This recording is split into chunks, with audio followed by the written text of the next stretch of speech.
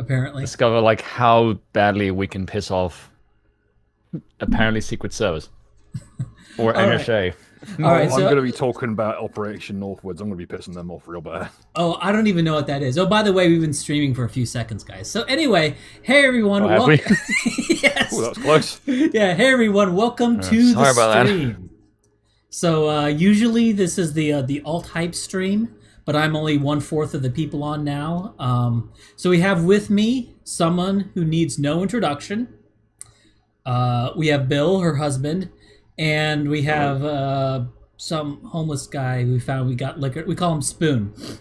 So okay, so Thanks for that. I don't really care about the order really. What the talking points we're gonna have. Like I have sort of written down over here on my notepad. I have like some a little monologue bullet point thing about why you shouldn't immediately reject conspiracy theories.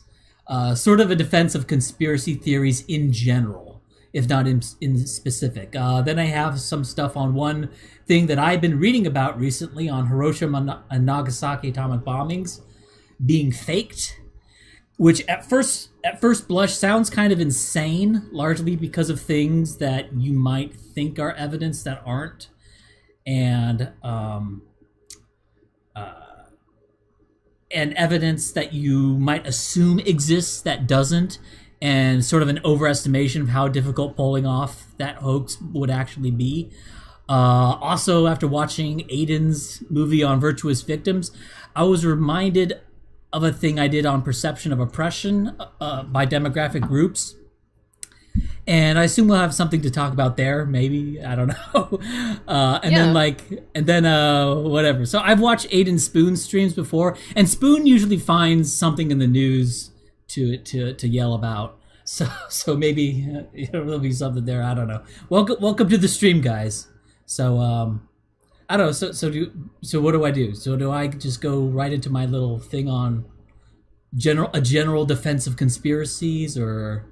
Yeah, I'd say that'd be a good way to open it up, and then we can talk about pet conspiracies and Sure. It's not like we've gone through one for the last 3 years.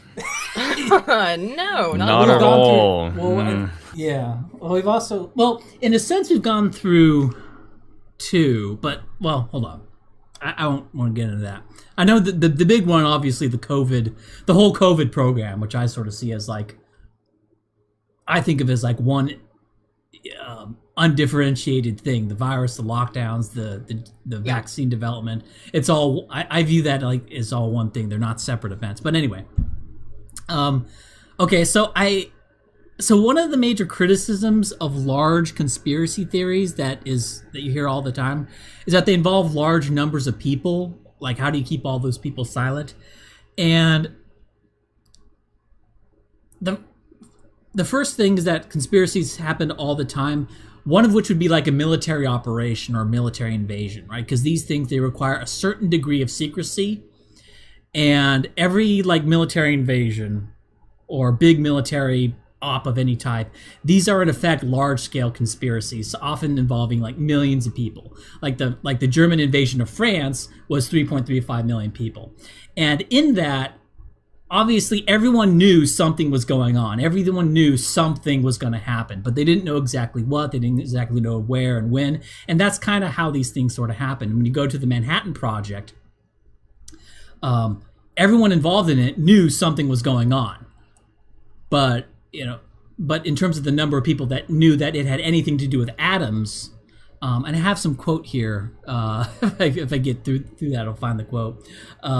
It's something like 1,000 people knew it was even about atoms, and maybe like 20 people knew like what the shot really was of the Manhattan Project.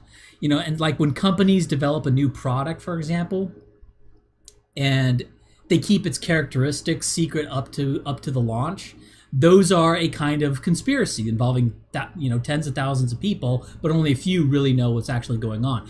Or when they cut corners on manufacturing, right? Perhaps even to a dangerous or like illegal degree. That's a conspiracy involving tens of thousands of people involved in the design, manufacture, distribution, advertise. Like there's tens of thousands of people involved in like any given, mass market product.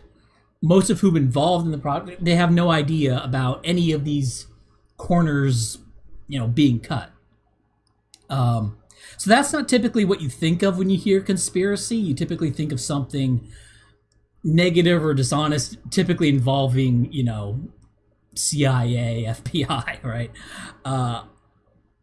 And if you have a semantic challenge and just don't want to call these kinds of things conspiracies, fine, whatever.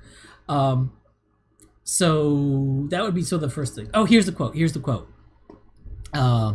This is a quote on the Manhattan Project. So where did I get this quote from? I wrote this down, but I don't have a source for where it is. So Brian Price, head of the government's Office of Censorship, called the Manhattan Project the best kept secret of the war. A 1945 Life article estimate that before Hiroshima and Nagasaki bombings, probably no more than a few dozen men in the entire country knew the full meaning of the Manhattan Project, and perhaps only 1,000 others even were aware that work on atoms was involved. The security infrastructure surrounding the Manhattan Project was so vast and thorough that in the early days of the project in 1943, security investigators vetted 400,000 potential employees and 600 companies that would be involved in all aspects of the project for potential security risks. And they called it was the Pasco Secret Project is what was its front-facing name, and said that until Hiroshima, we had no idea what was being made. So anyway, that's I guess that'd be like the. So that's sort of my defense of against that argument of conspiracies, is that it would be difficult to sort of manage all the people. So conceptually, there are like sort of two reasons that you should sort of believe in, not believe, but you shouldn't have such harsh, immediate skepticism to conspiracy theories. The first is that only a small number of people actually have to know what the shot is. And another thing is that leaks will have problems with with leakers. Like, because blowing up, say, a domestic conspiracy in any sort of decisive faction, it requires some sort of whistleblower. But leakers face a lot of problems. One of which could be false leaks, right? Some people leaking things that are false. Either they're engineered as false, or they're genuine. They're people who earnestly believe what they're saying, but they say something false, right? They promote a false conspiracy for whatever reason, and that muddies the water. And there's something that Michael Shermer would do. That I called the Shermer sandwich. Like he would say, oh yeah, so in this episode of Skeptic Magazine, we're going to be talking about Bigfoot sightings, race realism, and urine therapy, right? So you sort of smush those things together, right? What called the What was that last one? Oh, Piss drinking. Yeah, some people think that it's like you drink your urine to recycle your energy or something. It's This definitely isn't just like reintroducing a bunch of poison you just got rid of directly back into your blood. It's an absurdist new age. I don't even know how that push. makes sense. Like, do you know what the purpose of urine is? You are not, sir, no matter Don't what ask you these might people want to think, critical you are not questions. a hedgehog. Do not reintroduce your waste back into your system. Kidneys, and you do realize the way to regenerate your energy is through this thing called sleeping. Spoon, there's people who claim that they do nothing but eat sunlight and air. That they don't breatharians. eat food. Breatharians. I mean, it's absolute nonsense kind of I would stuff. never want to be called Bavarian. It's too close to being called Bavarian, which is dangerous enough as it is.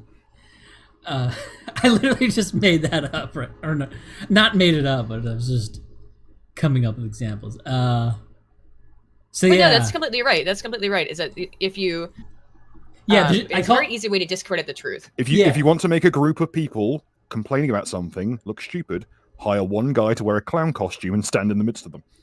Oh, you mean like Jan 6? Exactly. Well, yeah. But yeah, so I think people watching this probably have no idea who Michael Shermer is. But that's that was a guy who did a lot of stuff, well, debunking the holy hoax. Debunking the holy hoax. And he would he would do that. he would have issues where he's like debunking like remote viewing, and then like, oh, and here's these other right, and so putting, and because that's the thing, right. there's certain levels of there's certain conspiracy theories that are more like serious than others, right? And yeah, exactly. And that's why I call it the Shermer sandwich, and it's sort of a tactic. But so anyways, that's a problem that like any whistleblower will have, is that they'll be Shermer sandwiched. Another thing is that is this something like 90% of all news comes from 6 major 90% of all media that is consumed by people. This may be a dated statistics, come from 6 major corporations. It may be 7 now. I heard somewhere that now it's like 7. It's not the big 6, it's the big 7 now. But it's a small number of conglomerates that basically control what 90% of people in the United States see. So the circle of people that kind of needs to be controlled for like any kind of like mass media conspiracy or mass media suppression is not nearly as large as one might suppose. And so like, say a journalist, like a real honest, leather shoe journalist actually uncovers something. Well, if he wants to report on it, first he'll have to probably quit his cushy job at, City Times, Post, whatever, and become an independent reporter. All right, so that already is like going to screen out a lot of potential whistleblowers on anything. And then as an independent reporter, you have to find a way to build up an audience. But then now he's a conspiracy theorist. Now he's on the outside, he's a conspiracy theorist. And their independent website or whatever will have to compete with other conspiracy theorists, which may be promoting false conspiracy theories. And so if you think it through step by step, at first glance, it seems like, oh, that'd be impossible to control. You have to literally convince what everyone thinks, but it's actually not. Because even if you get like a lot of leaks and a lot of leakage through, it doesn't, it's not all necessarily sort of that decisive, right? It's signal versus noise. There's so much noise in it that it becomes very easy to say, like, well, that's unproven. That's a conspiracy theory. Therefore, It must be as ridiculous as the most ridiculous conspiracy theory. Right. And it's easy to fall through the cracks that way with real information. Right. And that's always the biggest one for me, is that the fact that it seems to be the more insane something is, the less likely it is to believe. So if you want to do something truly insane, if you can pull off something completely nuts, it's probably just safeguarded by the fact that it's something that most people just can't pass. That it is in fact that nuts. That's what Goebbels said. That's a Goebbels call. That's basically Goebbels' big lie argument. I mean, you can see the logic behind it. Oh yeah. Well, he wasn't saying. Am I too loud? He wasn't saying. No, you're good. He wasn't saying that that's what we Nazis do. He was saying that's what the Jews do. So, which ironically, when you and every time it's taught in school, it said they say Goebbels is presenting it as if he's saying we do that. Right, right. What was that line that William J. Casey, the director of CIA, said in '81, which was, "We will know our disinformation campaign is complete when everything the American public believes is false." Yeah, right. I don't know if that was like tongue in cheek or if that was. It may have been. With what I know about that, what his precursors were up to, I'm beginning to believe that it was not as tongue in cheek as it might appear. It may have been a half joke. We're half joking about that. The best way to make sure that something isn't believed is to make a joke about it at your expense. Exactly. I mean, that's what I'd never read it before, but because we were looking into conspiracy theories, I went and read at least the pamphleted version of the Protocols of the Elders of Zion. Yeah. And I can absolutely see why that seems, if not maybe like even a false flag, if you want to use that word, because it's so egregious. It's so incredibly just like, us Jews, we're out to get all the Goyim cattle. It's so incredibly like cartoonish. It's like Captain Planet. Right. So that it's like, okay, I mean, it's obviously that's been, everyone says that it's fake. It was created, of course, as an anti-Semitic document. But could it not also? Is it not a extreme possibility that it's also done that to be like, no, don't look at Jewish people like that, because look at how incredibly old. In fact, the document itself outlines the idea of that exact technique of describing something in cartoonish terms to make it less believable. Though my posit would be, wouldn't the easiest way to hide an actual shady organization would be to accuse a faction that are notorious for being, looked down upon and denigrated and kicked out of countries, and say, look at all the things they did. And then every time something gets brought up, everyone says that's anti-Semitic, as we've seen from the ADL lately. It's like, they'll say that's from this discredited document. Talking shit about warmongers, saying we should get rid of warmongers is an anti-Semitic act. It's like, what an odd thing to say. It's almost like it's a very good safeguard, like have people who are. Oh God, I screwed up the title. Sorry. In the public eye, a group that have been put upon by almost every single group they've been interacted with and been so hard done by, and then hide behind them as a shield. In fact, maybe just pretend to be members of it, just so you can't be criticized. It's actually one of the benefits that that conspiracy theories have, is that if everything is a debunked conspiracy theory, then anytime that you notice something, you happen to do a little noticing, then it's just, well, no, that's been debunked. That's a conspiracy theory. Like, that comes straight out of this crazy, like, anti-Semitic pamphlet.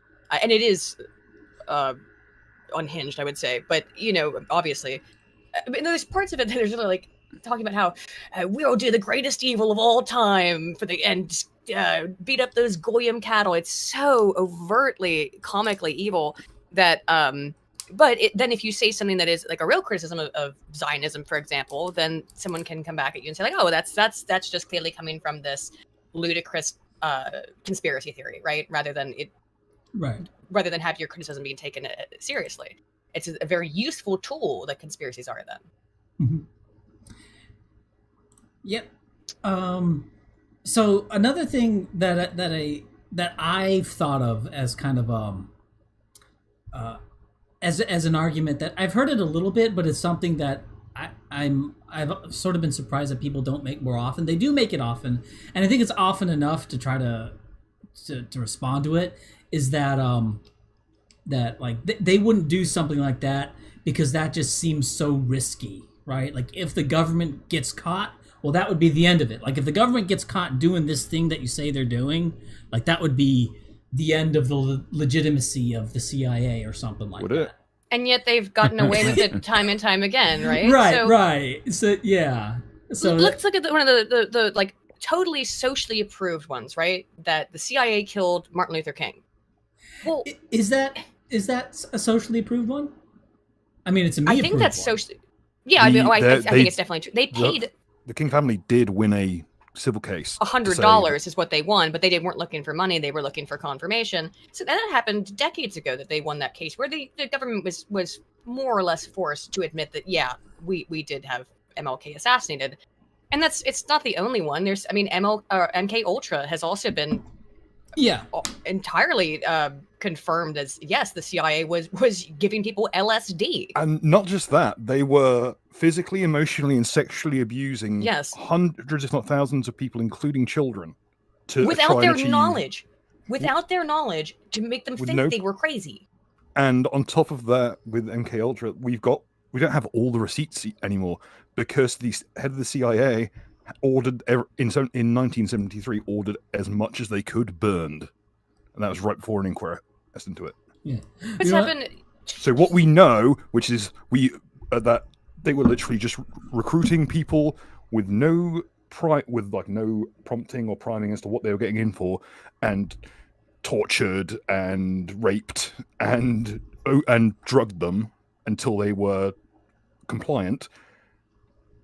And that's what they'll admit to with a smile on their face. There's plenty of other. Operation Paperclip, that was denied for long enough time in the public that the United States had basically just imported a bunch of Nazi scientists. And Gulf of Tonkin was denied. There's more to the Paperclip incident as well. Yeah. Oh, there's more because importing a bunch of Nazi doesn't seem that evil. I mean, they hired almost everyone at NASA in that time period after. Yeah. Operation Paperclip were German V2 and V3 rocket scientists. But the more important thing is that they were also hiring people from Unit 731 in Manchuria. Oh, that's way worse. One of the bioweapons research arm of the Imperial Japanese Army. One of the place that would refer to prisoners as logs for the fire, and were whatever happened to the guy children who ran that, Shiro-Ishii? Whatever happened to him? Bill, you probably know this. Hang on, let me double check it. Because I remember reading about him and watching documentaries, because he came from like a very wealthy family. Oh God! Let me double check. Just as a couple of the while you're looking for it, like Operation Condor, the United States government was openly funding dictatorships in South America. It was 1990 when Clinton was the one who declassified the documents, and just kind of hoping that no one would notice that it had happened. And you mentioned this earlier, Old Hype, which is that like this has often been done as a precursor to engage in some larger political action, and you only need a few people to be involved in the impetus behind it, and then once it's out there, people will believe it, and then you can quietly declassify the documents 40 years later, 60 years later, and most people won't even think to question it because the idea has already been so baked into the cultural zeitgeist that no one's going to think to question it. You're just a crazy conspiracy theorist, and it's going to get lumped in with people who think drinking their own piss is good for them. So Ishii was not only given complete immunity from war crimes courts, he moved to Maryland to work on the United States bioweapons program. What the fuck? So he was in Maryland, in America, working in a bioweapons lab in what would soon become one of the largest and most densely populated black areas of the state. That's interesting. That's totally. He died in 59 of a laryngeal cancer. Which, considering he was running around dumping bioweapons on prisoners and putting them in pressure chambers, and literally just a who's who of the worst possible war crimes to do on POWs, he never got tried for it at all. He got away scot-free and was on US soil, still doing medicine. I think the reason for that is because they had a lot of information because of what they did. And I think the deal was, we'll give you all this information, but we get off scot-free. And I think they made a deal with the devil to get the information. Because the horribly... when the bombs fell, they were setting up to drop bubonic plague on San Francisco via balloons. The same balloon program, which would later show up in the Chinese textbook of spy camera use. The exact same balloon design is the same design that was used. It's the precursor to the design that was used in the Chinese spy balloons that were shot down. So this stuff on the this is going off topic, but like with the Chinese spy balloons, that just seems so weird because obviously, like if these spy balloons had been flying over into the U.S., for I don't know since at least the end of the Trump presidency. Yeah, they claimed it happened several times under Trump. Right, but like why wasn't weren't like the intelligence apparatus and military like saying anything about it or trying to shoot him down until recently? It seems like only recently now it's like a problem. Because the idea that something would get that deep into airspace is it starts to raise questions about the capabilities of the Defense Department. I don't think.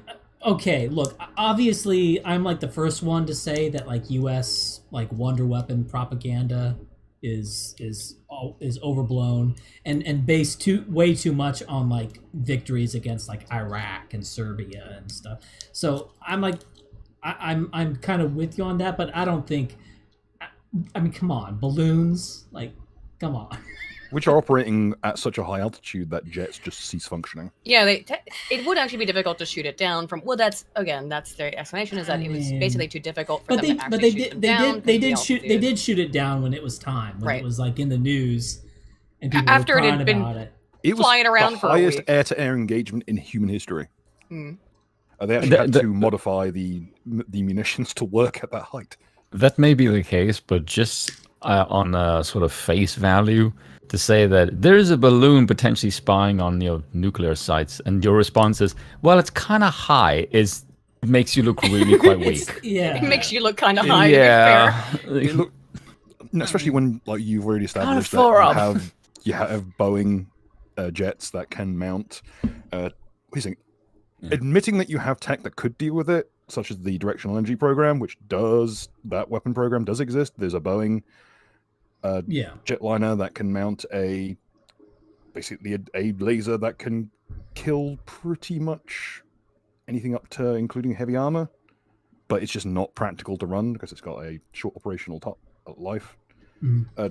It would be really conspicuous to wheel one of those out when their argument against a bunch of earlier conspiracy theories about how the California wildfires are controlled burns by directional energy weapons, and your argument was we don't have those when you do, and you've admitted it multiple times. Right. Which, by the way, will be a running theme with this. Yeah. In some of the ones I've got. Yeah. So looks bad. Yeah. So like I think that's sort of just the existence of that's sort of like the brute fact of it, right? Is that like these sort of the counter against like, oh, that would be too bold, is that like there's a brute fact in that it has been done like several times and it does not result in the right. There have been several conspiracy, like what we would call as like bad conspiracies that happen all the time, and secrecy is breached and they fail. Right? We don't even know about the ones we don't know about. Right? We only know about the ones we know about. So on that point, though, it is again going back to the sandwich idea, because like again, there's Sherman sandwich. Like, so Bill was looking into Operation Northwoods, which was used as an excuse for the United States to get into accelerate conflict with Cuba. It was them organizing false flags on American and Allied facilities to try and to excuse a ground invasion and sea invasion. And that's completely confirmed. The sinking of the Lusitania, an even older one, has been confirmed. Oh yeah. We're basically just trying to get the U.S. involved in World War I. Yeah, and apparently on that, a bunch of Germans in the U.S., like German government people or whatever, they were trying to take out ads in newspapers saying, "Don't get on this ship; it will be sunk." And and apparently somehow that was blocked by either the paper or the government blocked the ads or something. And so people, the German government was broadcasting saying, "Don't stop sending ships over. We're gonna sink them. If you do this, we're gonna sink it." Well, the issue was that they were mixed cargo, right? They were putting ships with civilians and war material on the same ship. The Lusitania said it was carrying butter, but it was actually carrying firearms. Right, or something. Because and they could tell because this ship was so heavy, it didn't just have butter on it. Yeah. And there was another. So many jokes there. Yeah, another thing about that is apparently one thing that the Brits would do, because during World War I, like the U-boat menace was way more of an existential threat than in World War II, because they didn't have depth charges in World War I. They had like, I don't know, try to ram it or try to shoot it with your guns if they surface or something. They didn't have like anti-submarine weapons at all in World War I. Maybe by like 1918 they started, but for most of the war they didn't have like hardly any counters to U-boats. So what the British would do is they would actually set up ships as merchant ships. And what the German U-boats like to do is if they caught a lone merchant ship, the U-boat would surface and say, "Hey, surrender. Depending on how big your crew is, we may be able to take some on board, but at least you can get on life rafts, send out a message so that like a destroyer can come and try to pick you up or something. And then we're going to sink the merchant ship," right? Is sort of the rules of piracy or of state piracy. Like there's like international code of like what you're supposed to do probably fall into the privateering laws. Yeah, privateering laws. That's what. Yeah. But what the British would do is they would disguise. They would basically put a whole bunch of guns on these merchant ships. The U-boat would surface and say, "Hey, get off the ship before we sink it. and they would just and then like these scaffold, they would throw down the scaffolding, revealing a whole bunch of guns, and would sink the submarine. And so what the U-boats ended up having to do was no longer abide by the privateering laws and just shoot any merchant ship they found. So, and that of course was then used. Oh, these Germans, they're just shooting on sight. They're not obeying privateering laws. Wolf among the nations, sort of thing. So and that sort of reminded me of I was reminded of that when we talked about the Lusitania. Speaking of the flags being on ships that you're not supposed to fire upon, we could talk about the USS Liberty, but that one's a bit more dangerous. Yeah, but no less confirmed. Again, also pretty much 100% confirmed on the USS Liberty. So. Well, I don't know as much about the USS Liberty. Like, what is that? Is that It's confirmed that it was an Israeli jet attack on a. But US why? ship. It's what has been declassified from it is that there were fighter pilots, and they said, like, we can see that the ship has United States flags on it. We can see it's a U.S. flag or a U.S. ship, and they were told to fire on it anyway. The conspiracy theory is that the point was to bait the United States into conflict with Egypt. It was around the time of the Egypt War, wasn't it? To make it. Okay. Because to say that, it was the Egyptians did it, right? Yeah. Okay. I mean, but obviously like these kinds of things had happened previously, because that's how Turkey got drawn into World War One. Is they dressed up one of their ships in German uniforms and attacked themselves. Brilliant. So Enver Pasha precipitated it. Enver Pasha, who would be the engineer of the Armenian genocide. Yeah. Well, I don't know about that. I don't know. Whenever I hear of genocide, I don't know. The Armenian one was. We pretty much know the Turks. Yeah, the Armenian one was. Yeah. Okay. Well. All right. Well, I don't know how much trouble I want to get Aiden into here. But yeah. Well, there's certain things. We won't get in trouble for that one, because because if not, then I wouldn't have a rack of System of a Down albums in my car. Yeah. Well.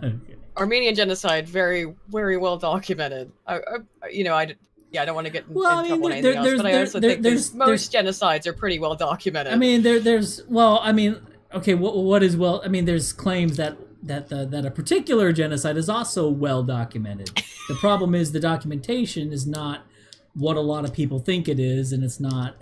I mean, how about this? Is it a certain genocide may have a high volume of documentation, but that's not the same as I'm not touching that. I'm not going anywhere near that. Like, out of respect, I will also not, even though I would like to. Sure. Bill would. That one's on my do not talk about list. But now let us return to the shit we have receipts for. Right. Well, I think we have plenty of receipts for it, but okay.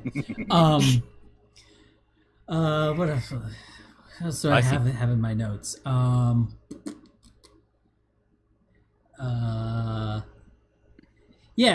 guess another thing would be that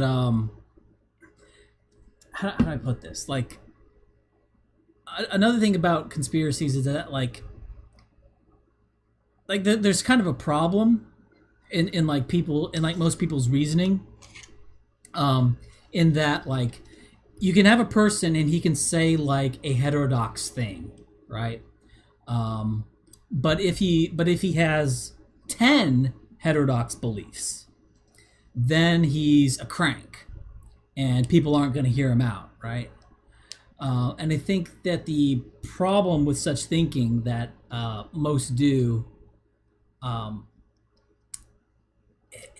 it's kind of obvious when laid out. Like let's say that there's some lie machine, right? There's a lie machine that is an effective control of like universities, news media, just for like the sake of argument. Imagine that there is some lie machine that's in control of universities and like Big 6 or Big 7 news media. And this lie machine creates comprehensive narratives and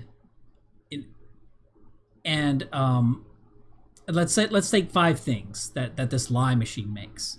It says, races all have identical levels of intelligence. The JFK assassination was done by lone gunmen. 9/11 was carried out by Arabs. Sure. And let's just assume that these are all lies, right? The problem is what is allowed for one guy. What is allowed is like you can have like one guy who has like very deep credentials on a single topic, like he's a structural engineer or something, and he can challenge something on 9/11, and that's about as far as people will go, right? And assuming that's a lie.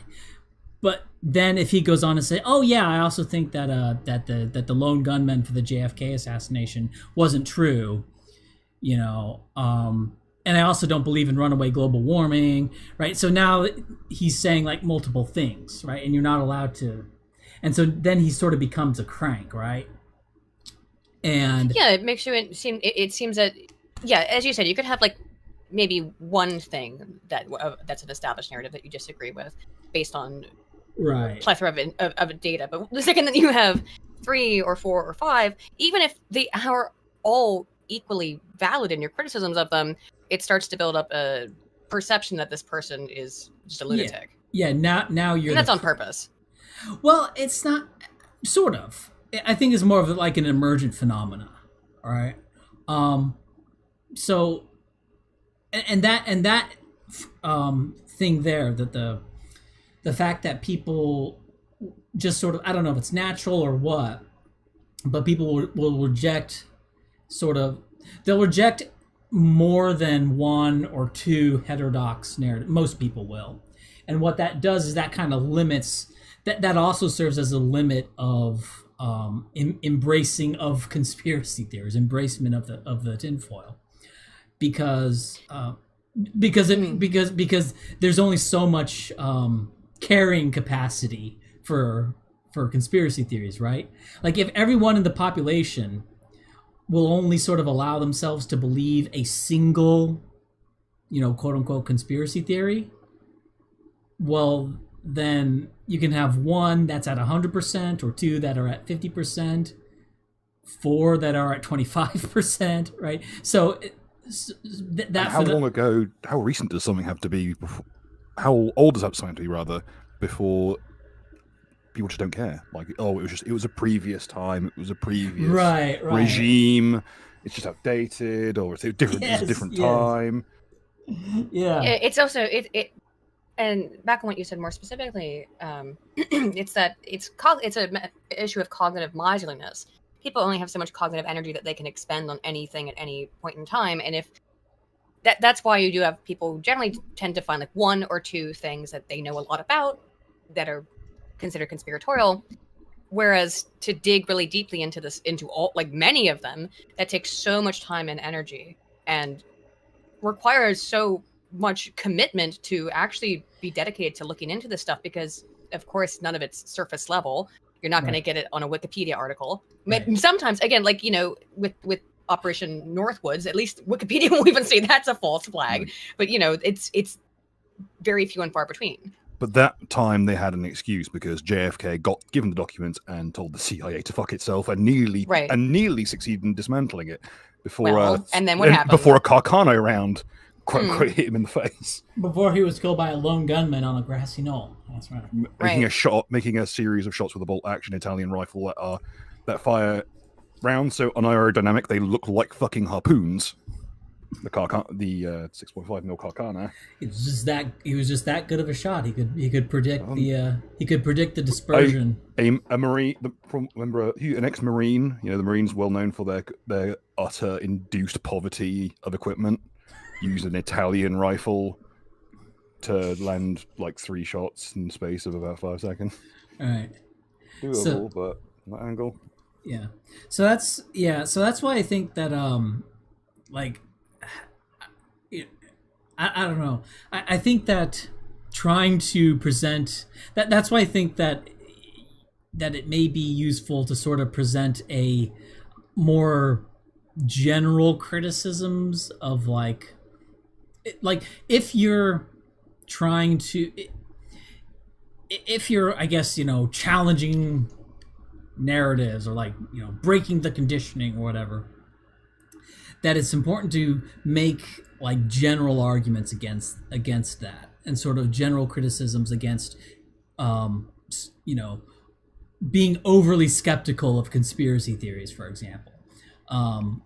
Because of this fact that people will, because if the starting assumptions of most people is that, like, you know, that a conspiracy is like a black swan event, and it really shouldn't be assumed to be that way. I mean, first off, there's a whole bunch in the past that are fairly well confirmed at this point, and also the mechanisms are not as difficult as a lot of people might think of controlling and getting a lot of people involved in what would be considered a nefarious conspiracy without secrecy being blown, and just to like not separate them out so much, instead of having them be like all these like completely, because they're not completely independent propositions, right? Like, let's say that through a whole bunch of reading and research or whatever, you come to the conclusion that 9/11 was an inside job. Not necessarily that every single argument that a 9/11 skeptic puts out is correct. You know, like no planes may not seems that may be a little far-fetched. But maybe at the Pentagon. Maybe at the Pentagon. Yeah, but maybe the Pentagon. No plane at Pentagon. Maybe. It's far easier to believe that they did happen to do like a nearly impossible like turning spiral to hit that building than it is to believe that they weren't planes; they were just like munitions or something like that. Right. Because but the average person doesn't know the first thing about aeronautics. And even if I just mind. And that's the way that it works, though, too, is what I just said, is that, like, for example, the evidence that a plane hit the Pentagon, when you look at it in more detail, so I'm like, did it, though? Where was the wreckage? Because, I mean, even the footage that was taken at the time, there's no turbines, there's no wings. The Pentagon was hit by the world's first frangible airplane. That very bizarre. I mean, the official government, do you know, with the official government explanation for why there's like no parts of the plane left to the Pentagon? No, it's that it melted. It was so hot that it melted the plane. Would there be something that didn't melt? But it can go straight through two buildings made of reinforced concrete, and it'll come out the other end with the nose intact, even though hitting a bird. In like 1940, I didn't know. In like 1940, a airplane hit the Empire State Building. It flew right into it. The whole thing caught on fire, and yet the Empire State Building is standing today and has stood, you know, ever since the plane hit it. The World Trade Center got bombed in the 90s multiple times. Yeah. Right, 3, wasn't it? Yeah. In fairness, or is that the one where it wasn't bombed? They were trying to bomb it. Yeah. In fairness, the Empire State Building, I personally can believe, as an explanation, that the Empire State Building is built better than the World Trade Centers. I can personally believe that. But there was a building in China that had a similar fire that completely caught it, but it was still left standing. Yeah. Well, I think that if you're making the arguments, if you're making like 9/11 skeptic arguments, that sort of has to be like that's its own task in its own right. You can't really. I don't think you can do it with like offhand arguments on. But what I'm just saying, like if you were convinced that 9/11 was some sort of inside job to some extent, that's not really completely separate from things like MLK or JFK assassinations. That is right. Mm-hmm. It makes those things, like, once one is shown to be like a hoax, it makes other things more, because they're not separate, right? It's because the mechanism for any of these other things is the same, right? So the same extension, not necessarily, because I found there's such a drop off with time that some people just consider it a complete, like, even now, 9/11 is like, we had Trump, we've had Obama, and then it's back to Bush. Like that's like a lot of regime changes in the public eye. That's why, really, it's actually not that controversial to think that 9/11 was an inside job at this point. There's so many just weird things that happen with 9/11. Like, okay, I'm Joe Blogs on the street. Like, I'm gonna go out and I'm gonna. But that was the before system. time, right? Yeah, I'm gonna go out. I'm gonna trust the medical system. Like, to me, it does not matter to me that the Tuskegee experiment happened, right, or that Pfizer was caught giving experimental drugs to Nigerians that ended up killing almost all of them, or to go even back further, like something like the Department of Energy was caught feeding plutonium-laced oatmeal to retarded children in the 40s. Like, there is, as long as there's been at least one regime change, you start to see fall-offs in like association. You start to people think, oh, we've had a change of president since then. Never mind that the same civil servants have been in power for fucking 40 years. Like, it wouldn't happen to me. So I can trust these people now. The people who are in power now can be trusted. I'm glad we got rid of those people who can't be trusted. Yeah, and I think that while that may be true, I think that as soon as you... That may be one of those things where it's like people may believe that implicitly, but as soon as you spell it out like you just did, it becomes a little bit harder. Like, there's a lot of arguments like that people sort of implicitly believe, but as soon as you explicate the argument, it becomes harder to sort of maintain. It is like degrees of separation. They've seen that with IQ levels. Essentially, if you're like, once you get below 90, like, degrees of separation might as well be a brick wall. Like, there's a lot of people with IQ measurements of 90 or lower struggle to have just basic. The whole argument of, if you didn't eat breakfast this morning, how would you feel now? Oh, right. That's always something that's astonished me. So you get these degrees of separation that might as well be brick walls, because Are you familiar with what Bill's talking about there? I've heard of it. That they can't. That I'm not sure. I don't know. I find that hard to believe. I'd have to. And you explain it. Yeah, the basic premise is that there's a significant portion of people, I think something like a third of people, who, if you ask them the question, how would you feel if you didn't eat breakfast this morning? And they fundamentally cannot comprehend what that question means, because they'll just respond and say, but I did eat breakfast this morning. It's but could you think of it hypothetically? What if you didn't eat breakfast? Okay, but I did, and they cannot get past that mental roadblock. It's the same thing where it's not the exact same thing, but there's some people who can. You ask them to imagine an apple in their minds. Close your eyes and imagine an apple. Can you rotate it? Some people can rotate it. Some people see it in 3 dimensions, in full HD color, and some people just kind of see a gray blob, and some people can't see anything. In fact, they can't even understand the question. They'll ask, "What do you mean? Envision an apple in my mind." They cannot. They have no inner sight. And I don't know I know that there's people that call it NPCs, and I think maybe to a degree that's true. But some people just don't have. I don't know how correlated these two individual instances that I've brought up are, but there are some people who cannot understand a hypothetical about their past, of something that could this have happened, and there's some people who don't have the capacity to imagine things in detail. Yeah, I find that just really hard to wrap my mind around. It's if you're not in, I think but to them, they can't understand it, right? They can't even imagine that someone could see an apple in their mind, or that someone could imagine that they didn't eat breakfast this morning, or that they have an internal monologue. Yeah, and there's certain portions of people don't have an internal monologue. Yeah, I don't know. I saw some tweets on that where like some girl was saying that like talking to yourself. Oh, I thought that was just like a figure of speech. Like like, what does it mean to talk to yourself? Like, I don't know. You just. No, I read a study on it. I did a video on it a couple years ago.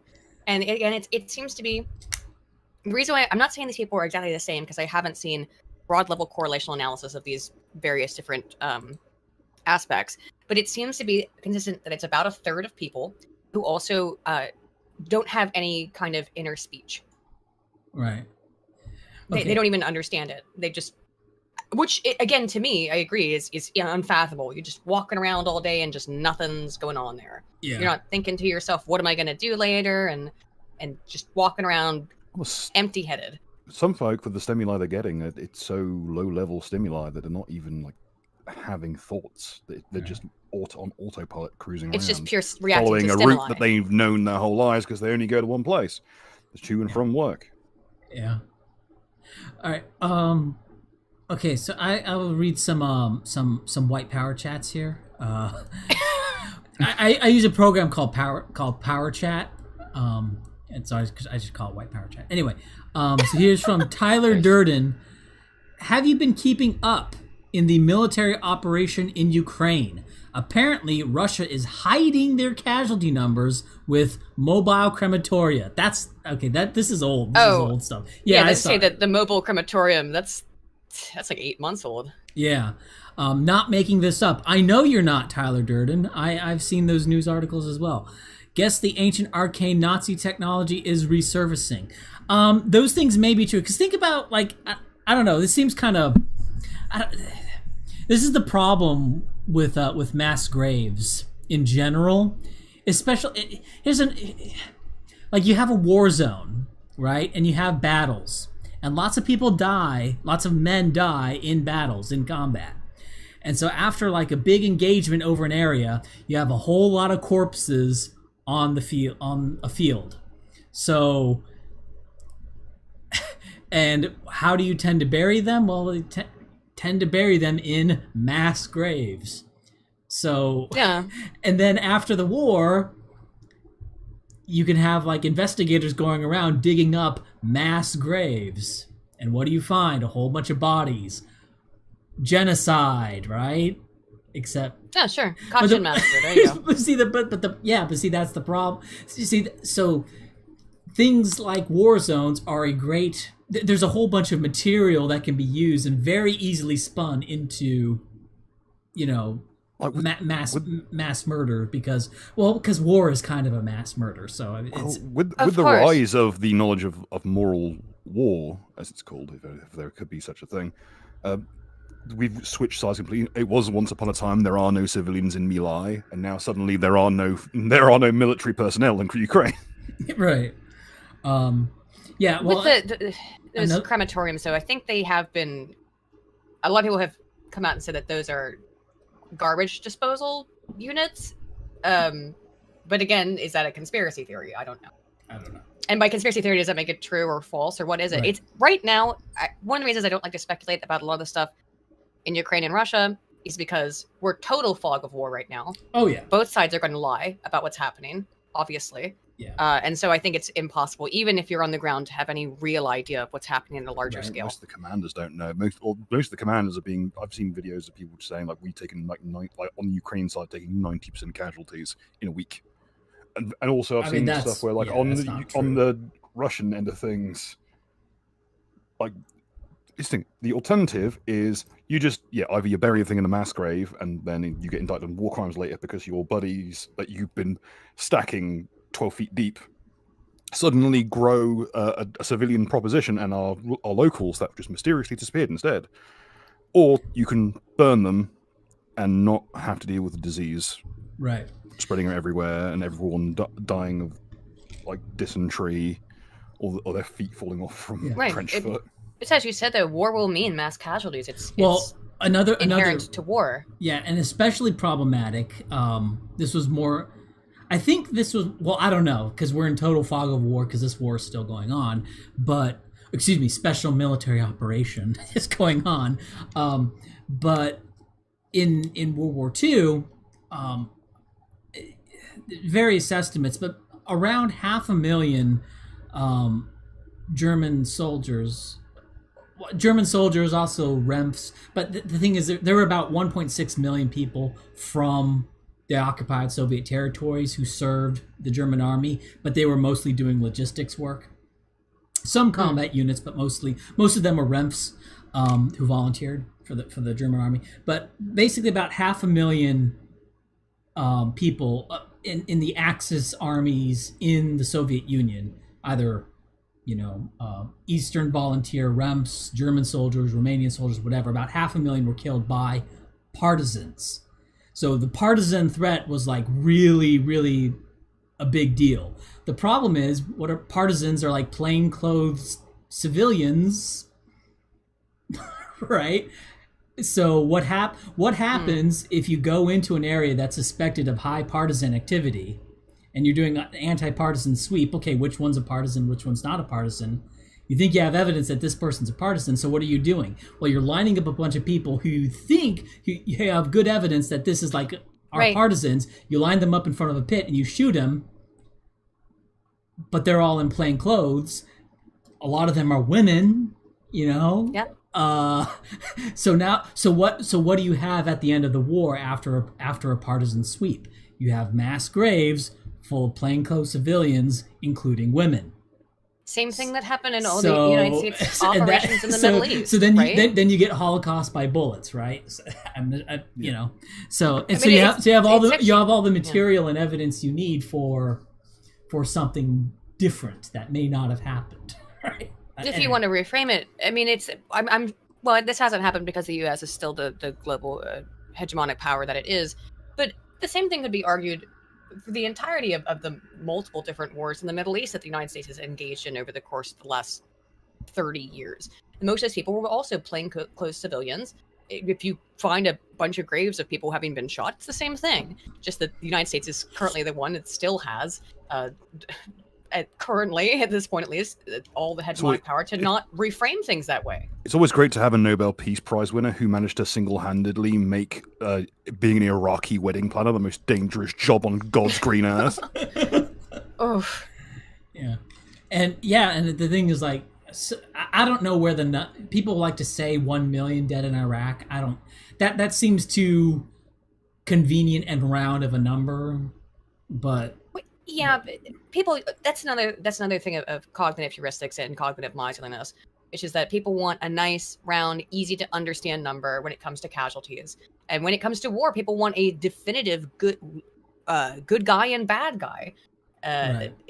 The Ukraine situation is a perfect exemplar of that, and you get people fighting about it all the time, of course, on Twitter.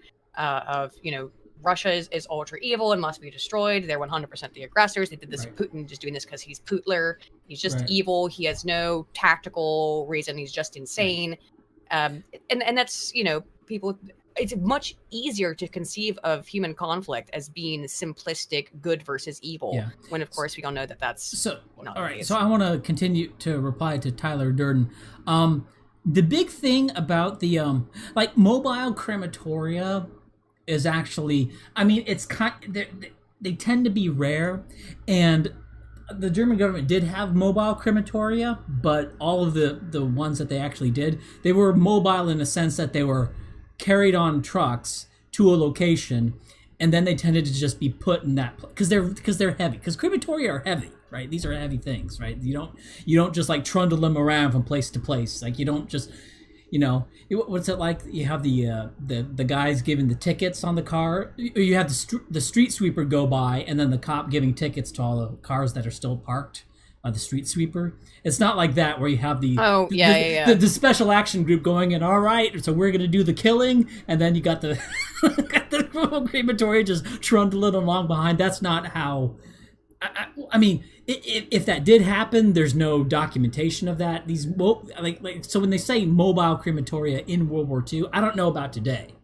Today they may be more mobile. I don't know. It might be more organized, I guess. But either way, again, it goes back to that again. Though that envisioning it that way is way easier and more convenient. Yeah, but I'm saying when it's like mobile crematoria, it's like mobile.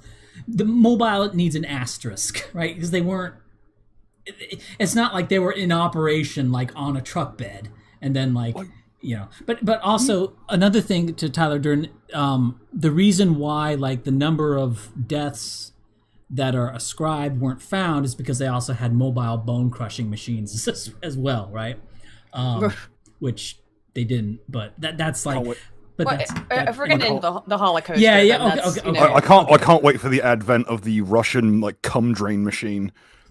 Okay. Wait, actually, did you see who tweeted that out? Okay, I mean that's funny, but that's not part of the Holocaust orthodoxy at this point. That's just that's just like one guy who's.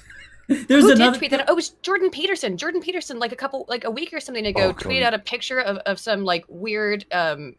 Chinese milking porn. It's like, this is what's going on in China right now. Is that the one that his daughter tweeted and said, "Dad, what the hell are you doing?" Well, she responded like, "Dad, delete this," because it was just it's obvious pornogaphy, and he's like, "This is the state of China." It's funny as fuck. I bet you he believed it. I bet you he believed it. Oh my god, that is pretty funny. I didn't see that. Okay, we had so two more white power chats. One from Neil Holstein. Ryan, what's your thoughts on the consistent problem NJP, National Justice Party? Okay, these guys here in this chat probably don't know what NJP is. Has with people wanting Mike Enoch to be replaced by Warren Bollock. Okay, you're asking the wrong like. I'm probably the most knowledgeable because I know what NJP is and I know who Mike Enoch is. I have no idea who Warren Bollock is because I know who Mike Enoch is, but I don't know who the other guy is at all. So yeah, and you probably don't know what NJP is. Nope. It's the National Justice Party. Okay. It's yeah. Is it a little fashy? Yeah, a little bit. I mean, not okay. Yeah, not Spoon and I are the two people who do politics here. We're both monarchists. I live in a small island surrounded by white people, so I don't know. Yeah. So I don't know. He sent $9, so I feel like I need to say something more to this. I look like I've known Mike Enoch before TRS. Do you guys at least know what TRS is? Okay, I do. Bill probably does. Yeah. So I have to the right stuff.biz. My guess is if you saw the site, you'd recognize. Bill used to use Stormfront back in the day, so I was 14 in my defense. Okay. I didn't know it was a Fed op at the time. Yeah. Probably wouldn't have attended if it was. So, well, look, I've known Mike Enoch from the before time. Like back when Mike Enoch, and I were making, sort of libertarian ANCAP stuff. Mm-hmm, mm-hmm. I don't know if Mike Enoch was. I think I was. Mike Enoch didn't really do that. So the thing is, people. I don't know exactly what the complaints against Mike Enoch are. But I can tell you. I know there's quite. Excuse me. I shouldn't have said that. I know what they are, but the basis of the arguments that he's Fed or he's Fed and he's Jewish and he's et cetera, Jewish. I mean, the thing is, I don't know. That's a lot harder for me to believe because I've sort of seen the arc of his life sort of for the past, I don't know, 15, maybe 10 years. Yeah, he's been around for a long time. At a rate, and I've seen him sort of do his thing at a rate of 1 day per day, right? And so seeing his, being kind of a libertarian, and then there was a period in his life where he was quasi homeless. I didn't know that part. Yeah, then he got a job as a computer programmer. Then he married a woman who, and this is back when he was sort of ANCAP, so the fact that she was Jewish meant nothing to him, and it actually didn't mean anything. It actually didn't mean anything to him once he started to change his political views, right? Because she was his wife, and he loved her, and he made sort of the exceptions are fine, right? And so bringing up, you were married to a Jew, that means you're blah, blah, blah, blah, blah. It's yeah, it's DNC stuff, though. You know. I mean that, and the idea that he's like a Fed, or that he's some plant, or he's doing some weird conspiracy thing, it's so. How do you say? It's so unbelievable if you've known him for as long as I have and seen sort of this, he would be if it's a Fed op, he would have to be doing a Fed op where he's slowly changing his mind on certain issues to me personally in DMs. Yeah. Day after day, day after day after day over the course of, I mean, it's not like I talk to him every day for 10 years, but you know what I mean. No, I know what you mean exactly. And so any of those accusations are just patently. I mean, you have to have like a real smoking gun on him. Like you'd have to have him like absolute not dead to rights, because he's been around for so long. He is as OG as you can get. So that's what I have to say about those accusations. Now, I don't know what the issue is with this Warren Bala guy or any other, I don't know, recent issues they have with Mike Enoch. I have no idea what those is, because I don't know about the goings on of the NJP really. But I looked them up, and the first link is an ADL article, so about what I was expecting. Okay, so that's a good endorsement. So they're probably doing something right. So that's I don't know. That's my thought on Mike Enoch, and that's really the only way I know how to respond to that. To this chat, because he sent $9, so I feel like he needed to say something, and basically it's a sort of a generic defense of Mike Enoch against these accusations he keeps getting, which are just bizarre. Right, there's bizarre accusations. Okay, and one more from Vinlander for $10 says, "What are your thoughts on Edward Dutton, aka the Jolly Heretic? You guys?" I love Dr. Dutton. I think he's fantastic. I think he has a great show. He is much more sort of witty on his feet than I am. You guys seem to cover similar subject matter. We do. We'll love to see a conversation between both of you. Yeah. I just, it's just one of those things I haven't really gotten around to. I think it would be fun. Hello. In every show he has. Yeah. And the little get ups. I think he's a great entertainer, and he also knows. He knows like a lot of things. Like he's a guy who knows things. Like there's some people who have like. They have like a good skill, like they're really good at statistics. But there's also people that just know things, I like to think that I'm sort of someone who knows things, but I watch his videos and he just says things that like he talks about, like in his book, I forget I forget the title of his book. What was his? It was a book on like on genius.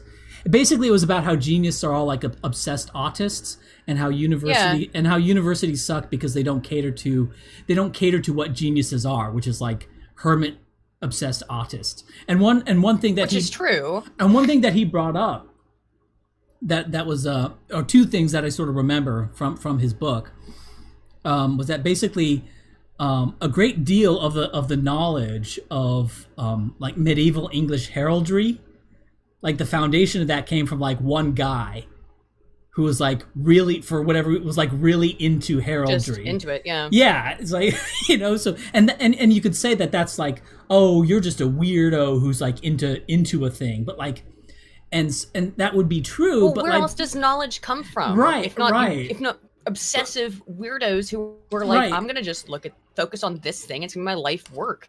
And the thing is, that's like, and that sort of makes, if you look at humans as like a group evolutionary strategy, I mean, that's sort of like, that doesn't make sense if like you just have one person off in the woods who's like that, but it makes perfect sense if you have a huge number of people to have a few people like that. And the university system is actually completely antithetical to that. Particularly, and weirdly enough, it's increasingly worse. Yeah. It's worse in higher levels because, at least in my experience, and I think mine is extremely common from everything I've read from other people, including in like medical fields. Yeah, is that I was 4 and out, so I didn't go down any levels. But the higher you go, the more you're required to socialize. The more you're required to like make connections with other scholars and attend all these events and do all this shit. Which is like, and that's like the opposite of like what groundbreaking research is like. Basement dweller obsessed time. Yeah. And suck up to people and play pleasantry games, which is, again, if all you want to do is just like, I just want to research this thing and that's all I'm interested in, it totally selects against those types of people. Right. That's the point. Oh, and the point is to get someone socially adept who will sit at the top of the pile and will be able to curtail and to cat herd all the autists together and push them onto one specific thing that they feel needs to be done. And because these people who are more socially adept tend to. But the problem is the autists are being excluded, though. That's the problem. Like the autists aren't going into yeah. So the people who excel at that are midwits who are good at pretending. So a little bit above mid. Well, that's above midwit. Yeah, yeah, quite a bit above. You know, it's more like it's not necessarily that. It's not. The thing about this is what something Edward Dutton said, and he obviously he argues it way better than I can do, like off the cuff here. Was that genius is not just high IQ. That's a necessary but not sufficient. You also have it's high IQ plus obsessiveness, and he brought up an anecdote to sort of illustrate this about Isaac Newton. Apparently, Isaac Newton was at a party, and there were a whole bunch of people. They were talking and gabbing and doing like the upper crust party. So they were doing a party, and Isaac Newton was off in the corner, just sort of staring off into nowhere in particular. And this lady came up to him and said, "What are you doing? What's on your mind? What's going on? What you thinking about? What you thinking about?" And he said something about like some problem with like calculus or physics or something. And it was like, well, but that's what it is. Like he's thinking about it all the time. He's thinking about his work all the time because that's just the kind of guy he was. And so anyway, okay, so here's one. Genius is genius only to you guys processing power on an intellectual level? No. What do you think that's more of a cultural trait that we do? No, genius is that plus. Look, genius to me, genius is defined by your works, not your. Because you don't ever think of athletes as geniuses. I think genius is referring specifically to intellect, but I agree with it that you have a lot of people who. It was a Newsloo server where just the other night there was this high IQ loser bingo card or something like that. And one of the things that was very consistent on the bingo card, I didn't get bingo on it, even close, is that so many of them were like, I don't ever feel motivated. I never want to do anything. And I think that this is something I see so often across people who like claim to be, and this is nothing against people on Newsloo server at all. I love the people over there in Cabal. But there are a lot of, I think who that bingo card is designed and aimed at, right? Is there's this idea amongst a lot of people who consider themselves to be highly intelligent is that also, yeah, but I'm bored. I'm so bored by everything because I'm so smart. I'm too smart for, to be bothered with the mundanity of life. Yeah. And I have the exact opposite approach to that, which is that there's so much I don't know. There's always more. So it never stops. So I never stop. Yeah. Because it's like, well, another study to read today. So first off, I think that people with higher IQs are less likely to be bored. So what you have, first off, I think there's a lot of people who are saying I'm really smart, but I'm bored, and those may be like fart sniffers and stuff. But if you have somebody who's like really who has like you give them an IQ test, they score like 140 plus, but they're not that doesn't necessarily mean they're going to be interested. They're going to apply it. Yeah, they could just be. Well, I mean, they may apply it in a way that they like get a job and they're really good at like being a bank social butterfly, a bank manager or something. I don't, Sure, yeah. And they're really good at their job and the job's really easy for them, and that's it, right? But that person wouldn't be a genius no matter how high their IQ is because they're not interested in genius things. And so part of genius is kind of being, an asocial, obsessive hermit. I mean, to be frank. Anyway. I mean, I tend to agree. All the people that I, in my graduate programs, like there were people who were very popular, I would say, in the program. Who I'm sure, like to get there, they had to have a certain degree of high intelligence, right, to be able to be successful scholars. I mean, in my program, the head of the department and two of the other people there are the three top published scholars in my entire field of human communication at that university. And so they just publish. They work all the time. Oh yeah, that was another thing. Go ahead. But they don't seem to even though they work constantly, they'll pump out these papers that are doing, in my opinion, and I've read them, very basic correlation level analysis, usually not really complicated experiments that take months to do, but just study after study after study, extremely prolific.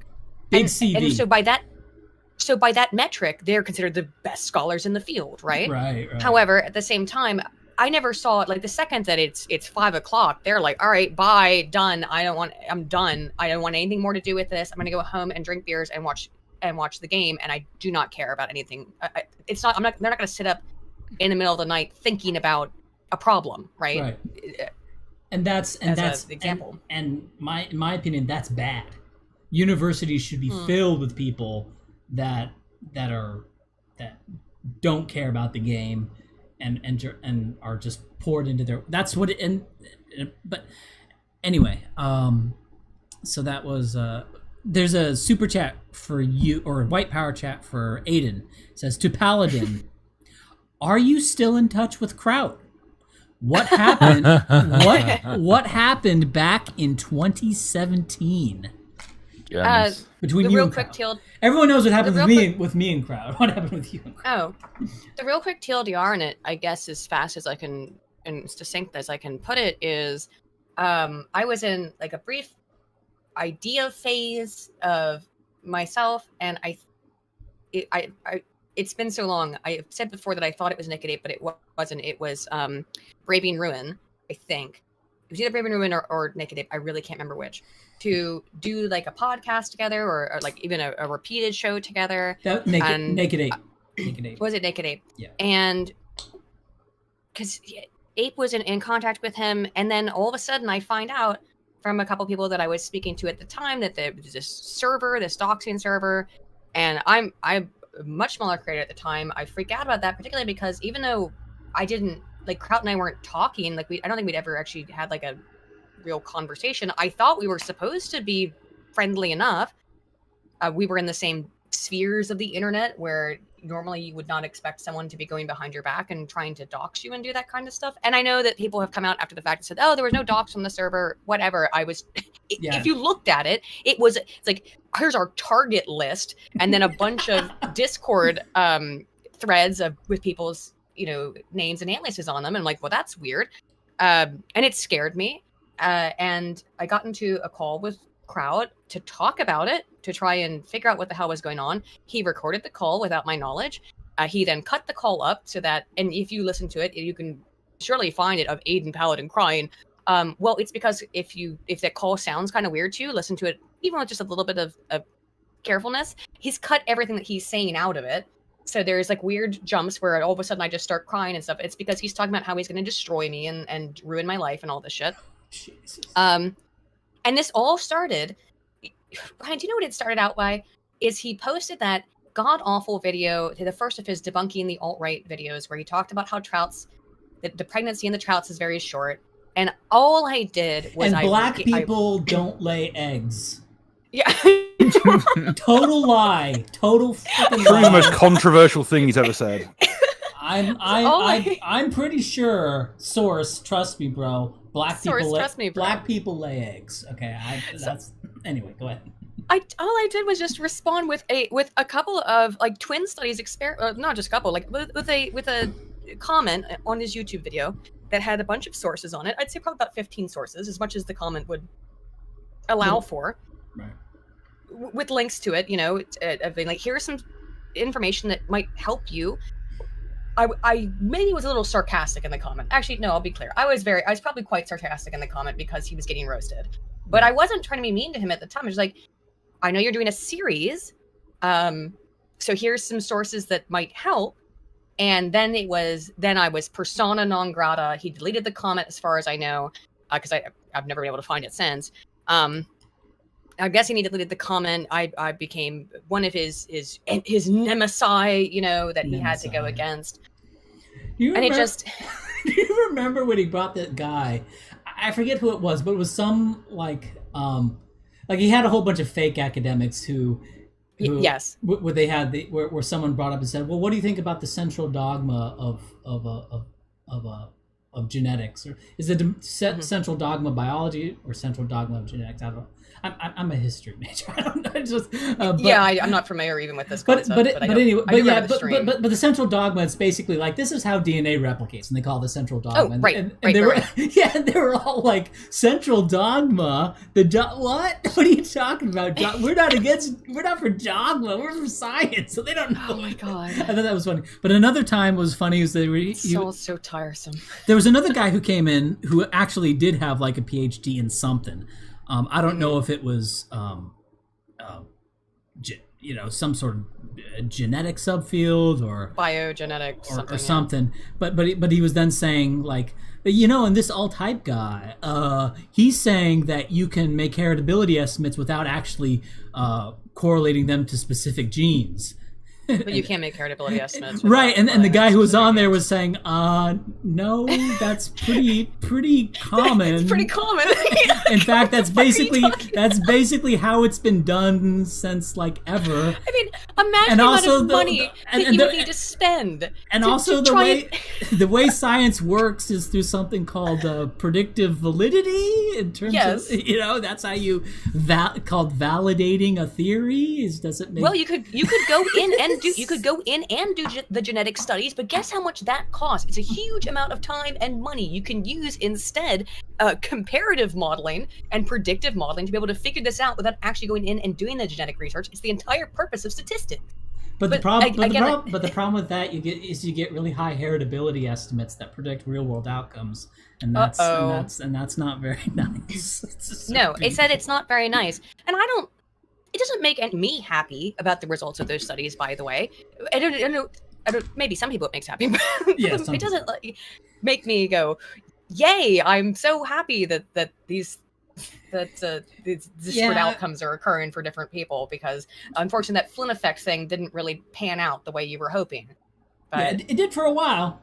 Mm-hmm. But the way I sort of see that is like, it's like, are you pro flapper or anti? Like let's say you have some people who believe that you can sort of wag your hands up and down, and if you believe hard enough, you can fly.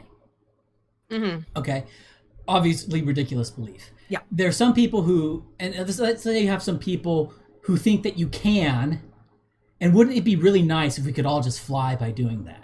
And then but why do you have to go and ruin it? And then you have some people who don't, and it's like, okay, well, I don't think that you can really do that. And it's like, okay, but are you?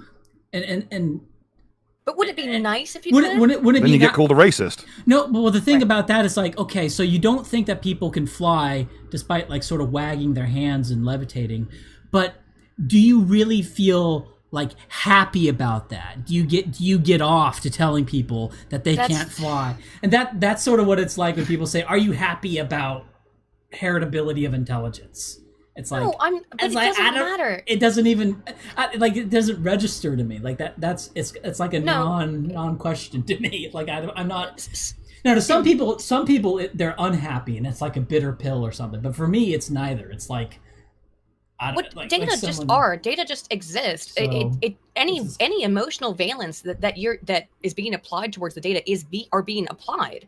It's not inherent in it. These are just numbers. These are just correlations or causal factors. These are R-squared values, whatever it is that you're looking at. It just exists. It has no emotional valence.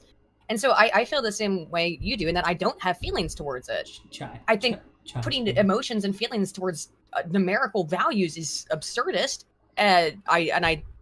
But humans are prone towards that, taking it personally. That's why, like, in every video, I have to go like, "Hey, hang on. This doesn't apply. Here's a statistical finding. This doesn't apply to any specific person." And you have to see that, because even like I think people interested in watching my videos like are people interested in science. But even with that group of people, there is a proclivity to be like, I resemble that remark. Even it doesn't. It's not. I'm not castigating you. I'm not saying anything about you. I don't know you. It has nothing to do with you or any individual person. It's just a statistical average. And one of the big like write-ups, like mini books that I wrote was like sort of the authorities and sort of taking the piss out of like peer review process and like university stuff in general. But one of the things that sort of led me to do that was a long time ago. I learned what a chi-square correlation was and sort of how to do it and all that years ago. I have no idea how to do it now. I've totally forgotten it. I'd have to really learn how to do the chi. No, chi-square is pretty easy. Chi-square. I don't know. See, I literally mispronounced. That's how. That. Oh no! But so I have no idea how to do it or how to even read it anymore. But I learned it a long time ago, thinking that I may need it. Never need it. So, but that sort of inspired me to think, hey, wait a minute. I wonder how much people forget what they learn. Like, how much do they actually remember? Because it didn't take very long for me to completely forget that. And so that kind of inspired me to look into like knowledge retention, to find out that, oh, basically if you don't use it, you lose it in about 5 years. In about 5 years. Yep. For me, even shorter. That's right. but yeah. So which sort of calls into question, like, so what's the point of the undergrad stuff anyway? Well, I think a lot of that's just fluff. But to finish the Kraut stuff, the only things that have happened. So Kraut got canceled for the doxing server, and I was a weird kind of casualty of that, in the way that I did fine afterwards, but people still believe like the crying call. Like, people believe to this day that was a live stream. It wasn't. It was a private call that he recorded against my knowledge or will, and that he also edited, of course, before he put it out to really make me look like shit. But then Kraut came back and rebranded himself as, he does like meme ball history videos now, I think. Yeah. And for years, I was being pressured by people to forgive him and to apologize to him. And I think actually Short Fat Otaku was, it was Short Fat Otaku was one of the big, I wouldn't say I'm beefing with him, but I think he's upset with me and has been for a while, kept telling me over and over, you have to go apologize to Kraut, you have to go apologize to Kraut. Well, I did, and Kraut's never responded to me, because he's a spiteful German. He's Austrian, isn't he? Oh, he's Austrian pretending to be a German. I forgot he's an Austrian pretending to be a German, which is a dangerous thing to do. Yeah, an Austrian pretending to be a German and being backed up by a and Jewish. Well, let's put it this way. I didn't know being backed up by Dev, a Chinese railway worker, who, in between fistfuls of shepherd's pie, descends from his ivory tower to talk shit. Okay. Tell us how you really feel. But that's the last interactions I've had with Kraut. It's probably about 2 or 3 years ago. Probably 2 years ago, Dev was trying to get me to apologize to him, and I did, and he just never responded. Even though I did nothing wrong, in my opinion, but he blames me for his downfall. And even though you did a video on how saying sorry does nothing. Dude, he I don't know, what's on DMs, like because he sent me some DMs. I don't know how much am I allowed to say in DMs of Kraut.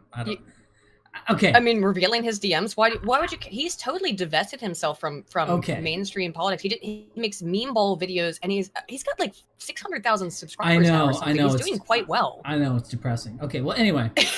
So what was anyway?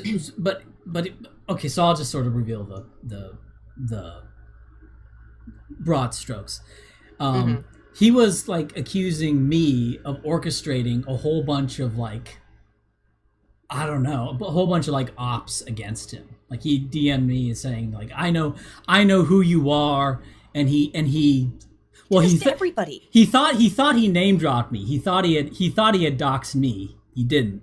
But so he thought he had doxed me and revealed a name. I'm not going to reveal the name he chose because other people think that's me, and I don't want to. But anyway,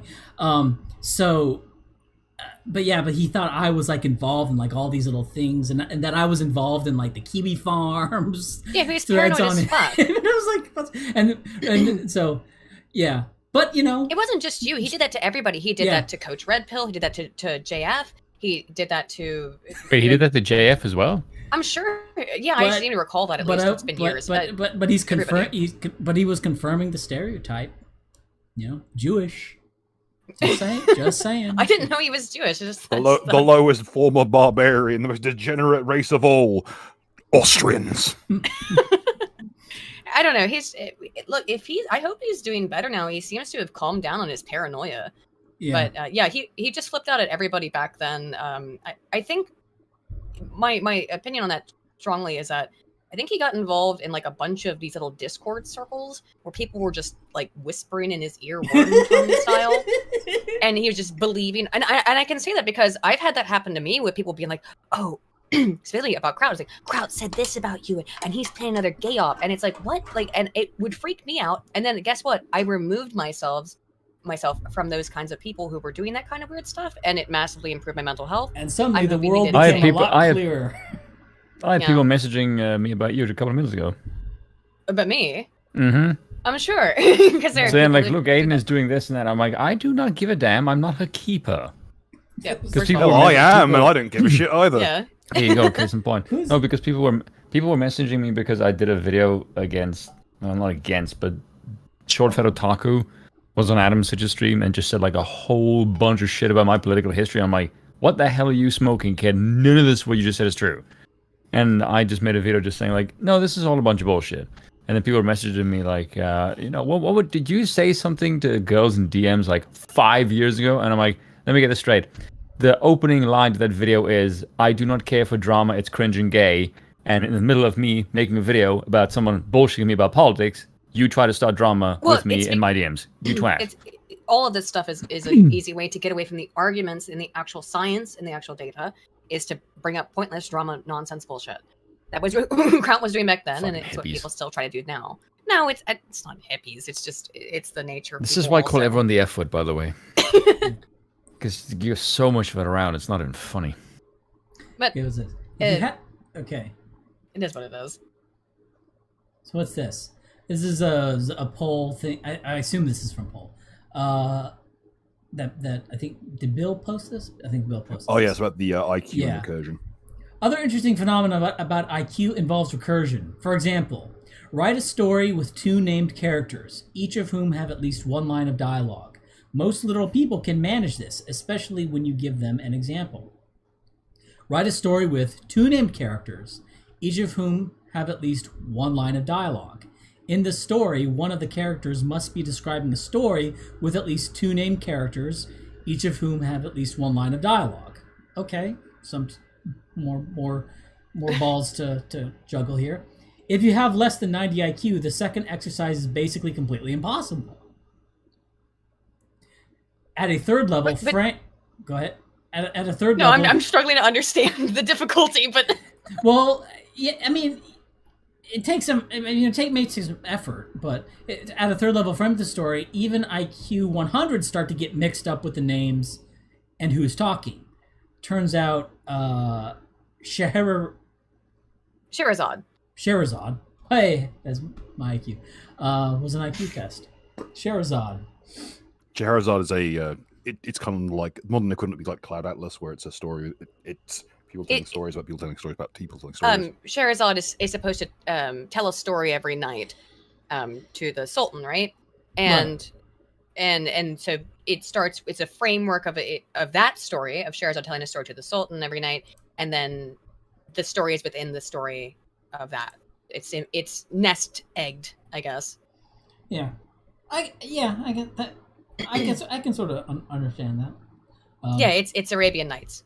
You know what was funny? When I was watching your video on the virtuous victim, and one of the questions you brought up is like, one of the questions brought up in the study was about counterfeit shoes, like counterfeit, like do you think that's like immoral or moral or not? And I was thinking about that. It's like, I think there's a lot of people who would say that who would want like. That the answer to that question would sort of depend on how, like, what company are we talking about? Is this like Bob the local shoemaker? Yeah, I'd feel bad. But if it's Nike, frick Nike. I know what political parties they support. Yeah, screw them. I support anything that hurts Nike. Way. So a lot of these questions are kind of like.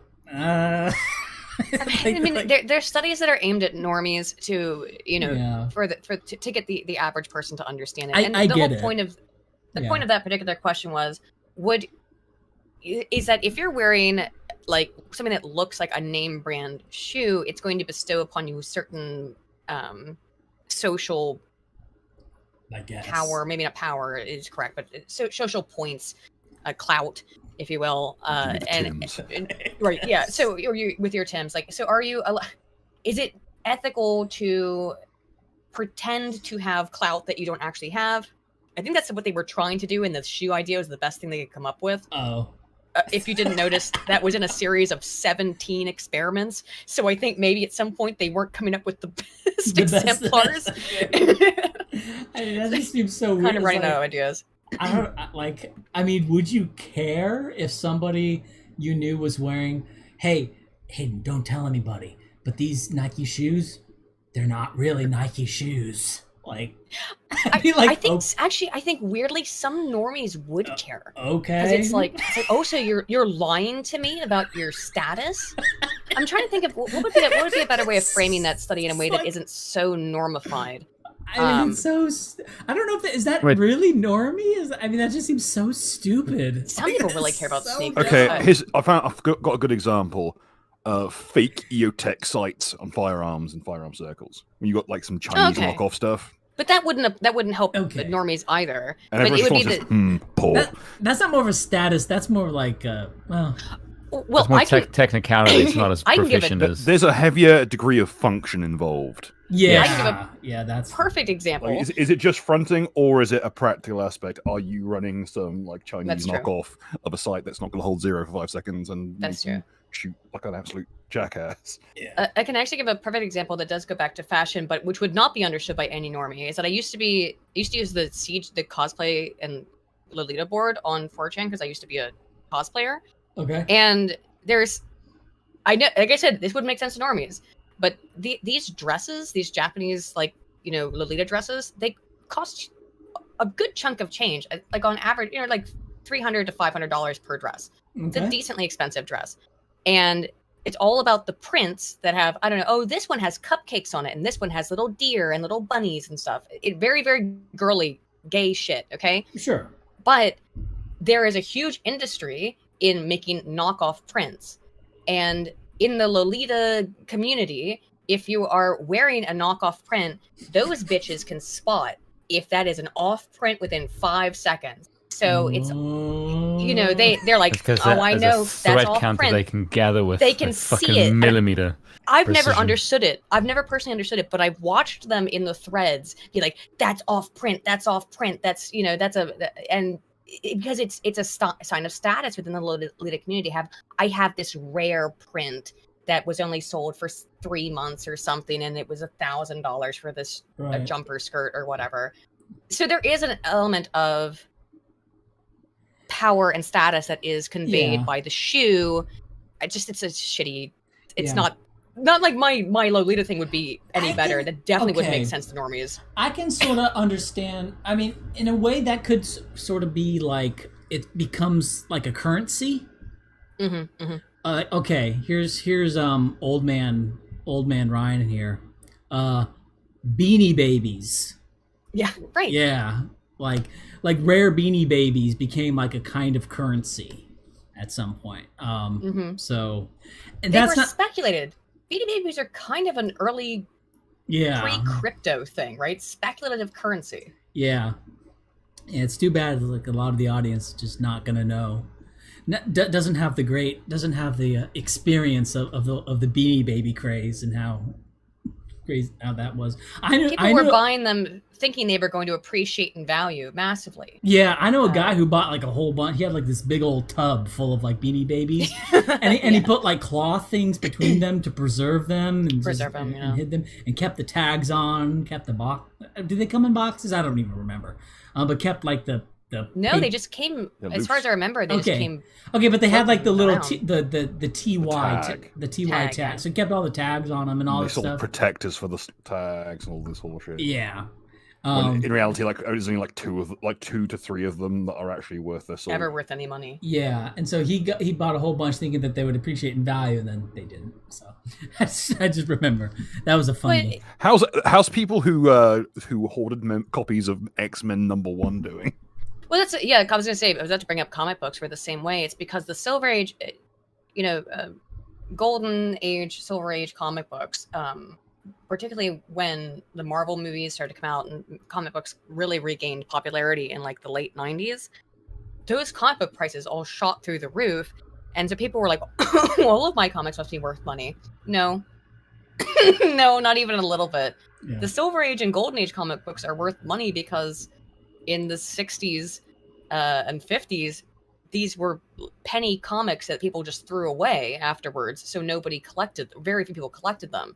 That's why they're worth money. And earlier pulps, which were during World War II being handed in to make wood pulp. It's a limited number that exists. The idea exists. is to read it once and throw it away because it's just taking up space. Yeah. Mm-hmm. Well, so scarce. Going off into a weird direction for a minute. So yeah, so from Kraut we started comics and stuff like that. So Operation Northwoods then. Okay, you want to talk? Operation Northwood was Cuba. Yeah. Yes, it's a plan by the CIA that went across the desk of JFK. That wasn't Bay of Pigs. And that's what it's alleged that Bay of Pigs was involved. Okay. Bay of Pigs was directly after it. JFK was so disgusted with what he found, he basically planned to rip apart the CIA thereafter, and that's what, bad things happened. People got bullets from various directions. That's one direction. You don't trust the Warren Report? Oh, no. I refuse to believe that a Carcano hit a target. But the important stuff with that is, okay, there's an itemized list of the stuff they plan to do. And it includes things like, okay, I'm just going to roll down a list here. They had planned to sneak onto the USS Indianapolis, completely fill the bottom with naphthalene, which is a pesticide that once you heat it, it sublimates, goes directly from solid to gas, and blow and just burn the whole thing with everyone on board. Mm-hmm. And it wasn't the only. They were planning to literally just have a bunch of false flags on U.S. soil and attacking colonies of Britain as well, like Trinidad and Tobago, to try and justify invading Cuba en masse. They were recruiting Cuban saboteurs. They were making contact with Cubans on Castro's side to try and goad them, or in some cases paying them to attack American sites. Right. That's quite fucked up. They were setting up mortar sites around Guantanamo Bay to shell it. Yeah. And then blame the Cubans for it. And it gets even worse. They had it so carefully organized that they even had their little mottos and stuff that they had planned to use. They had planned mock funerals for the fake personnel who had supposedly died on site. They were burning and trying to burn and blow up ammunition dumps, and they planned essentially they hired tons of local Cubans to stage a fake invasion of Guantanamo Bay as a facility, and also planned the mop operation and capture of these fake militants that they had backed, so that they could justify it. And they even had the motto they were using to try and push it on the civilian side was "Remember the Maine," because I think it's the USS Maine was one of the ships that were going to sink and kill every single person on board. Yep. And there's even sub operations like Operation Bingo, Operation Dirty Trick, which are the Gladio was brought up in the chat, which I could talk about Operation Gladio as well, which is more recent. I mean, that's Cold War stuff as well, but there's Jamaica. They were gonna call terrorist attacks in Jamaica, Trinidad, and Tobago. Yeah. Operation Gladio was the same thing, but it was supposed to be done. It was done in collaboration between NATO and the CIA. To I can read you directly what it says here in this document. That research has revealed secret armies have existed across Western Europe during the Cold War, coordinated by NATO. They were run by the European Military Secret Police in close association with the US CIA, British Foreign Secret Service, and MI6. A fascinating new study shows how the CIA and British Secret Service, in collaboration with the military alliance NATO and European military secret services, set up a network of clandestine anti-communist armies in Western Europe after World War II. In some countries, the secret army linked up with right-wing terrorist groups who, in a secret war engaged in political manipulation, harassment of left-wing parties, massacres, coups d'etats, and torture. Fun times. Yeah. The gentleman behind Northwards was Lyman L. Lemonitzer, who would go on to be a general and was one of the people involved in, what's the name of the the Rockefeller Report, which was the massive investigation into the CIA and the shit they were up to. He was one of the people in charge of it, despite being a CIA head himself. He got removed from his position of power because he kept bugging JFK to let him do Operation Northwards. Like, he was so keen to slaughter a bunch of innocent people on his own country soil that he got fired for it from the CIA. To get fired from the CIA is an achievement. Especially for being too barbaric. Yeah. So you're too much of a blood simple scumbag to be in the CIA. Yeah. These are just so many examples of this. Like, Operation Gladio and Operation Northwoods are completely declassified now. The United States government has admitted that these things are accurate. By the way, why does the UN have a secret military police? Are we going to gloss over that one? Yeah. I hate the Antichrist. I hate the Antichrist. I hate the Antichrist. Yeah. There's and that kind of reminds me a little bit of, sort of trying to maneuver the enemy into attacking you seems to be like a pretty common thing. In fact, it's not even just the U.S. like Ukraine, right? Now, see, that's I don't know. I don't want to. I'm kind of my initial react because what happened there is that Donetsk and Luhansk had broken off, and the Ukrainian government and Crimea. Crimea was Russia had already taken Crimea. Yeah. But Donetsk and Luhansk had broken off, and the Ukrainian government was about to invade, and like, I don't want to see. My view is that Putin should have let the Ukrainian government invade before invading, and the problem, there's so much fog of war though that I'm really because like from what I've been told, they were shelling the place for like 5 years. Yeah, they had been shelling it constantly, right? But now they were going to actually like do a full like division, like multiple divisions, like real like military invasion, right? Like what we would call like a real invasion. They're about to actually go in there. I guess you have to look at it from Putin's perspective of, that they were going to do that. Do you take the first act, or do you wait for them to respond? To get in a stronger position when they can fuck you over harder, yeah. But also potentially lose a lot of ground. Yeah, when Russia's major thing is defense in depth, which relies on holding the ground to begin with. Yeah. My suspicion is that Putin was listening to his generals, which most of the time is what you should do, but in this time it may have been like a time for a political leader to overrule the general, to put the army at perhaps an immediate tactical disadvantage, but have like a much better, because Ukraine's chance of victory depends on support from the West, like entirely. Yeah, entirely. So by waiting for Ukraine to make the first move, you make that support less likely. Now, obviously, there's still going to be try to spin that. There's still going to be a lot of interest in propping up Ukraine, but Ukraine is President Joe Biden's personal piggy bank. But the way that much of the West has been corruptly laundering money for over 2 decades now. But support for Ukraine has its limits, though. And, it does, yes. Yes. And I think they're kind of brushing up against these limits, especially when they start asking like the Czech Republic to chip in. It's starting.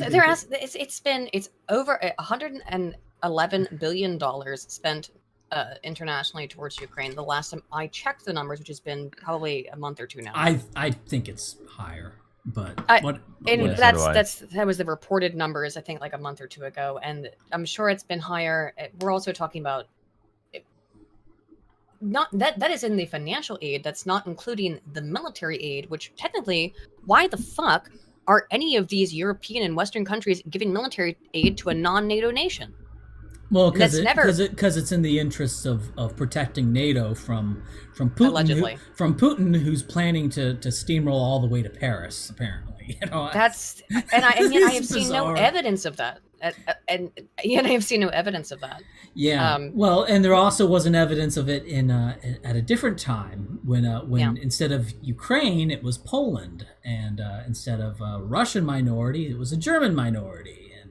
Well, that's the exact argument that's been made, and it's the same playbook. And of course, they make that argument, and they say, well, look, when Hitler didn't, say Putin's going to stop at Ukraine. Well, Hitler didn't stop at Poland. He went on to Paris. But it's that's the exact same argument, right? But of course, we know he went to Paris because they declared war on Germany. So it's right. Anyway, well, finally, we know who was in Paris. Right now, we know it was Paris. By the way, you can say the exact same thing if you were Russian about the Americans. You can say, look, they fabricated evidence about WMDs and then they attack people. Well, you can say the same thing. They're arming the crap out of the worse. Ukrainians. What do you think they're going to do with those weapons? They're going to attack us. And also, they just released the Merchant of Death, who now has access to all of the unaccounted for munitions. By the way, I heard a rumor. I don't know if this is true, but I almost hope it's not, just because, my God, it would make me hate him even more. There was a rumor going around that Zelensky he apparently sacked a bunch of people because they were complaining that his cut from the donations that he's essentially getting from the West is too much. I mean, on a personal level, I'm like, you fucking piece of shit. And I wouldn't be surprised if that was actually true. I mean, I don't know, and it's difficult to understand that, but Operation Northwoods goes back to this same thing of fucking around with Russia via proxy of Cuba, and this has been happening for... They were willing to kill English and American citizens to do it. Yes, and throwing people into a wood chipper to facilitate this bizarre clandestine political goal of...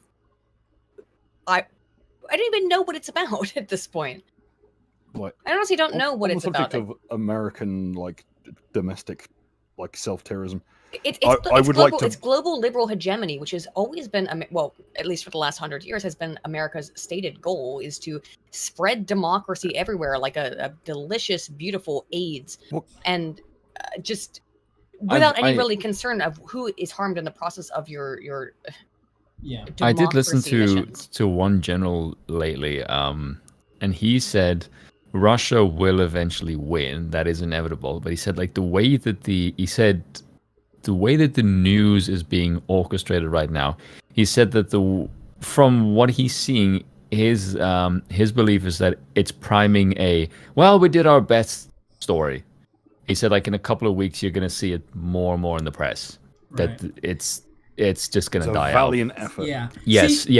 See, I always thought it was this idea that Ukraine is.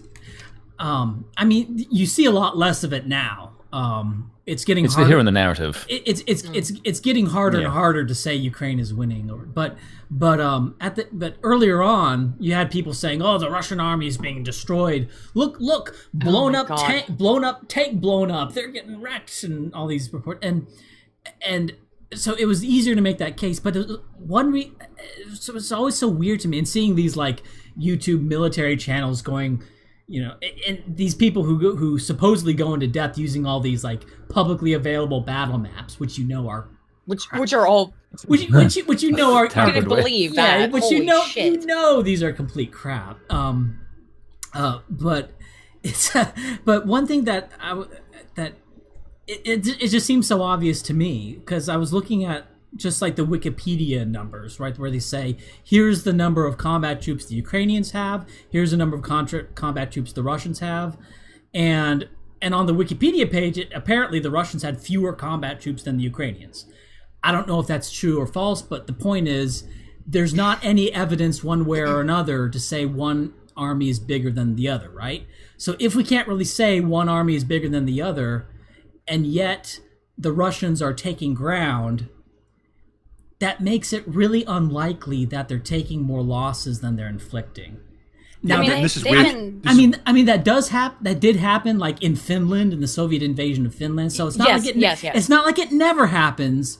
But in this situation, there's no real evidence that the Russians had more troops going in, and yet they're advancing in terms of ground.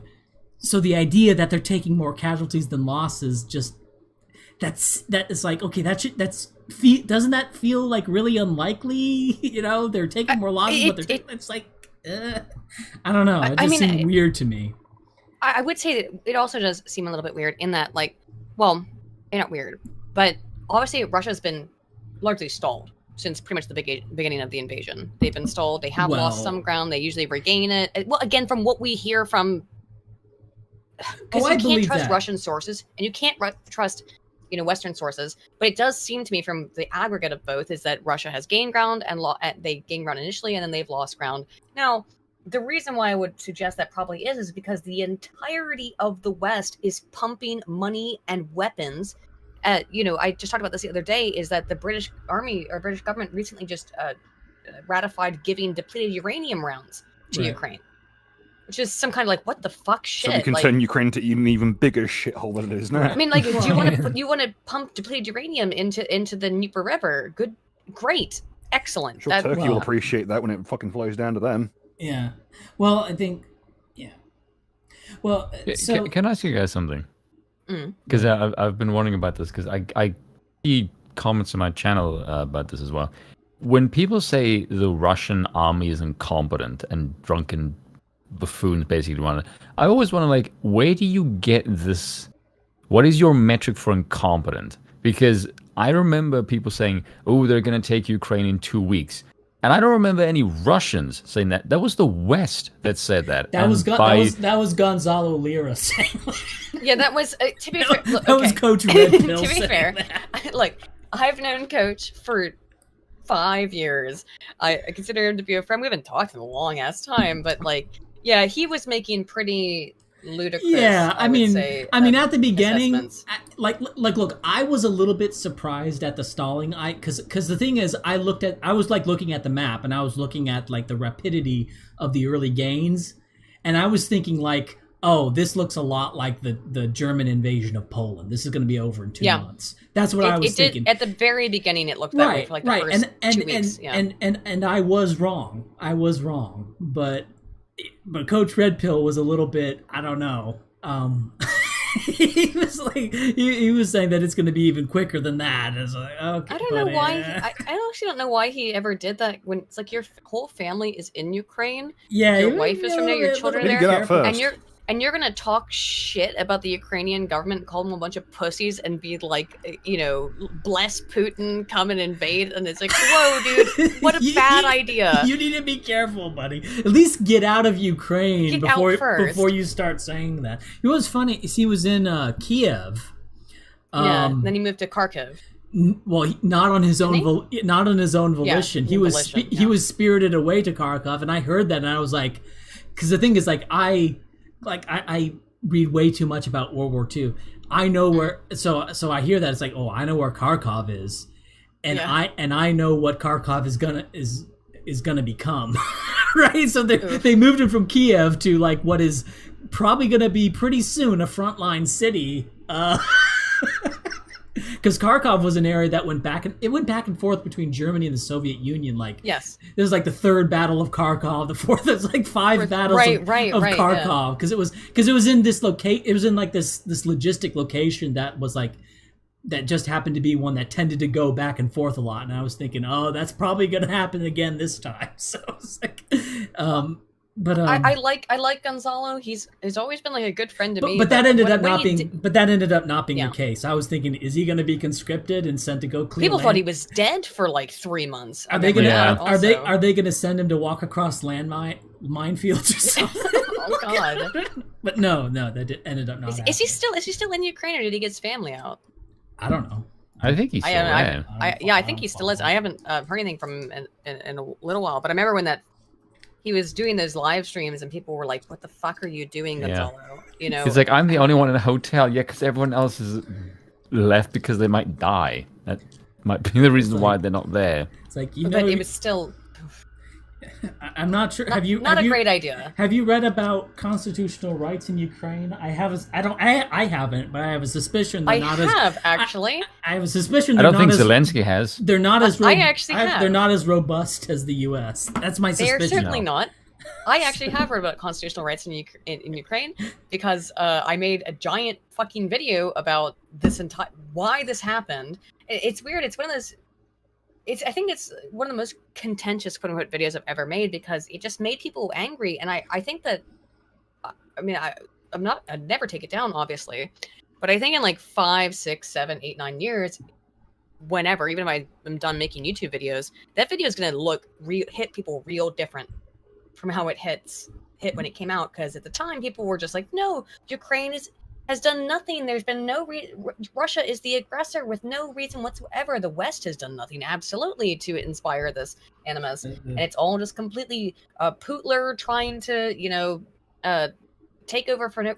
Because some people who say stuff like that also think that Hitler had no reason to invade, and even though I think that Hitler was incredibly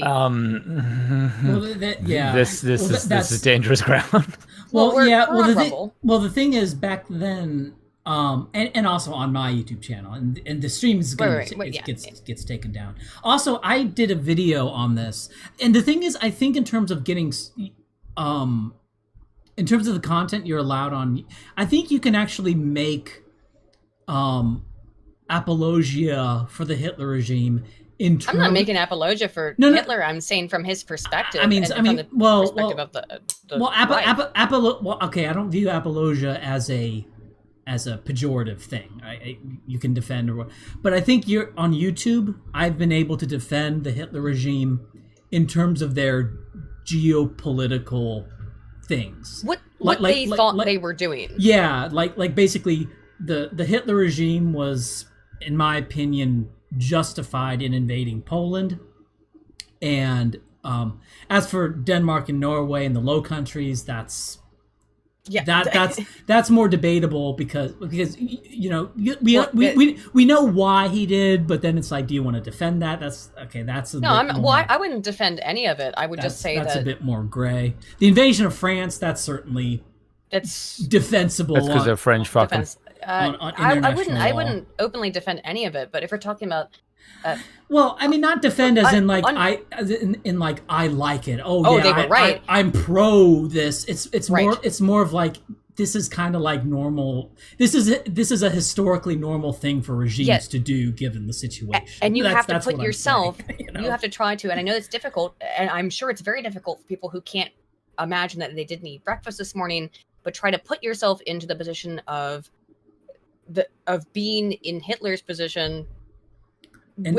After the Treaty of Versailles and coming into power the invasion of Poland was more like the Russians in the Donbass. It was, but instead of Russians in the Donbass, it was Germans in Posen. It was the ethnic German minority, and there was the Red Cross and some U.S. organizations came in and they gave some estimates.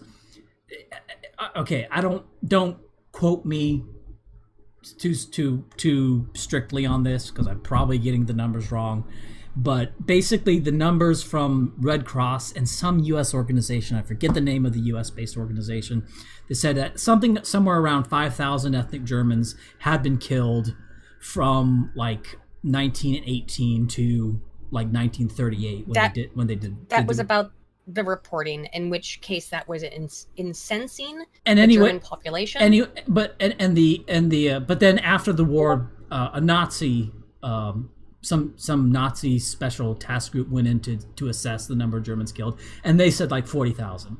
So I'm biased in favor of the Red Cross, right, and not as am I, rather than the Nazi German assessment. However, if from your perspective, and this is actually something that applies very, very much to the Russia-Ukraine situation. So if you're an average German citizen and you are being told, because you've been given information at the time, whether or not it's accurate, that there are your people, fellow Germans, let's say fellow Americans or whatever, people of your same group who are living in another country who are being exterminated then it will mobilize. It's a good way to mobilize people towards military action against them. It's the exact same thing that has happened now in Russia and Ukraine, is that the Russian people were led to believe, not without good reason, that ethnic Russians were being discriminated against in Ukraine because they actively were being discriminated against. They were not allowed to use the Russian language in any kind of formal documentation. As far as I had seen, there was discrimination happening even on the street level against people in Donetsk and Luhansk. Crimea was taken, but same stuff. And one of the reasons why Crimea, there's a lot of reasons why Crimea was taken. Here's another parallel. Here's another parallel. Texas and Mexico. Yeah, here. There you go. Perfect parallel to the Germany and Poland and Russia and Ukraine. Texas and Mexico. Right.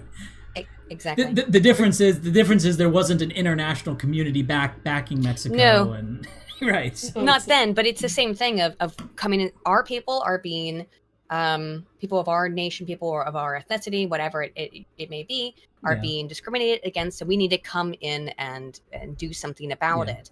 And and that was and what I'll say is the invasion of Poland. Even with the low estimates, it's still like we can say it's like the number of ethnic Germans that were killed in Poland is like 2 9/11s. You know, maybe that's a way to sort of describe it better. Is like how many 9/11s were done to your ethnic people. Now, in terms of Russians, that's how Americans measure everything in 9/11. Yeah. So anything but the metric. So basically, the number of Germans. Now, granted, the number of Germans who were killed in Poland at the time. This was over a period. It was like 2 9/11s over a period of like 20 years. So it's spread out quite a bit more, not in one afternoon. But that was the So there's a bit of justification there, and I think most Americans would have that. Certainly, like Pearl Harbor was what? How many Americans got killed in Pearl Harbor? Does anyone remember that? Hello? No, about 2,500. 2,500. Okay, so that's like a 9/11 right there. So what makes me laugh about this whole situation is the same people who are sending arms and armor over to Ukraine now, the same people who, when the 2015 revolution happened and a bunch of Ukrainian refugees came out of Ukraine and to the next war-torn country, like you're meant to as a refugee, they turned them away at the border. In some places, they were threatening to shoot them. Damn. To turn them away, like with the Ukrainian refugees in 2015. And now, I assume mainly because the people who were coming out of Ukraine at the time probably had stories to tell and were probably counter to the narrative at the time. Yeah. But it also creates a problem for like a manpower shortage in Ukraine. Because apparently there's only like 20 million people in Ukraine now, something like that. Like it's really depopulated now. So yeah, I've heard something that their young male demographic is basically gone.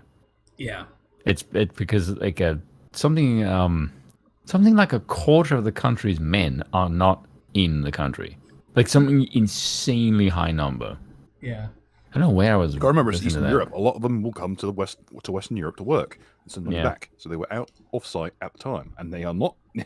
Like, would you go back into the fucking meat grinder? This war that honestly makes no sense. As much as the Ukraine loves to post fucking snuff films on Twitter and turn place into a fucking live leak every week, they don't seem to be doing that great, considering that Russia sent 100,000 people into Ukraine in that initial thing, and the next batch they're talking about is 500,000. Yeah. Well, and again, you can't believe all of that because Putin. Well, that's the mobilization figures. It's a lot of lying. You know, I mean, gonna lie and puff themselves up. You can't necessarily believe that, but 500,000 is certainly believable from a population of about 140 million. Russia certainly has the capacity to mobilize to that degree. Even though they're still on their first batch of reserves. They're not using the regular army yet. No, they're not even using the regular. Which, well, according to Russia, at least that's the case. But the West says that's all lies, and Russia actually that they have massive numbers of troops just abandoning their forces and running away. Yeah. There's tons of Russian men, which is probably true to a certain degree, I'm sure. Because you're sending in the people who don't would want to be conscripted. Let's face it, like. If this was still like the Soviet bloc era, they'd still be called Lumen Proles, the people they sent in. Yeah. Well, I don't know. Like, if there was a U.S. operation in Canada, if there was like a U.S. invasion of Canada, and it started to stall out, and then our great glorious leader. Well, that's a difference because Putin is definitely more popular in Russia than Biden is in the U.S. You get. But even if, but even he used to be the most popular world leader on the planet. Up until this happened, he was literally one of the most popular. Yeah, but even if, like, say, Donald Trump, someone who probably has more deep support in the U.S. than Joe Biden does, even though Joe won the election in terms of like at least in the military for sure. Let's put it that way. Yeah, but in terms of like people who really support the guy, I think there's more people who really support Trump than really support Joe Biden. Even though there's more people who would vote for Joe Biden, there's more. But if Trump started saying we gotta invade Canada, I'd be like, no. I've been working on the railroad. I think you find a lot of people in Mexico.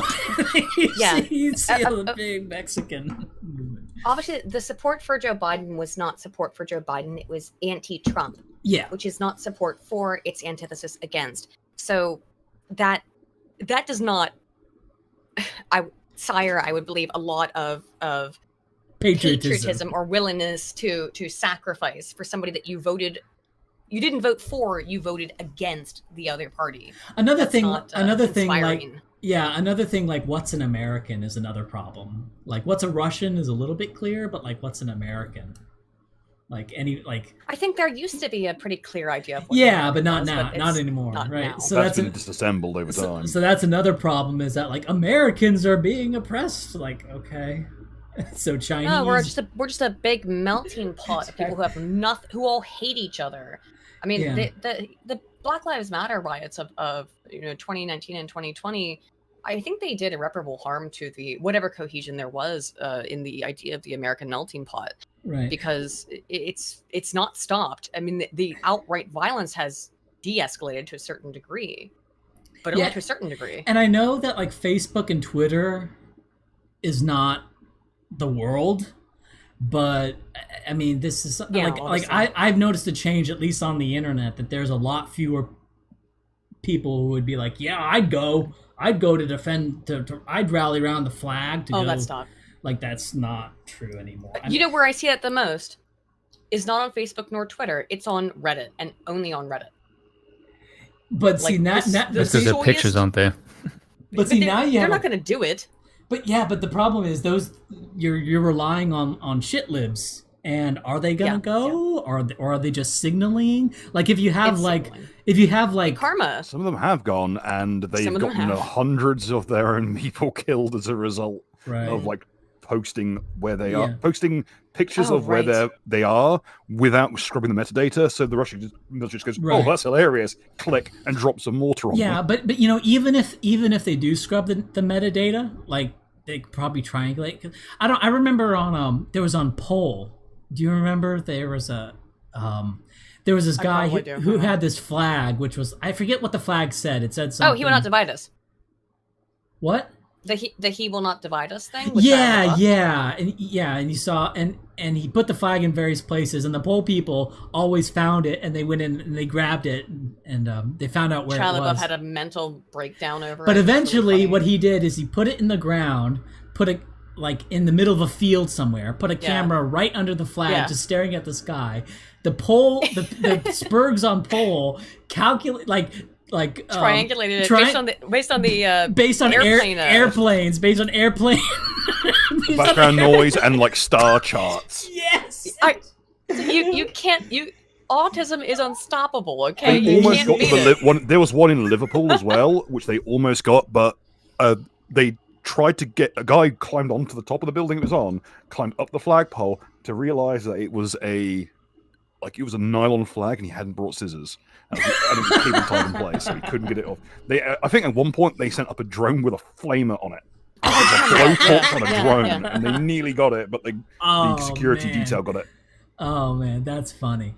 But yeah, so even if they scrub the metadata, they could probably, if you say like, okay, if you just have like trees in the background or like clouds or something. But just imagine the incomprehensible. It's not even hubris. It's that for these people who are going over to Ukraine or who are supporting Ukraine in this kind of way, that they are so disconnected from the reality of warfare. Thinking, I'm gonna take a selfie and post it on Reddit when you're in an active war zone. I'm in a war zone.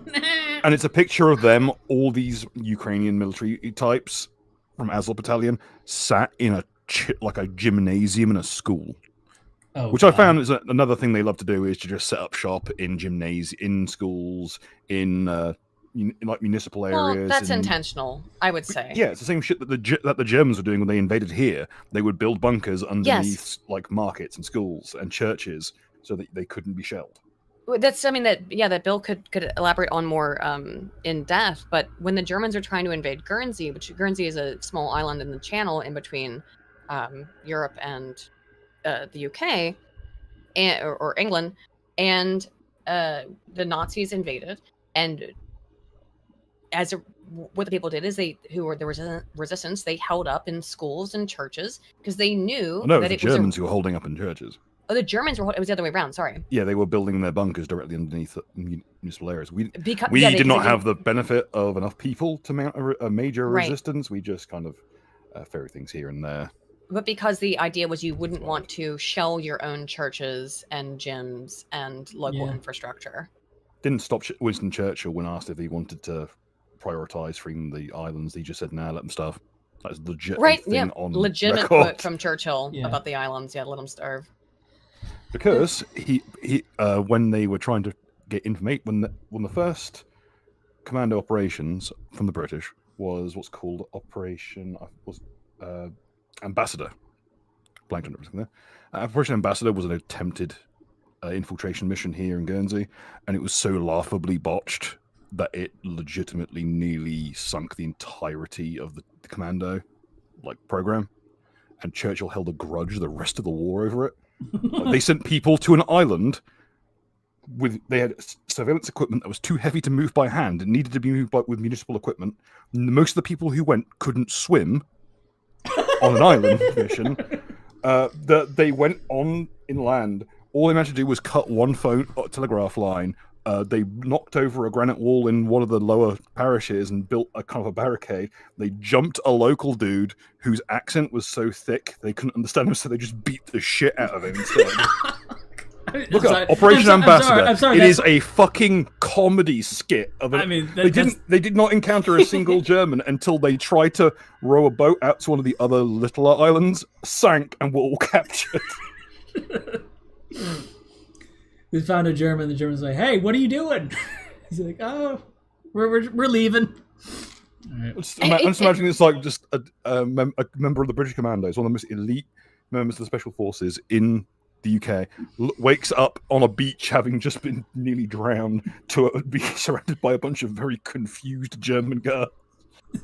I don't know. I wonder, did the Germans even know an invasion was happening? No, because they hadn't encountered them. They went into the southern parishes, southwestern parishes, away from the rest of the invasion. They never encountered them. The invasion failed before they even. They just brutalized a bunch of locals and caused a bit of trouble. I'm sorry. That's terrible, but it's funny. It's fucking. Look! If everyone watching, look up Operation Ambassador. There's some funny stuff about the Guernsey. Funny in that the insanity of it, the Guernsey resistance to the. I should stress that all the jokes I make about us eating Germans are jokes and not actual fact. I do. Sure. I make them all up. Yeah. Mm-hmm. We were going down onto the beaches to collect seaweed and seafood so often that they started mining the beaches because they were frightened we were just going to swim into another place. To be fair, there's so much seafood here that I don't know how they thought they were going to starve you out. Yeah. All right. I need to see a man about a horse, so I'll be back in a sec. Understandable. How are you doing, Spoon? I'm editing a book. Oh, right. How's that going? Going pretty well. It's a bit tedious, but for some reason it's oddly relaxing. Spoon is editing a book written in, when was it written? Early 1900s? 31, I think. Later than I thought, but just basically, there's no e version of this book, so he's yeah, at least not any comparable quality that I would deem. right. I don't even know where you're on YouTube. Or... we're on YouTube or on a couple different platforms. What is the book about, Spoon? I read a couple passages from it, and it was very enlightening. I liked those passages. Yeah, it's a book called The Good Pagan's Failure. By Rosalind Murray. I don't know where it was a comment. I think it was in one of my. It's either a video that I watched or someone in my comments section mentioned it, and I went, "That sounds." The name of the book sounds interesting enough, and I went to look on LibGen because that's where you go. You should look for books, and it wasn't there. And I went, "Okay, if it's not there, and it isn't on Archive, I'm fucked." And there was one on Archive, but it wasn't the best quality. I'm like, okay, I need to do some work here. What's the book about, though, Spoon? If you could give us you can probably guess by the name of the title. It was, I think, by the sounds of I think she was a fiction writer, and I think this was one or two works she's done that was more well-viewed. And I'm not sure, but I think she was I imagine an atheist turned Catholic. I don't know how, but there was one in the opening pages that I read that made me go, "Oh my god, that is the way that we see the left nowadays." And it's really creepy when you read something that's like 80 years old, and it applies to the modern day perfectly. It's probably why they don't tell you to read older stuff. Because if you do, that looks rather clairvoyant. Yeah. By today's standards, and it is odd that you can read certain heretical works. Like I was reading a book called Race and Reason, and they were basically making the case that those who want to get rid of segregation, you basically just perform the sort of neo-colonialism on your own people. Like, yeah, actually that is what you did. Very heretical. Real. Fun stuff, though. Yeah. Well, South Africa is a canary in the coal mine of all the. It sure has been. I mean, Spoon would be the best person to talk to about that, but Spoon also recommended an excellent book to me that I've suggested to other people called Into the Cannibal's Plot, which is about what happened to South Africa politically. And wow, I knew nothing about. It depressed me, but I knew nothing about South Africa until I met you and until I read that book, and that was illuminating in terms of what happens when you see I hand over authority from the group of people who are maintaining stability to. And also you did say that was the book that explained why I'm a monarchist. It did as well. Yeah. Well, yeah. One thing that I used to believe for a long time about South Africa was that the whites in South Africa actually voted to end segregation, but we're not that stupid. Apparently, that's not true. What they voted for was continuing continuing talks or something, and then and then the political class then said, "Oh, they voted to end segregation. Or apartheid. Let's." Blacks, you're in charge now. You'd know better than I do. That's the gist I got from that book as well. What do you think, Spoon? Well, keep in mind when this was happening, I was about 4 years old. Okay, so what do you remember from when you were 4 from the political machinations of? As a 4-year-old, how did you feel about politics? Like, you can't take the piss. No, but I mean, I think that's essentially... I was more of a Nickelodeon man myself at the time. Yeah, well, see, I was only 1, so...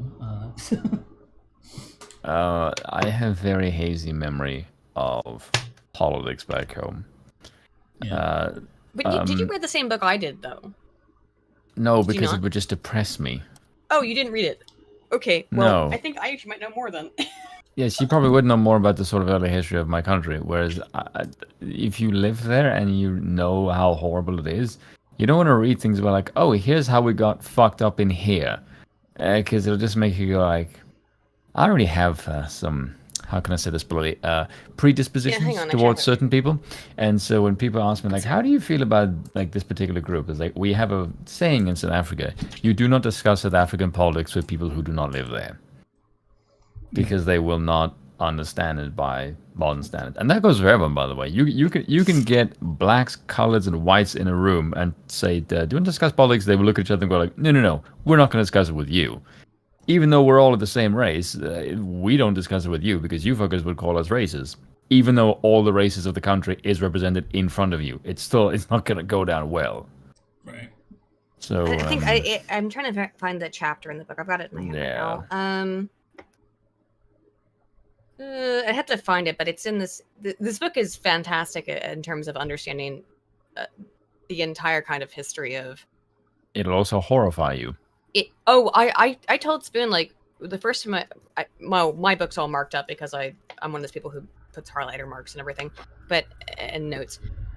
But yeah, I read it on a plane the first time, and it severely made me sad. But unfortunately, you have to deal with the realities, I guess, of that kind of stuff. That the things that happened in South Africa were ultimately show trials. They were show trials to try and yes, there were the terrible things that happened under apartheid, of course, but it was also a political retribution trial of just going after people, and as a result, destroying the entire competence of the regime. The entire civilization that had been built in South Africa. -5 points to Aiden for being that type of reader. I was taught to be that way in grad school, or like taught to do it that way. So yeah, because it turns out that if you take a bunch of people who have no fucking idea how to run a country and you suddenly give them power, they might not run the country very well. As America has found out the hard way. There were oh god, there were like news reports on talking about South Africa, like saying that it can be fine. This transition can be fine. South Africa, just look at Zimbabwe as a model. Oh, great! They were actually citing that as a model because apparently things hadn't gone to complete hell by that point. I would punch the people in the face who said that to my face if they said to me, "Oh, you could do Zimbabwe." Like, I would massacre your face. But this was like in '93, so it was more right. I would still have done that. There were still roadies at the time who would have torn them limb from limb and eaten their organs for saying something like that. Yeah, agreed. But I think I've got because it's fucking maddening. I was say to cleanse the palate. What's the weirdest conspiracy theory they've heard? Ever heard? There's all kinds of weird ones. Can you give me an example of what you deem weird, Bill? Well, Bronze Age pervert in his magnum anus, which is Bronze Age mindset, posited that unironically that the Trojan War and the First Crusade were the same event. That's and it was a matter of due to falsification of historical records. Seriously? There's a reason why I don't take BAP too seriously. Now, by the way, I like Bronze Age's mindset as a book. I find it really impossible to kind of comprehend when he devolves into Grug speak and loses all semblance of modern English. I could use a redirect. Grammar. No, it's on purpose, and you know it's on purpose. Is that he's but you could have like the autist edition where the grammar is all corrected. I don't know, Ryan. Have you read Bronze Age Mindset? Oh no. I can post it in the chat if you'd like it. Fair. I think I did. I did, yes. I'm sure you're familiar with it somewhat, though, or are you familiar with it? Maybe. I don't know. Start saying things, and maybe I've heard some things. Bill's the expert on Bronze Age mindset and Bronze Age pervert. But the idea that the Trojan War and the First Crusade, I mean, that's. I posted it. I mean, I don't know, like really far back, olden times, like records are not what they become later, so you can get much bigger confabulations when you don't when all right, knowledge can be lost seriously. So I mean, a lot of people have been talking about Project Bluebeam. So Project Bluebeam is, if my understanding of that is that it's a government conspiracy to try and fake the second coming of Christ. How do you fake that? Well, considering that, okay, this is something I've always. Well, how do you fake an atomic bomb? Yeah. Listen, during the Second Gulf War, the CIA had developed a method that I can't remember what the particular manner that they delivered it was. I think it was microwave radiation. They realized using a certain wavelength, you could just beam audio into a person's skull, and only that person would hear it. It was like the Voice of God project. The whole idea was they were literally the idea was to pick out specific members of the Taliban and of the Iraqi government, and just like telling them like, you should stop. This is God.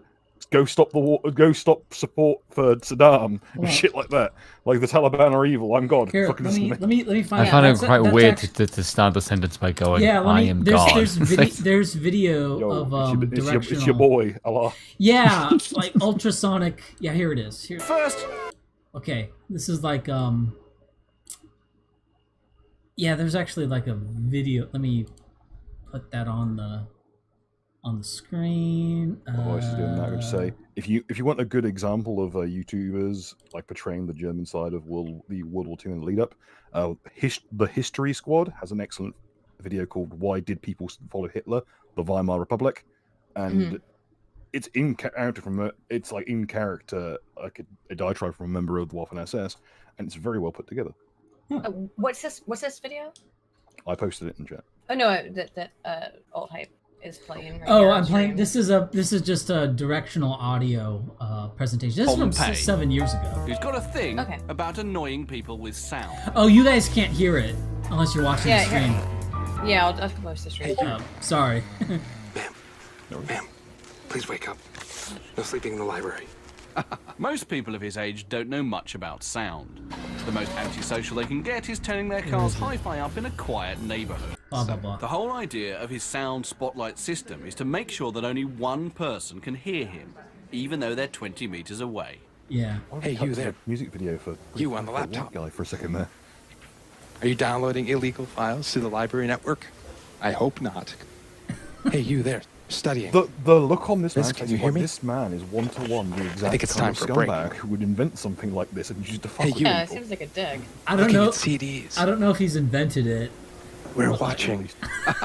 Taking the mickey out of innocent readers might seem a bit childish. Yeah. So this certainly exists now. My guess is it probably existed back in, I don't know, the 70s. It's quite simple technology. So, I mean, or it seems to be quite simple technology, the big scheme of things, you know? Yeah.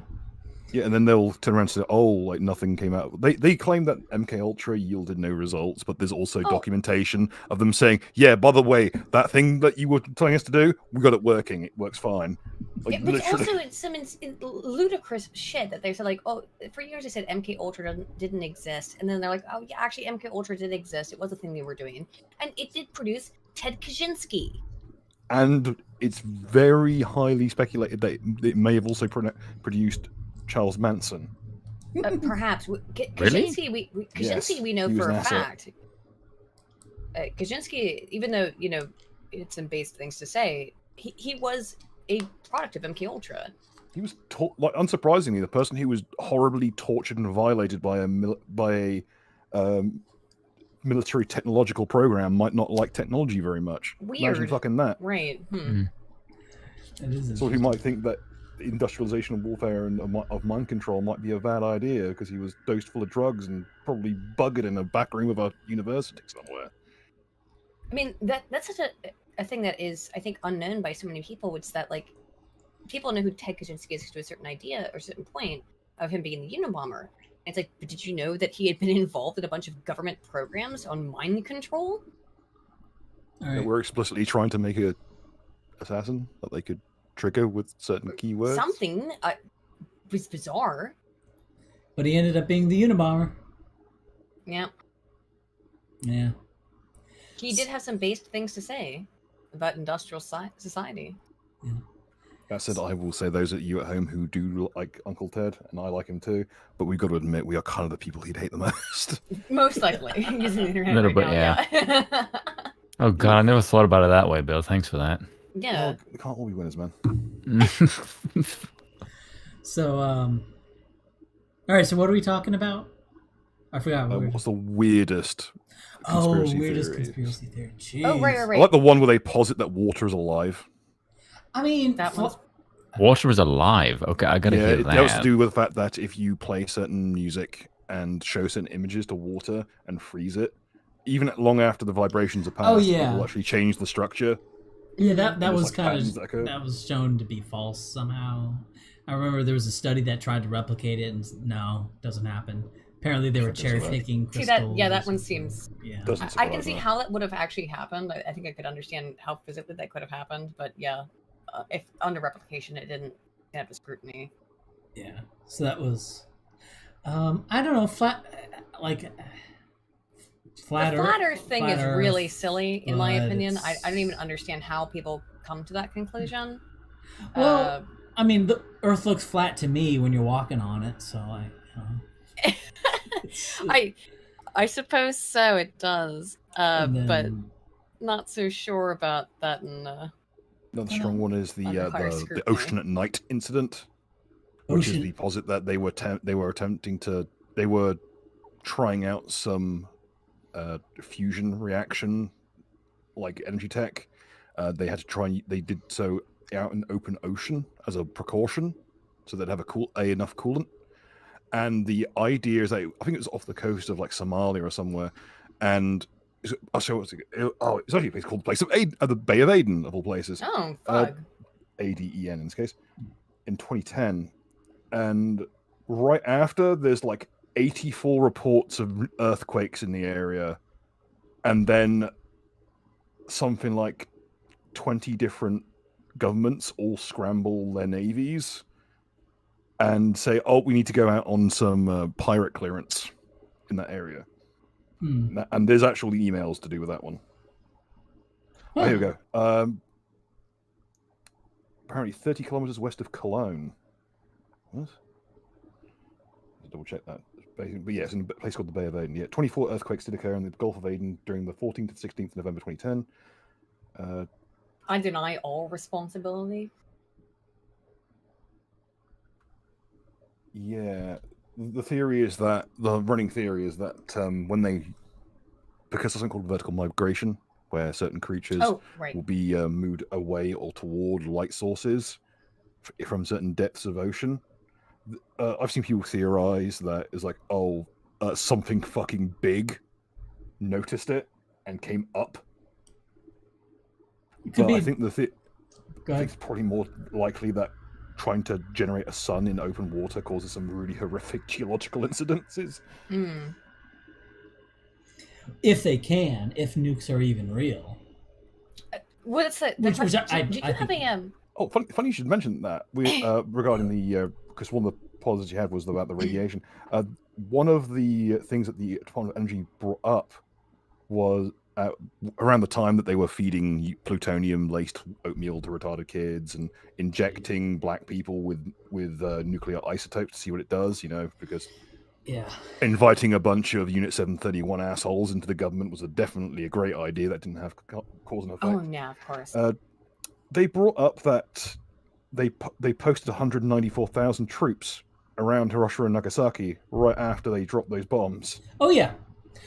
Not only that, but apparently they not only did they have a bunch of troops, but they also had a right after the war, they sent in like a committee on censorship, completely took control of the Japanese press and controlled what they could say right after the war, which sort of makes it's sort of justified to the American public that they should do this because this was a militarist regime that was out to get us, and we need to prevent them from spreading their militarist lies afterwards. But it also, if say you have a whole bunch of people who are like, I was in Nagasaki on that day and I didn't see a big, that couldn't go anywhere, right? And so which sort of gets back to other conspiracies. Even if you have somebody who would be a whistleblower who would say, I didn't see a nuclear explosion. I didn't see a particularly big explosion at that time. they had an apparatus in place to make it so that stuff wouldn't travel very far. It may be able to sort of travel by word of mouth, but it couldn't get sort of mass media exposure in Japan. And then, of course, 5-10 years later, things get forgotten, memory gets, modified. The idea of posting people there and having them survive is ridiculous. Like, within 12 miles of the bomb, your flesh just falls off. 30-degree burns over all of your body. In fact, there's people there like 10 minutes later. Let me see. Yeah, so there's actually a guy. There are two photos that I know about, and I have it on the stream here. So this is actually some guy who was in and they're both of Nagasaki. So there was a guy in Nagasaki, and he was. And so on the stream here, this is the photo that he took. There's a bit of a stream delay, so you might not see it immediately. I got it. And so this is the picture that he took of what was supposedly the blast, the atomic bomb at Ground Zero. He survived. His photograph survived, and this is, there it is. Right, that's supposed to be the atomic blast at Nagasaki. Does that look? I mean, first off, the fact that how far away is that? Did he survive? It looks like he survived that. So that's like the one photo from on the ground.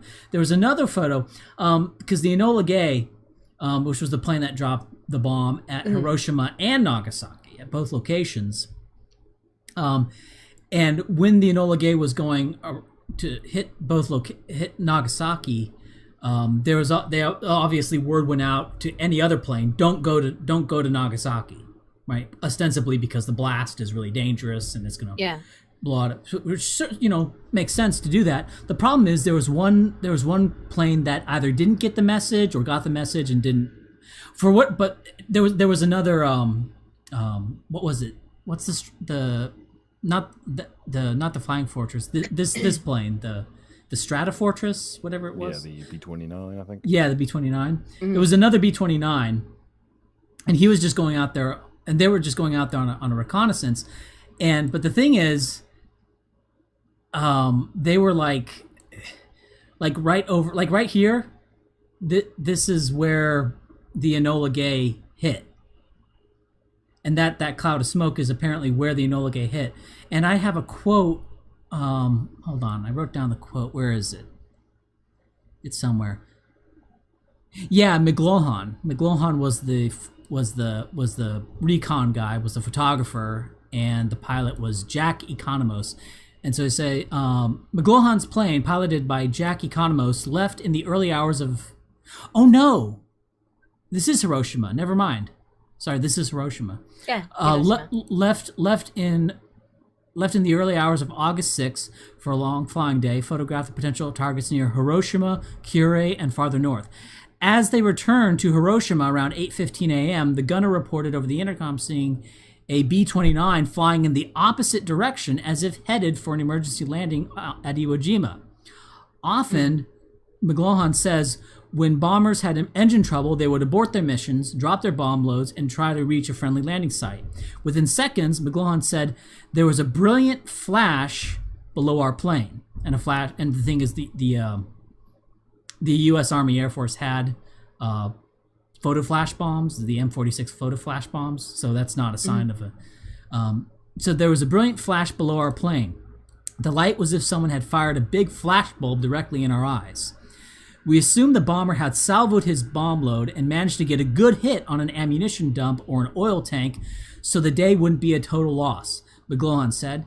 He turned on his cameras to shoot the damage and the cloud that was rising from below so that later the crew could get credit for the good job they had done.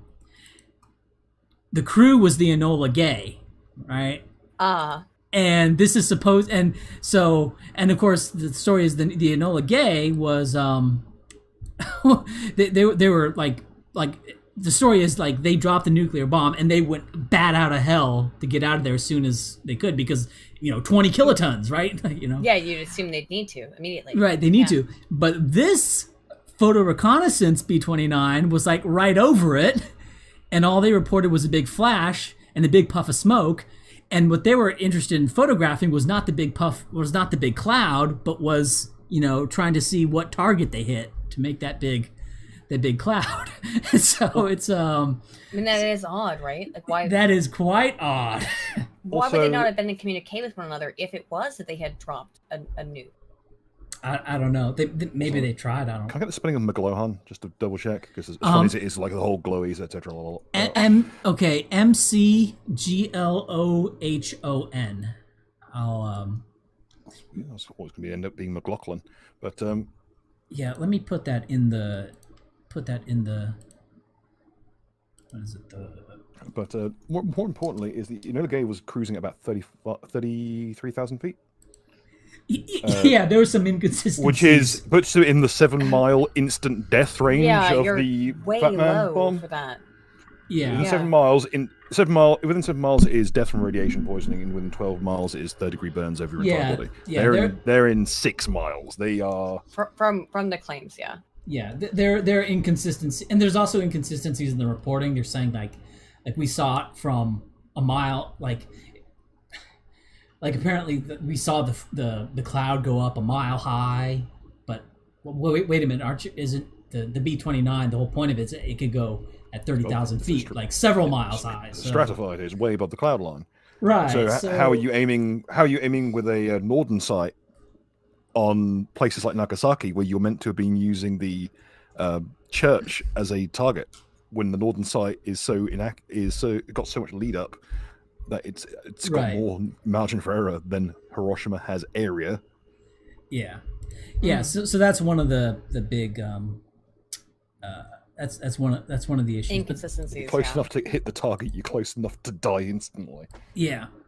So, and in terms of I also have something here. So, another thing is that the bomb damage at the I have like a whole bunch of tabs open on this. The bomb damage apparently at Hiroshima and Nagasaki were basically indistinguishable from firebombing.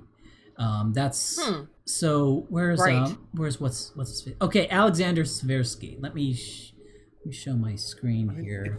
I think it boils down to they wanted to discourage the Red Army of the Russians from moving in.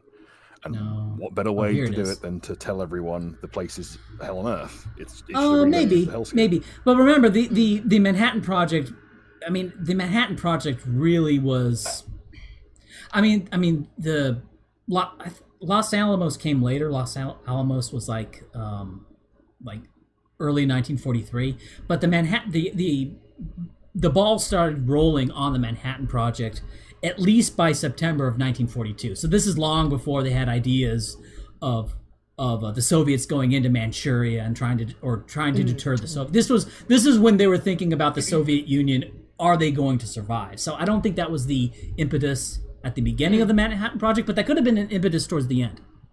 Yeah, but anyway, probably not in the beginning. So there's this Alexander Seversky guy. There's a Wikipedia article on him. He's basically kind of a bit. So this guy is like an authority on bombing and it's kind of an aviation pioneer. He founded a company that eventually made the Republic P-47 Thunderbolt, even though he was kicked off the board of his own company.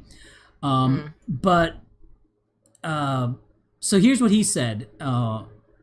On that. He says, after visiting the major areas of the Pacific, I arrived in Japan. I began the study to which I had been assigned by making an aerial tour of the islands of Honshu and Kyushu, which encompass the industrial blah, blah, blah, blah, blah. I wrote down too much for the stream. Where is it? Okay. There's a familiar pink blot about 2 miles in diameter, is dotted with... Okay, Hiroshima's clusters of modern buildings in downtown section stood upright. It was obvious that the blast could not have been so powerful as we had been led to believe. It was extensive blast rather than intensive. I had heard of buildings instantly consumed by unprecedented heat, yet I saw the buildings structurally intact, and what is more, topped by undamaged flagpoles, lightning rods, painted railings, and air raid precaution signs and other comparatively fragile objects. At the T-Bridge, the aiming point of the atomic bomb, I looked for the bald spot where everything presumably had been vaporized in the twinkling of an eye. It wasn't there or anywhere else. I could find no traces of unusual phenomena. What I had seen was in substance a replica of Yokohama or Osaka, or the Tokyo suburbs. The familiar residue of an area of wood and brick houses raised by uncontrollable fire. Everywhere I saw the trunks of charred and leafless trees, burned and unburned chunks of wood. The fire had been intense enough to bend and twist steel girders, right? Fire can melt steel beams, and melt glass until it ran like lava, just as in other Japanese cities. The concrete buildings nearest to the center of explosion, some only a few blocks from the heart of the atom blast, showed no structural damage. Even cornices, canopies, and delicate exterior decorations were intact. Window glass was shattered, of course, but single panel frames held firm.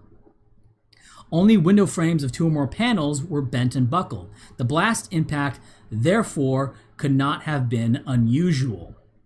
And there's also,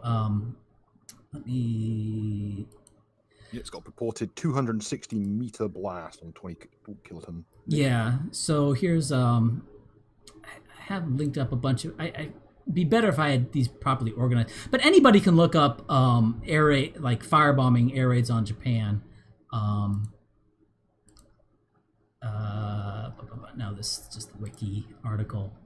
So I'm looking for pictures here of, but basically, like, this is from, I guess this is from Tokyo, but there's a whole bunch of other cities on where they just have lots and lots of firebombing things, and basically you see these giant clouds and giant mushroom clouds, because what is a mushroom cloud but it's a pyrocumulus cloud. So here's a picture of a pyrocumulus cloud right here from the California wildfires. The image that I have on the stream here, this is from Colorado. This is some wildfire in Colorado creating these giant mushroom clouds.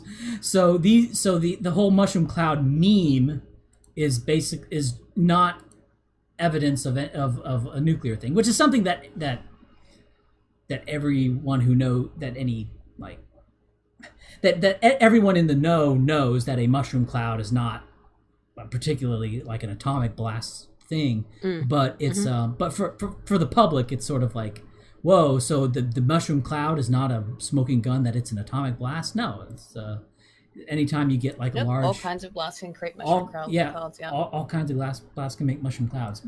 That doesn't necessarily mean that it's a fake, but it's that it's an example of a thing that's something that a lot of people think of as like evidence of an atomic blast is not actually evidence. And the devastation of the cities is not actually evidence as well. One thing that I think would be kind of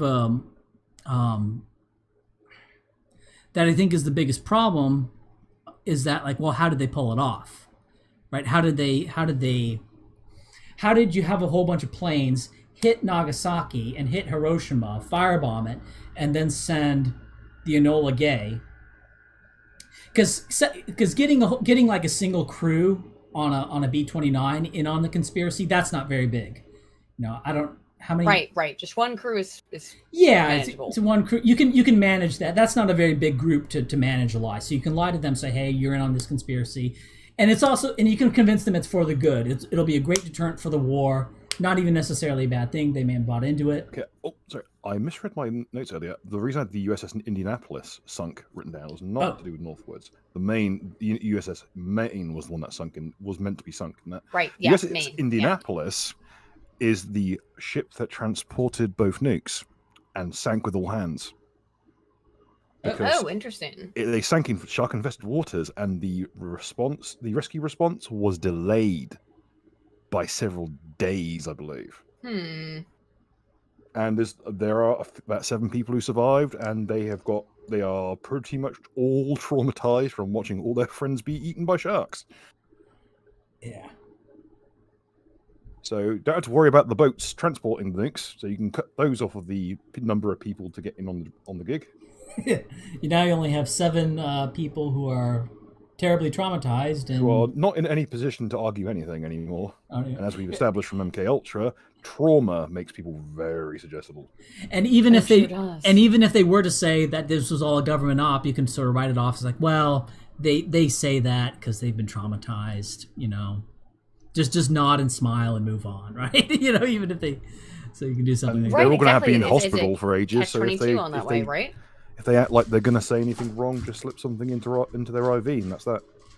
Yeah, I don't think you even have to do that. I think you can just say, look, it's understandable that they might feel that they've been abandoned by the government because the government did kind of botch the rescue job.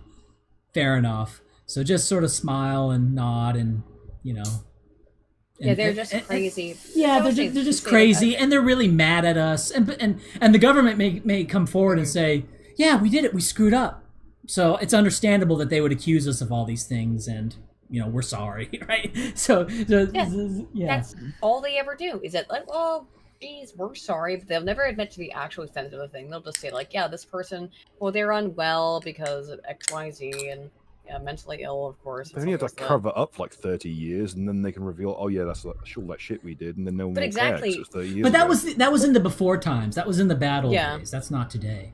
Like everyone responsible from that has now since died or retired, and please ignore that. At least 3 of them are still on board. But you know what's kind of trippy? You know what's kind of trippy is reading like news articles from like the turn of the century about like the treatment of blacks, and they're writing about how like, yeah, you know, back, you know, 20 or 30 years ago, you know, blacks were treated very poorly, but it's the year 1900 and blacks are treated pretty fairly nowadays, right, you know, and they'll talk about, you know, and segregation, sure, they're segregated, and then they'll talk about how state funds are disproportionately spent on blacks even in the Jim Crow South.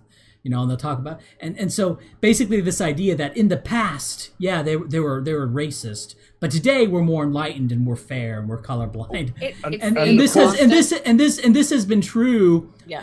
And I'm seeing this today. Like you go on Twitter and they're saying, yeah, back in the 90s, you know, they were much, yeah, and they like there's people today. It's getting harder to do because of the digital track record. But they still do it a little bit, going back to like, oh, in the 90s, there were more anti-black stuff. You know, it's even worse going back into the 60s. But at the time, everyone's saying, oh, we're enlightened and post-racial and all this stuff. Yep. So, and I think that kind of ties... Don't forget, Lincoln freed the slaves. Got to remember that fucking lie. Right, and the thing is that is similar to, yeah, there were these horrible conspiracies like MK Ultra and Northwood back then, but we're enlightened now, right? It's a different time now. We're moving down. We're doing better now. And then, right? So it's the never-ending march of progress, though. Is it and the eternal present narrative behind that, right?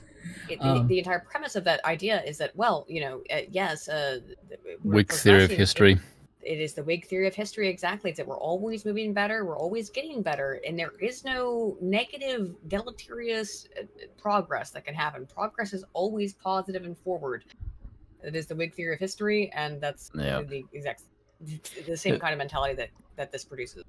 Have you noticed that that's what our society does? We have this weird thing that I realize this is what we do. Is that whatever powers it be, whether it be the university apparatus or Hollywood or whatever, they prime society for an idea. And then it slowly gets pushed like a plunger just over time, just that it like seeps in and begins to cripple. And then it reaches this apex phase of where it becomes some other socially acceptable norm. Once it reaches that point, it gets shut off and you are no longer allowed to talk about it. And you're in this weird society where you're allowed to do more but talk less. Yeah. Look at our society right now. We're to the point where you can cut someone's genitals off, and then that's completely fucking normal. But if you criticize this, you're a transphobe. It's like, are you fucking insane? Like, just realize what the hell you just said, you maniacs. Yeah, I always suspect that there's eventually, I don't know, maybe I'm hoping against hope, that there's eventually some hard limit on how far you can go on that. Like, eventually... it'll be complete societal collapse. I mean, eventually, like the trans thing and the pedophilia apologia seems to be I don't know. I feel. I think it might be the end. I feel in my heart. Collapse. I feel in my heart that's too far. But I don't know. I was saying that the trans thing is too far, and it's getting a lot more acceptance than I ever thought it would.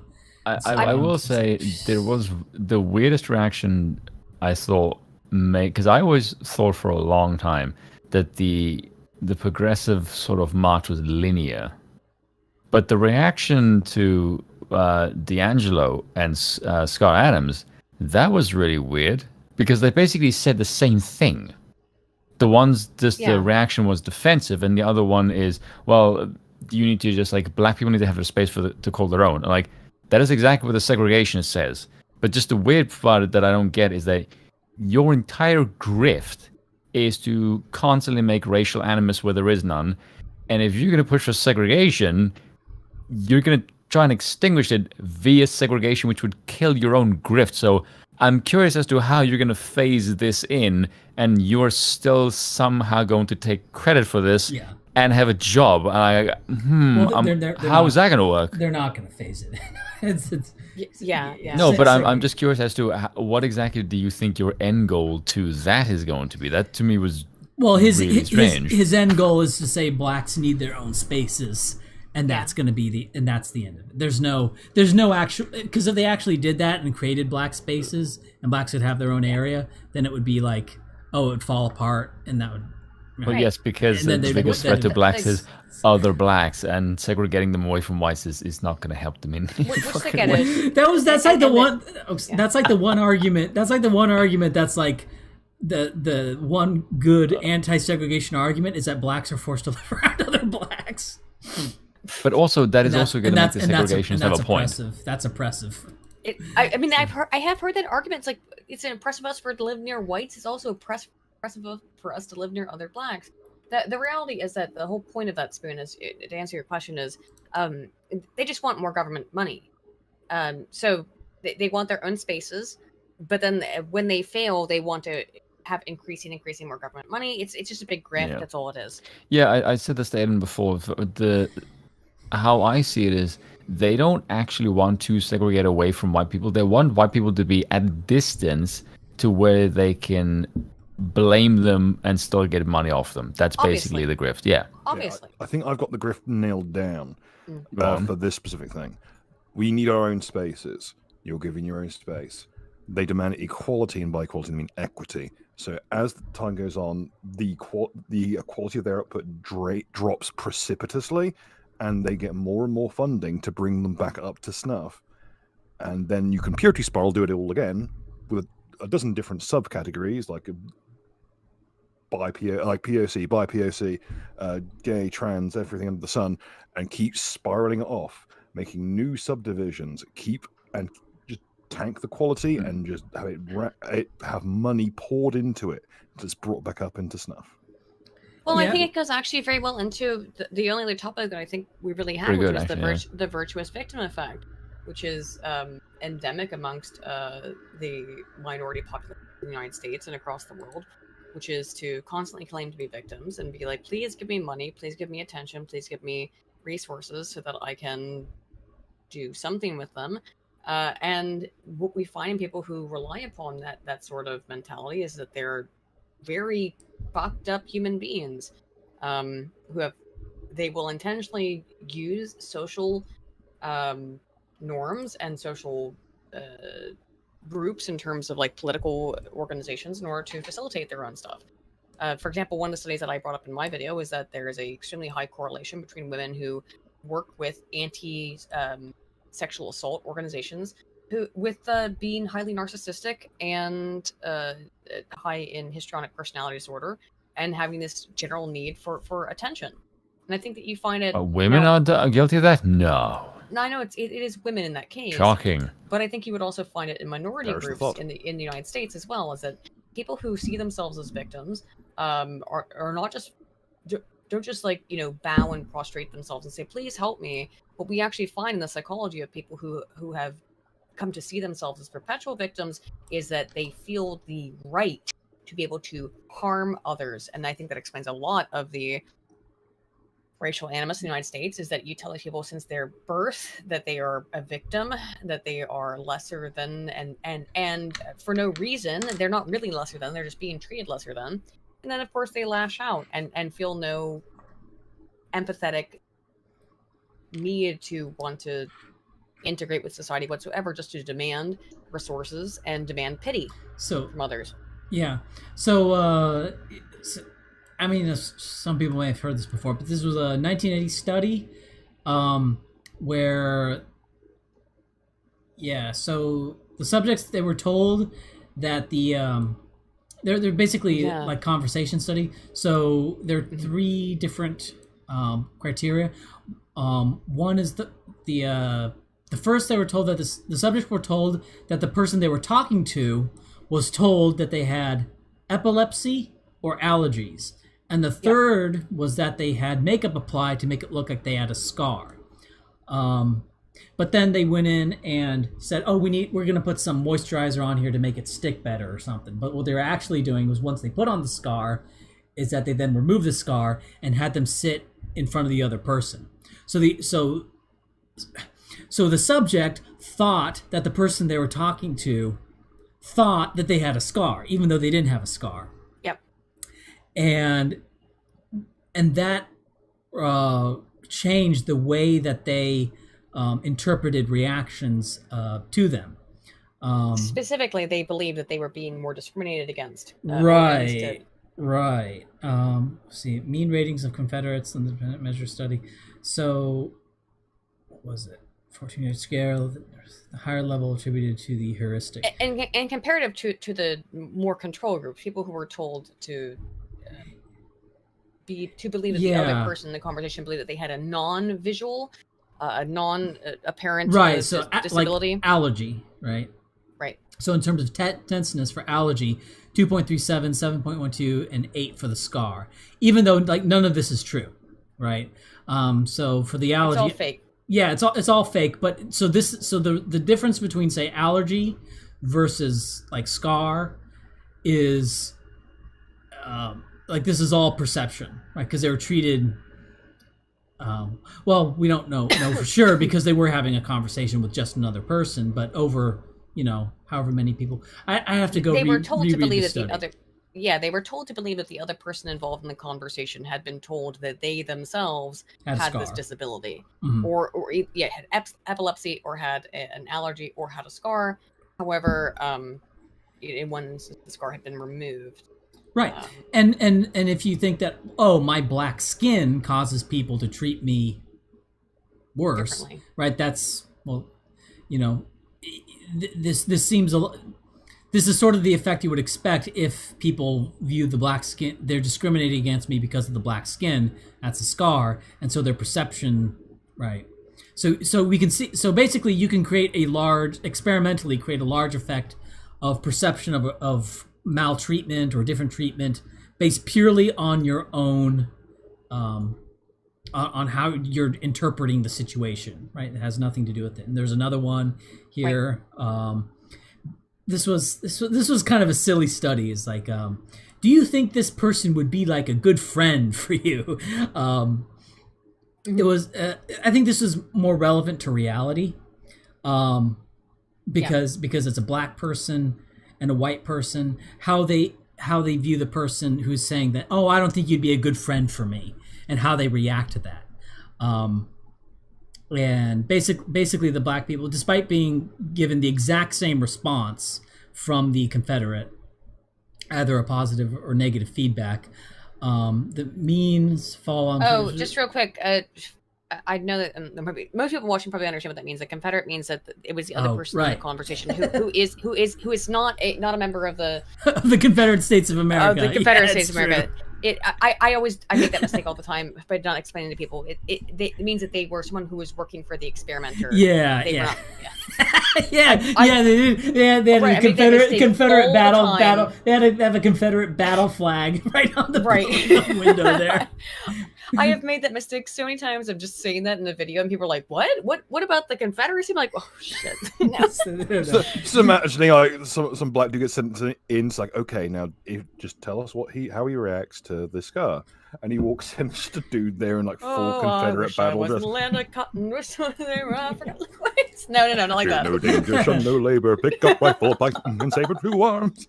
2 arms. A little different. A little different. Yeah. So, maybe this guy wouldn't be the best person to be friends with right now. Yeah, exactly. Might be a bit of a confound, but.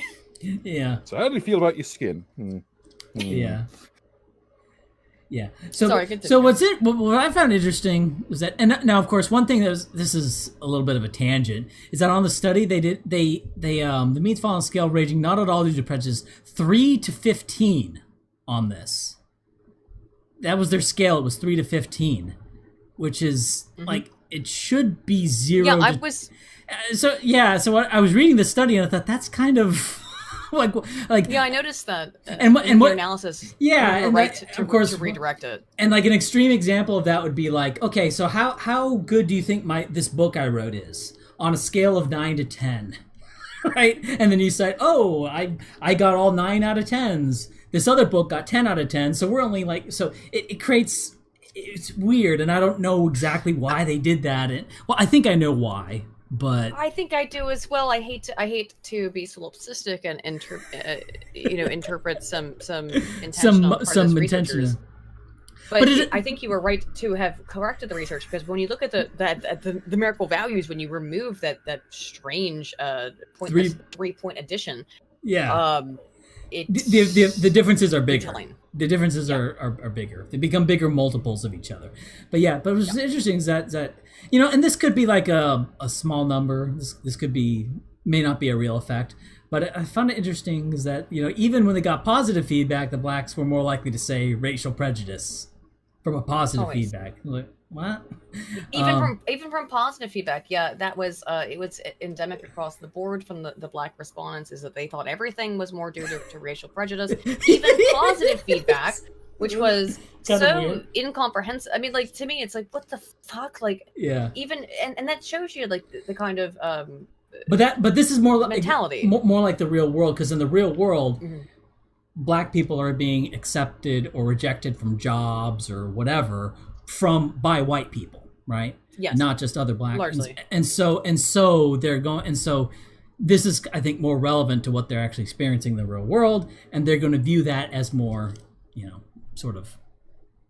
Yeah. So that was just sort of what I was thinking when you talk about the virtuous victim thing. You were talking about, I think, more. A smaller slice of people, more what I would call pathological people. Yeah. Whereas like blacks in like I make fun of blacks in general, but they're not pathological. No. Of course, but, it's societal level. I would say largely we talk about the West, like, because again, experience from South Africa, and I think would probably not find this across all black people that in South Africa. It seems to be a largely, I would suggest there is an intelligence issue here perhaps as well, but I think it's largely a cultural issue in that this is enforced culturally and forced and pushed forward culturally in America, of that blacks are encouraged to behave in this way. Not only encouraged, but they are rewarded for behaving in these kinds of ways.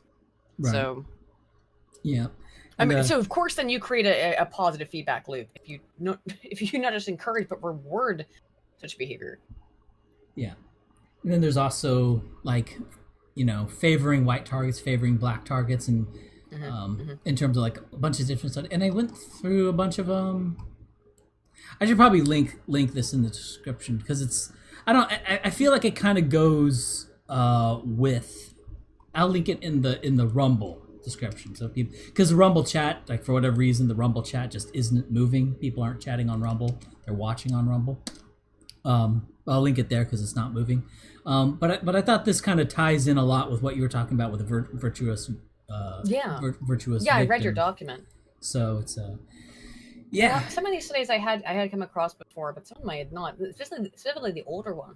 One thing that I've been, I think probably to my own harm maybe, is that I got kind of bullied out of looking at research that was older than maybe 15, 20 years old, because people in the chat would always be like, don't look at that, it's so old, it's so old. Why are you studying? It's older, so it's probably like Well, one, it's probably easier to read. One, because it has less nonsense math, which is a real thing and it's a real problem.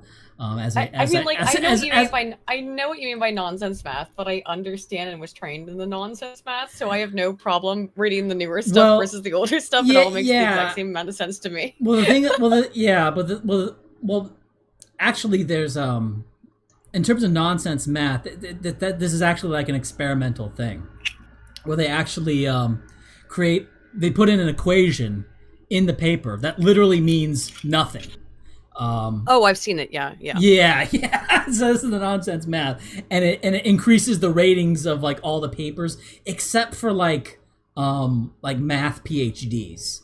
Like which would be like those are the only people it doesn't work on. But everyone else, like just putting in like some irrelevant nonsense equation.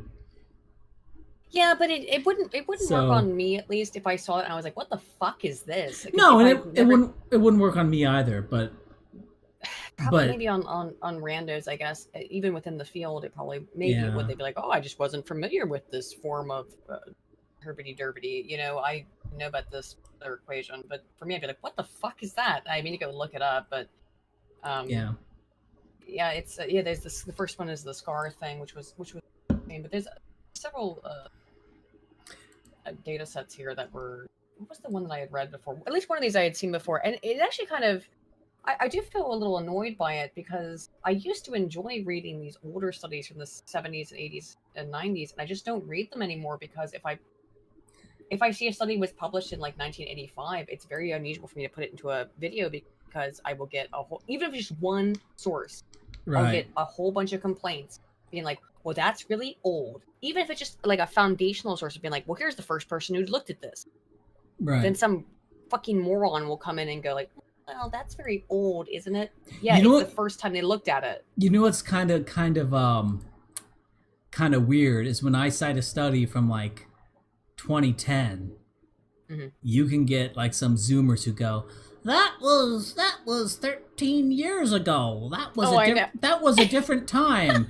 And it's like, and I'm thinking, it's like, do you really think the world has changed that much from 20?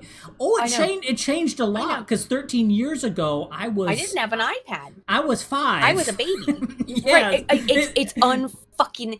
It's so. It's like I'm sure it's changed for you, but for me, for people who've been an adult that whole time, it really hasn't changed much at all. So that's what I find sort of interesting. Well, it doesn't matter. It also doesn't matter to me. Like if the data were the data that were collected in 1970, unless I have some reason to believe, if it's like IQ level data, like we could there has been some demographic drift, right? So we could believe maybe there's some reason there. Yeah, there.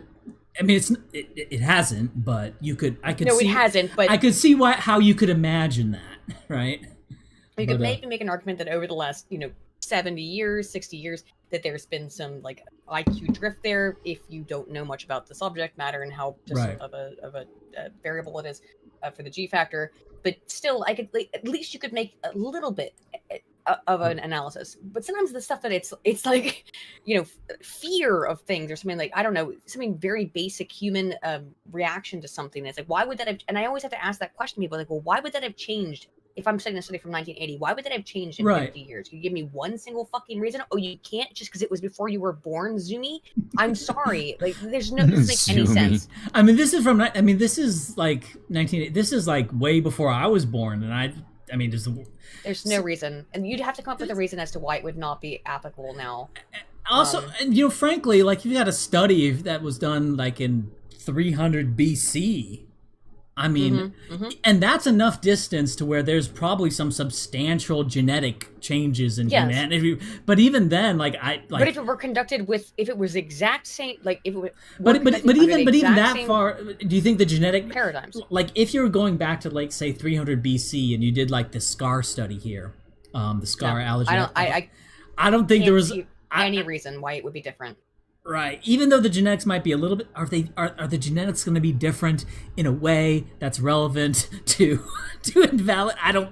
So that's the weird. Maybe the argument that you could make is that we're so much more pro-social now towards that it's been forced through society to be very accepting of people with disabilities. I doubt it. However, this was not a person with a scar having this effect. It was a person who thought they had a scar put on their face and didn't have a scar put on their face. Right. Who had this effect. Right. So it's all totally internal perception, and none of it is real. It's only within the reality of the mind. Right. So I don't think if you did that study 1,000 years ago and somehow went back through time and did it, you would have. There's no reason to believe that you would have found differential results. Right. Well, yeah.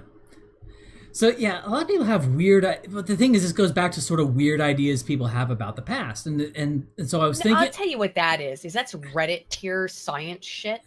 I fucking love science, and I've never read a science study in my entire life, but I really love science, and that is the bane of my fucking existence. But you should never tell people what irritates you. Yeah, that's what irritates me. But I think it's related to this idea that like in the bad old days, people had people in the 1960s said, "Oh, these people, they have black skin. Let's kick them." Right.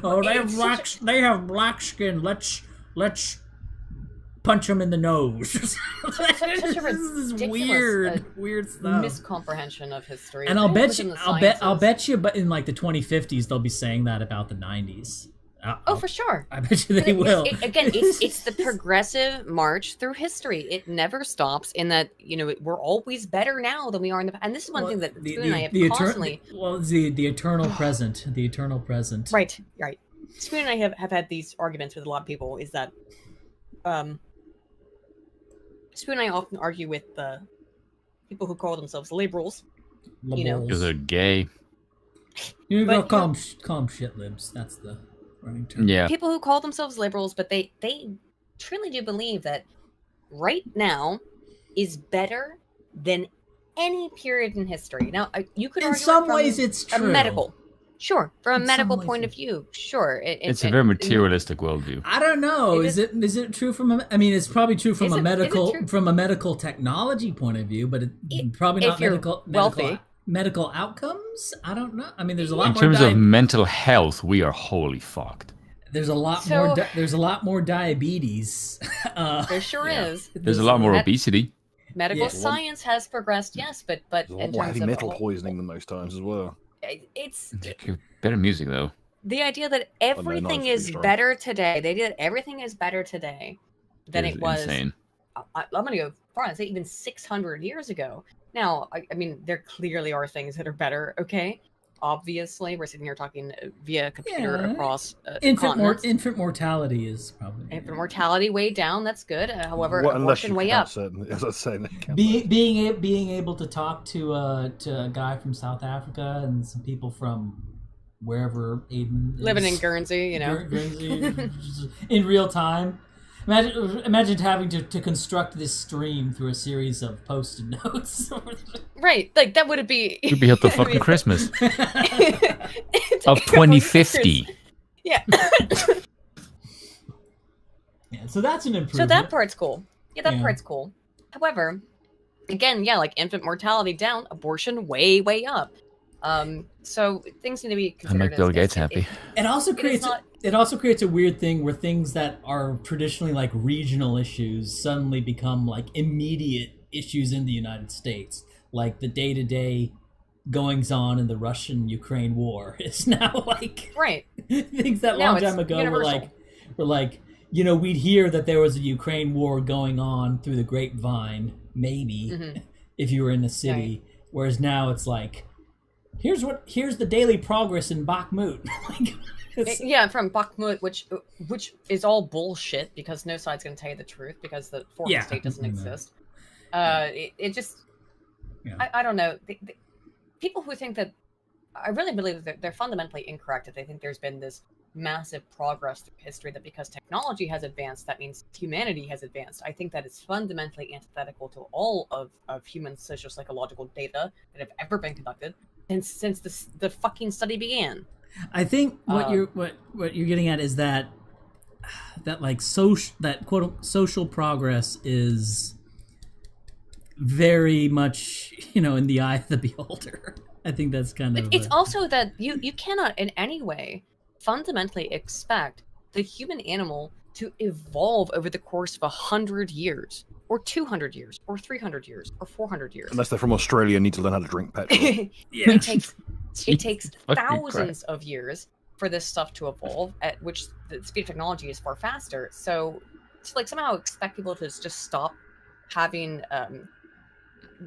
cognitive heuristics of recognizing race, for example, over the course of a generation is so fundamentally ridiculous. And it doesn't exist just because people are evil or something. It exists as an evolutionary stratagem to avoid danger, right? Like these kind of things are basic evolutionary stratagems, and they're not and they're also not based in non-factuality. They're based in reality, which also didn't come about over the course of a couple hundred years, over the course of thousands of years. Right. I mean, if someone looks genetic drift. Yeah, and so but of course this ties into like you could. I wonder if the idea of like, because I mean it could make sense if you believe in like everything's down to conditioning. Like, so if you start with like radical malleability, then suddenly the idea of radical, social progress, or even basically the idea of social progress, period, suddenly becomes a lot more viable if you believe, if you believe that right. So if you believe that variance, where's the evidence? Where's the evidence for radical malleability? Well, you'll find it though. They'll see people who think that like you bring up people who think that like if you bring up the Minnesota transracial adoption study and that's QED, right, you're gonna have a bad time because like there is an ocean of like arguments for this impossible thing. So it's a lot more work. But in that particular study, we're talking about, this is the study, if I'm recalling correctly, which was about the IQ of interracial children who were adopted. But however, the IQ of Black children who were adopted into white families still did not meet the IQ of IQ of children who were that's what I'm saying that like decreased. That you said like where's the evidence, and the thing is they'll well, I've read this study. Then if it's the same study I'm thinking it is. And well, you say where's the evidence, and like what I'm saying is that a lot of hereditarians will bring up something like Minnesota transracial and say, okay, that's pretty much QED. And the thing However, is, if you argue with like really people who do anti-hereditarian stuff for a living, there is a much bigger funhouse you have to go through. They will, and I think one of the most popular thing nowadays, and what's weird is I actually saw like the rise of this, of what I call mobile obscurantism or molecular biological obscurantism. Because back when I was just starting, the sort of race denial on molecular biological grounds wasn't really much of a thing back in like 2011, But it has increasingly become like a go-to argument is to just dismiss everything because, here's some bar we set for human subspeciation. Oh, look, humans don't reach that bar, which I try to show. No, they do, and therefore, but it's weird. It's like, okay, so therefore, black skin doesn't exist. Therefore what? It's something that we only apply towards humans, which is nonsensical. Subspeciation does not mean that we are a different species. Obviously, subspeciation is talking about, we're talking about. Sure, but the argument is that humans don't even reach the traditional criteria for but which is it's wrong. But it's not great. I would say when we could just use it, the self ID research is pretty clear on that. Sure, is that humans can obviously determine what another person is racially. Now you could say that's due to all kinds of sociological aspects. Right. However, when we also go and look at the genetic data, we can see that people cluster into different sure groups. So I wouldn't obviously humans or blacks Black people, white people, Asians, etc., are all human beings who are able of interbreeding. Clearly, we're all the same species. But subspeciation is saying that there are significant genetic differences across the human species, and I don't think that. This is something that we talked about a little bit earlier, is that some people will get very upset by that kind of verbiage, but I don't understand why that's upsetting. It's just saying that we're different, not that we're all human, but we have differences. And I think I think maybe when they hear the word subspecies, they don't think about like they're like, for example, tigers. You know, there's different subspecies of tigers, and yet if you put different subspecies of tigers in the same pen, but no one tiger is better or worse than the others. They would all get along, and the tigers wouldn't be like, oh, that tiger is a different subspecies. The tigers may not even know. Maybe they do. There'd be no racism. Basically. I think it's the Latin. It's that term. It's that term sub that implies lesser than, without understanding that white Caucasoids would also be a subspecies of Homo sapiens. Yeah, right? I mean, there's some people that are like that, but I'm thinking more about like the really the higher IQ race deniers. They don't believe that. They're doing An interesting point is that the native Australians, as well as being able to drink petrol safely for some bloody reason, have a remarkably good memory. Like their short-term memory is like perfect. You know who else? You know who else has a? That's because they don't live very long, apparently, because they drink petrol. Oh, jeez. They legitimately had to put out like things saying, "Please stop drinking all the petrol." Yeah. Hold on. There's someone else. They were just sniffing it, but then I found they were actually drinking it, which was, oh god. And now we found out that a lot of Black people in the U.S. Eat cornstarch and wash their chicken in dish soap. I don't know. It adds flavor. God, we're on YouTube, so I can't make jokes. Okay, there's okay, I have a video here. This is on apparently chimpanzees have amazing like visual memory. So I'm playing a video right now, guys. Mm-hmm. It'll be stream delayed for you guys. So. Yeah. Oh yeah, I remember the study. Yeah. Oh, I've seen this. Yes. Yeah, just like instantly get it. They don't. I'm pretty sure chimpanzees don't even know what numbers are. They just sort of get the shapes. It's just visual it's just shape recognition. And they just BTFO humans at this test. Yeah. So. Yeah. Wow. So that's something I think of when we talk about, like, apparently abos have amazing. Sorry, that's a. God damn, that monkey's insane. They're crazy, all, right? No, they're all like that. All the chimpanzees. That's like normal for a chimpanzee. That's like bog standard. They're evolved to do. They're evolved to have pattern recognition. It's why they're like our ancestors. Quick. Right. So yeah, a lot of the stuff that like humans do, like humans like make maps and stuff and like navigate an area, or they can like remember like specific landmarks and like but like for chimps it's like dead reckoning through the jungle. Well, I guess because their shit has to be more precise. Like, yeah, humans have evolved ways of essentially delineating to take that need for that instantaneous recognition away from the cognitive processing. Right. You know, so because we have more important shit to worry about. Same with like, exactly. Same with like whales and the giant whales able to like dead reckon to like specific points in like the ocean. Yes, yeah. Like humans don't do that. Humans have maps and star charts. Yeah, we created this to be so that we could delegate that thing that otherwise would need to require more cognitive energy, and delegate that into like, oh, I'll put it on a map so I don't have to remember it, right?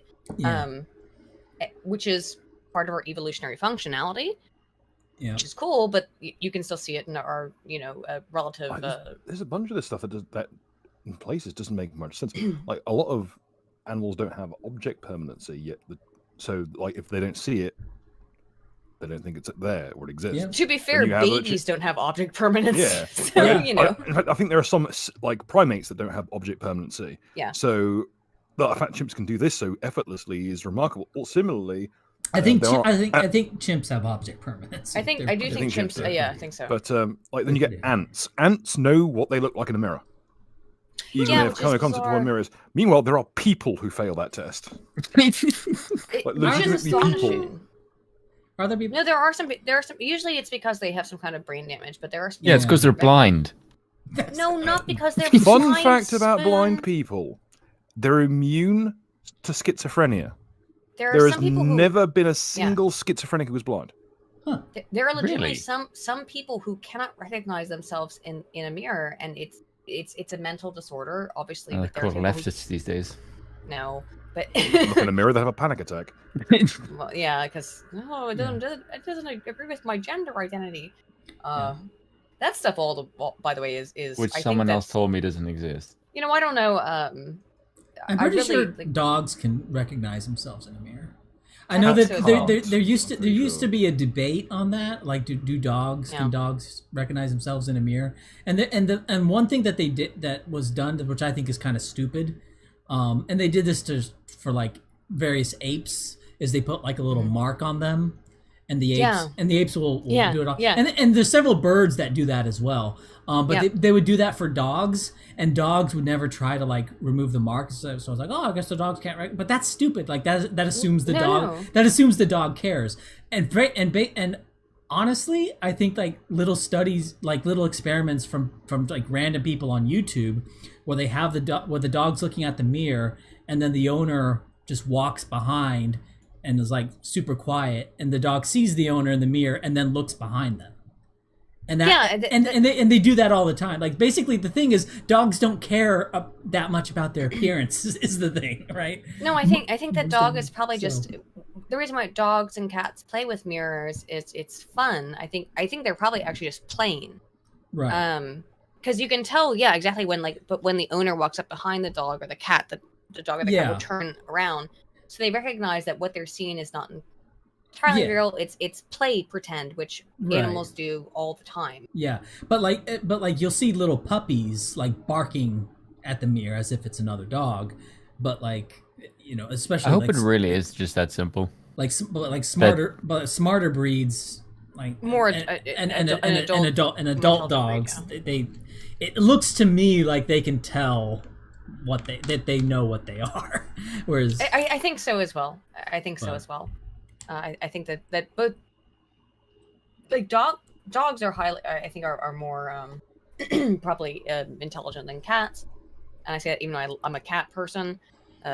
Cats are more like just pest control animals, but they've totally evolved in line with humans and have become totally reliant on humans. So they've had to learn how humans behave. I don't think they're totally to stimuli. I don't think they're totally. I actually think cats are less reliant because there's cats that dogs. Yeah, there are cats that go stray and they survive and reproduce out in like. But again, they have object permanency, which is odd. But the cats are. Well, cats are phenomenally smart from what I've seen. Yeah, but object permanency may not be like that has a cost, right? To know. So that has a cost, and so is it worth the cost for Amp? Maybe it is, maybe it's not. You know, I mean, like, you know, I can only speak from personal experience, and so this is, you know, of course, an anecdote. But I hadn't seen my cat for nearly 3 years, and when I went home and went back to my mom's house, I hadn't seen my cat in 3 years, and she just immediately was like, oh my god, like she was all over me, like purring and be like, oh, there you are, oh, you know, Aiden, like it's just all over me. You know, and it's been 3 years. If that animal doesn't have some kind of level of object permanence, and I don't look like I did. I have way longer hair now. Yeah, well, you know, but that's a little bit different because babies that don't have object permanence, that when a ball like rolls behind some other object, they don't conceive that the ball's still there. They recognize their parents even if their parents go away, right? Right. They recognize. Well, that's one of the most important things. So it's a little bit with different. Babies. Yeah, I think facial recognition is the most thing in probably in most species, is that recognizing the face. Because like if you hide it, you put a ball behind a screen, and a baby just doesn't understand where it went anymore. Same thing with a cat or any other animal, a dog. They're like they think it disappeared. They can't understand that. But they can still see your face. You hide your face and then bring it back. They're like, oh, there you are. So that seems to be more of probably a very basic evolutionary stratagem. of being able to understand facial features, even across species. Maybe it's like a object permanence. Like they understand. Maybe they know that people are permanent.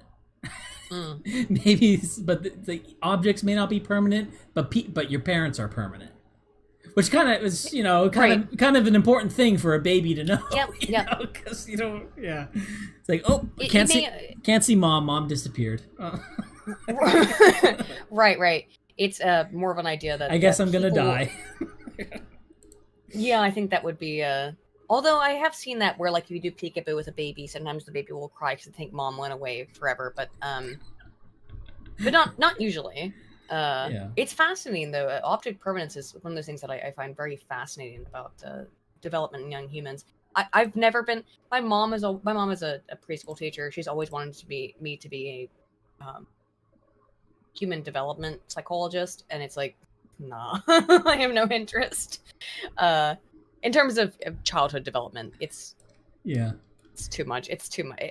For me personally, it's too much. I don't like to look at. I don't want to get involved with understanding kids all the time. It's too complicated. Okay, so we got another white power chat from Cool Kid. $2. My friend commissioned his own study where he used survey data to find a G factor of conspiracy belief, a general factor of conspiracy belief. Okay, so I'll have that here, and I'll also link it in the Rumble chat, because that's the slowest moving chat, and I'll put it on the screen here. Factor structure of conspiracy belief. So generic conspiracy, climate change. Okay, so aliens and Satanism is sort of an offshoot, and then Jewish. And then there's fakery here. So what's fakery? I don't know what fakery is. Yeah, what? Hang on, I gotta read this whole thing. Hang on. Full decent end here. size.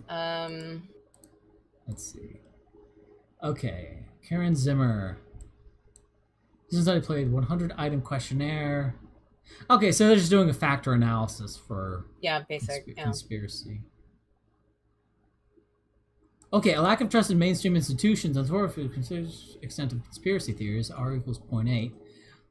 Okay. Go on here. It's good to have that quantified. Flat Earth.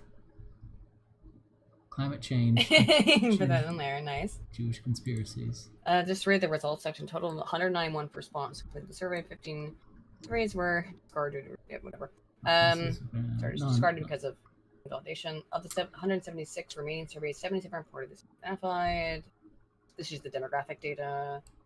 The range. Okay, total was 15. Box 15 were plots discarded. Yeah. Here we go. These box plots. The value in these histograms. This is. It says truther, but I don't know what a truther is, so they're making me read the words. I don't like reading words. I don't like. Truth would be the 9/11 truthers.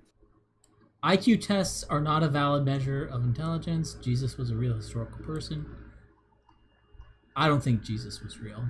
The term truther emerged as a result of 9/11 truth movement. Is that what was used as a verification? Okay, this is 9/11. Oh yeah, it was. Do you identify yourself as a conspiracy theorist or truther? So truther is being used as / conspiracy theorist in this. Okay. So score buckets. So basically. So. I'd have to read this.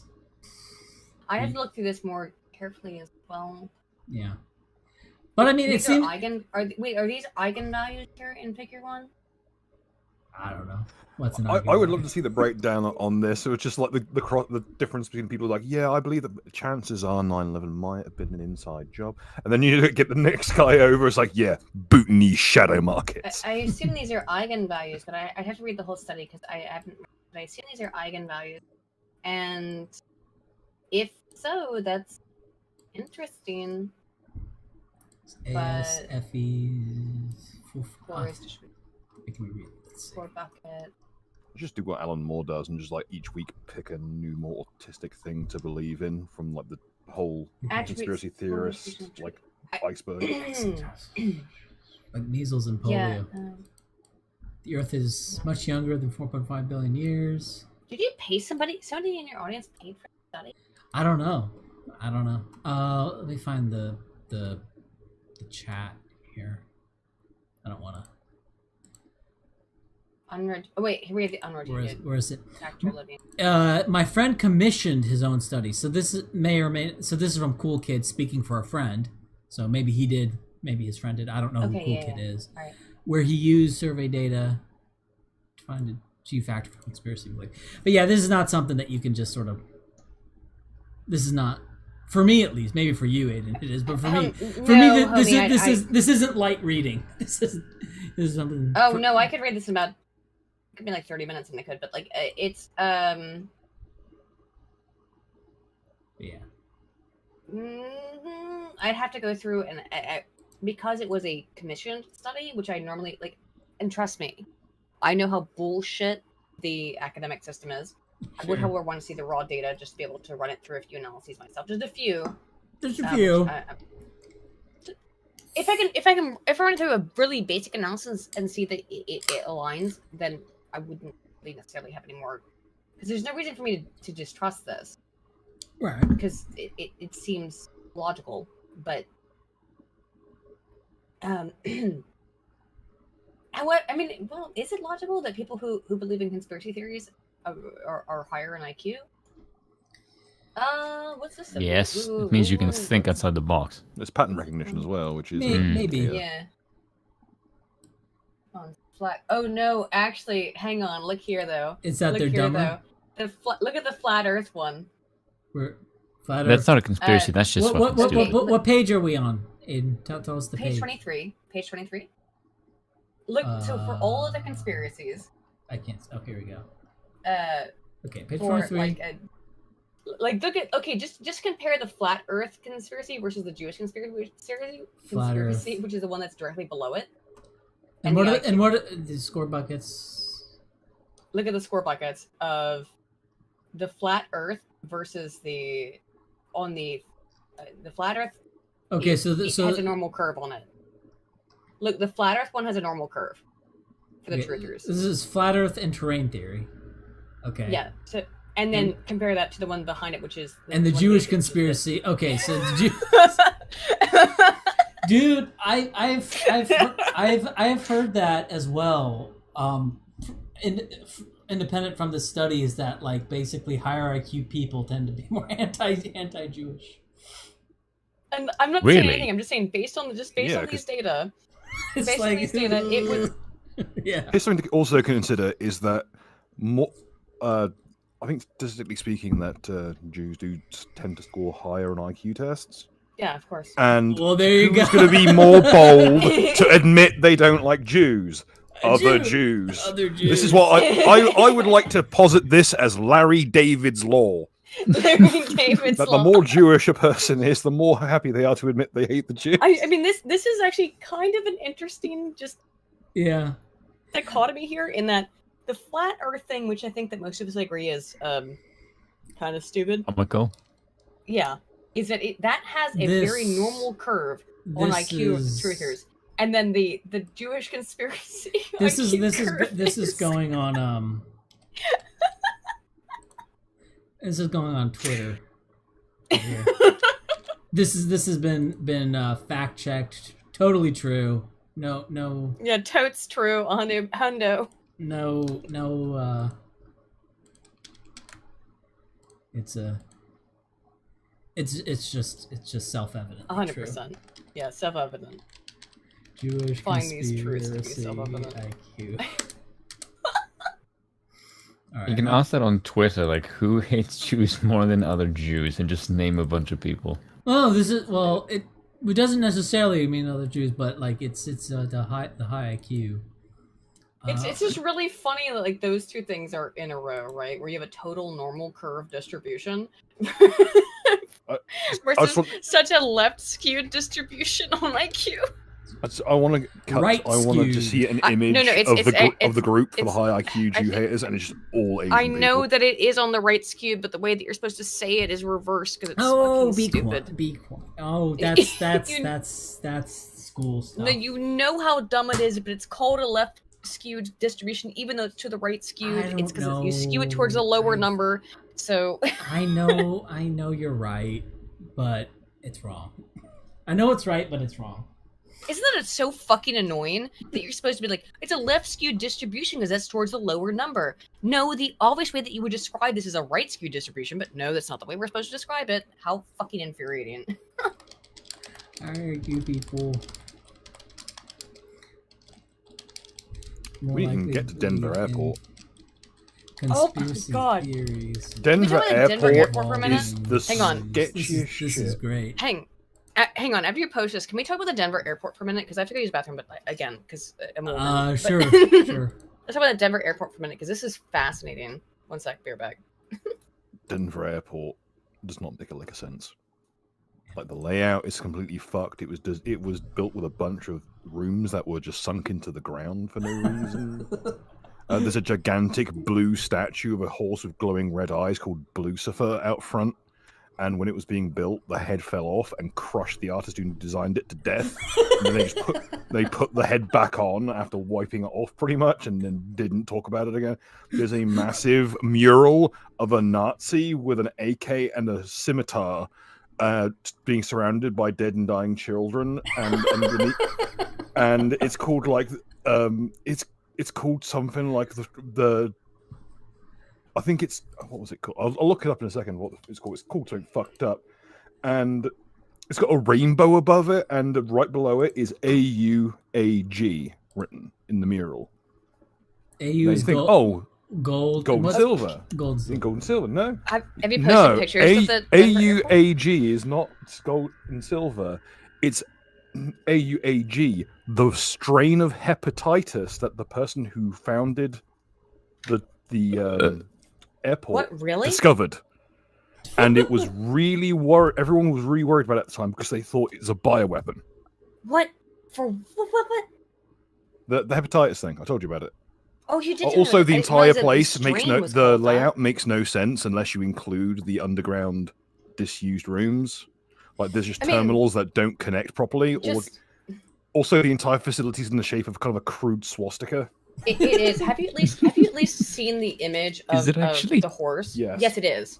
It's I want to see this swastika. It's a very wonky one, but it is. It makes sense that it's in that shape though, because it's the most like effective use of space. So. Oh, this is funny. Oh, hold on. The supplemental materials is kind of funny on the. What's in the sub? On. Did I link it? The supplemental material. Yeah. No, just saw the basic file. Oh wait, that's actually real, Bill. What the fuck? Yeah. Oh, that horse. It's called Blucifer. It's outside of the Denver airport. I thought that was a joke. Here's so transparently evil. Here's a supplemental. Let me see the sub. Let me The fuck. Oh my god. Midweight meme on vaccine hesitancy. But it's true, isn't it? Do they actually find evidence for this within the data? I have to go read the study, but I have to read this as well. If this is true, the subs are kind of funny. If this is fucking true, and you actually found evidence of the midwit of the Grug Big Brain Alliance. Okay, there's no way that's real. That's real. It's called. Link the okay. So we're looking at the subs, and you guys are talking about the Denver. Okay, so look, I'm gonna have to look at these data in because there's a bunch of histograms that I'm gonna have to look at here. Okay, I can't. But how wet? Oh shit! Though, but just looking at the histograms, it does. Are they straining a bit? I'm trying to run the. Oh no, I'm not straining. I'm saying the histograms. No, are they straining that? I mean, are they straining? A little bit. But... So here's the Denver Airport mural, I guess. I think this one is "Children of the World Dream of Peace." Yeah, what the fuck is? There's another one called "In Peace and Harmony with Nature," which is another one about dead children. The Denver mural. They're so fucking weird. Also, there's a bunch of like gargoyles, which are like little imps on top of like briefcases and they're shit. animated. Do you have? Oh, here's the blue horse. Okay, let me open browser. That is stupid. I have Discord. Also, it was founded. Lucifer? Yeah, it's called Lucifer. Come on, open. Also, there's the plaque. Like, why would you? Oh my god, this is fucking real. Why would you? Why would you do that? No. Hold on. Wait, this doesn't look. This is way too big. Look at how big those light poles are, and how big this. I just saw the Satan. And they showed the giant cock on the horse here. Okay. Yeah, that's not considering everything else. That's not the weirdest thing that they included the Johnson. No. But is it really? Is it really that big? Yes, it's fucking huge. Yeah, it's huge. No, I don't know if you can notice this. Why would they? What? Also, this is Denver. Okay, I don't know. Why did they do this? For reference, this is 54 miles outside of Denver. There was an existing international airport 25 miles outside of Denver. So there was no reason for this to exist. They built this in the middle of nowhere, put a bunch of weird, like, Masonic shit all over it. Look at the stone. New World Airport Commission. They looked it up. That doesn't exist. There is no such thing as a New World Airport Commission. Doesn't exist. Furthermore, the people who made it... Let me put all these things on the...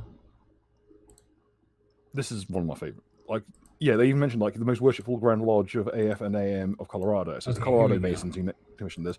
But no one knows where the money came from. This thing is $5 billion over budget and like 6 years late. Yeah, and they just put a crazy fucking like giant dick.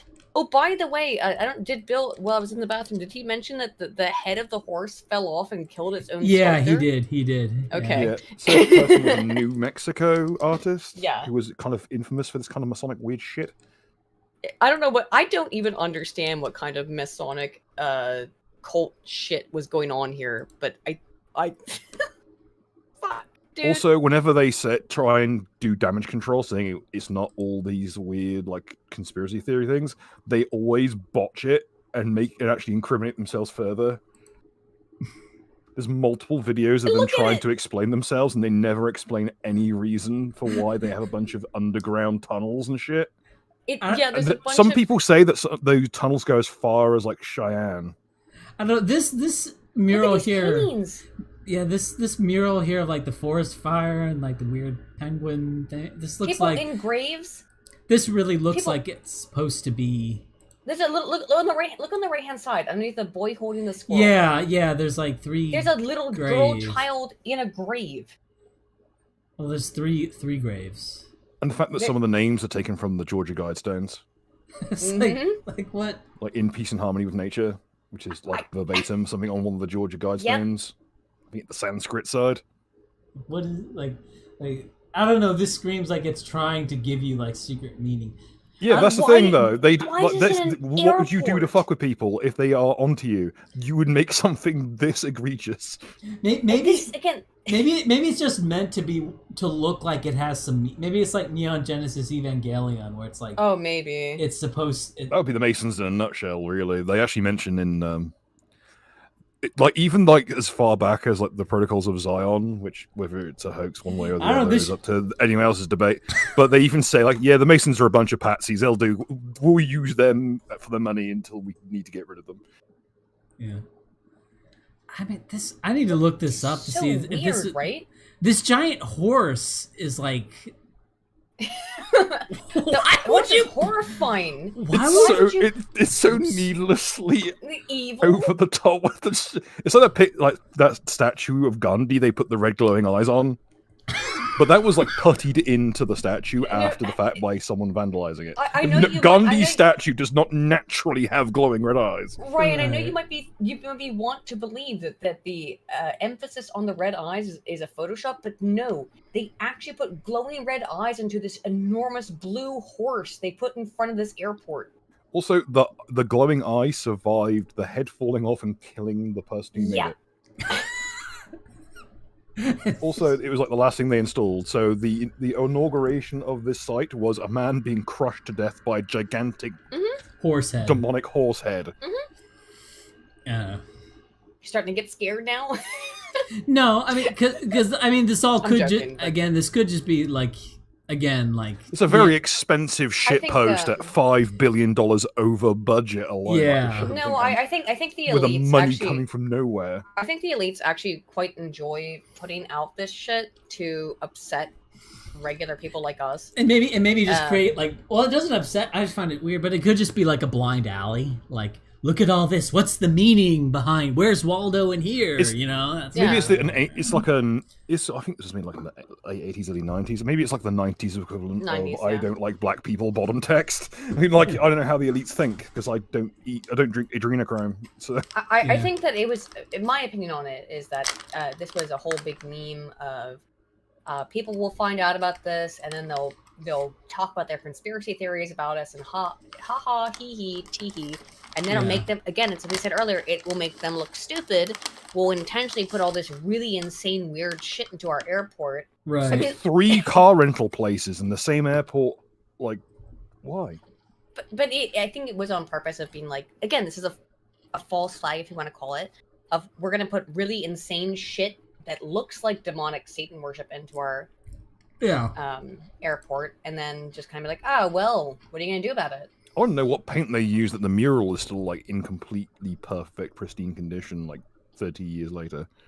The mural's inside the building. Still. I mean, is it environmentally controlled? Nowhere in there? No, yeah, they it must just seem to be out there. Some of them are like they're in installations for looks things, but no fading. They've got like rainforest animals inside of boxes. I just find it hilarious that it's so. Let's face it. This is not a very aesthetically pleasing art style. This is kind of shitty looking. Yeah, it's awful. And there's a pure, you know, it's you can't hide from that symbol. Sorry. Yeah, I think it's obviously just meant to make people go, What is this?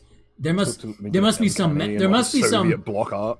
There must be some message in this. What's the message? I agree. And there's probably no message. It's probably just. I actually agree with you that I think that it's all ultimately like all this shit is probably like a false flag, and not a false flag in that it's meant to distract and get people invested and interested in something that is looking like such an overt display of evil from the elites.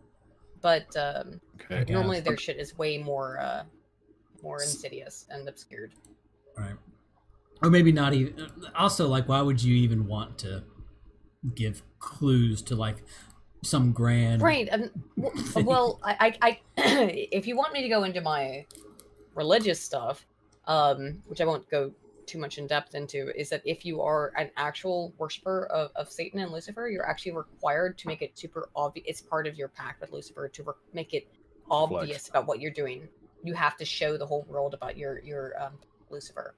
That's why they're obsessed with tattoos and brands and like iconography and shit. It's just is that what? It's an iconographic religion because let's face it, it's not technically theistic. If you believe in that stuff, and I do, I'm a Christian, but like, and I've also studied Hermeticism, Gnosticism, and other types of. So the theory that Mr. Beast might be the Antichrist, and looking at how lame he is, I can kind of believe that. Because I wouldn't believe that the Antichrist would actually be quite. Yeah, I mean, I thought that was weird. That was weird. So you have this guy, he calls himself Mr. Beast, and he goes around like curing the blind. Like, okay, buddy, like it's a little bit weird. Like, right? what do you see? What did you mean by this? Like, yeah, but my view thing, I think he's doing that just to like sort of take the piss out. It's like, yeah, I think the name Mr. Beast is a reference to one of the Max Payne games. That'd be kind of weird. He calls himself that at one point in Max Payne 2.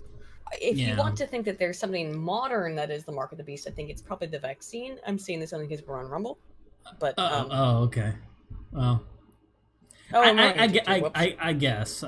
Well, whatever. No, I don't actually believe that. That was based on Jesuit teachings, which are heretical. I'm saying if you wanted, I've read some writings from some Christian theosophers where Jesuit. They weren't Jesuits. In fact, the guy who I read that from like hates the Jesuits. But why is he I don't reading the Jesuit actually version believe of Revelation then? I'm not saying that. I actually don't believe that necessarily either. But I do think that sometimes people who are these weird, like, New World Order people, they get off on intentionally signing and signifying anti-Christian messaging, you know?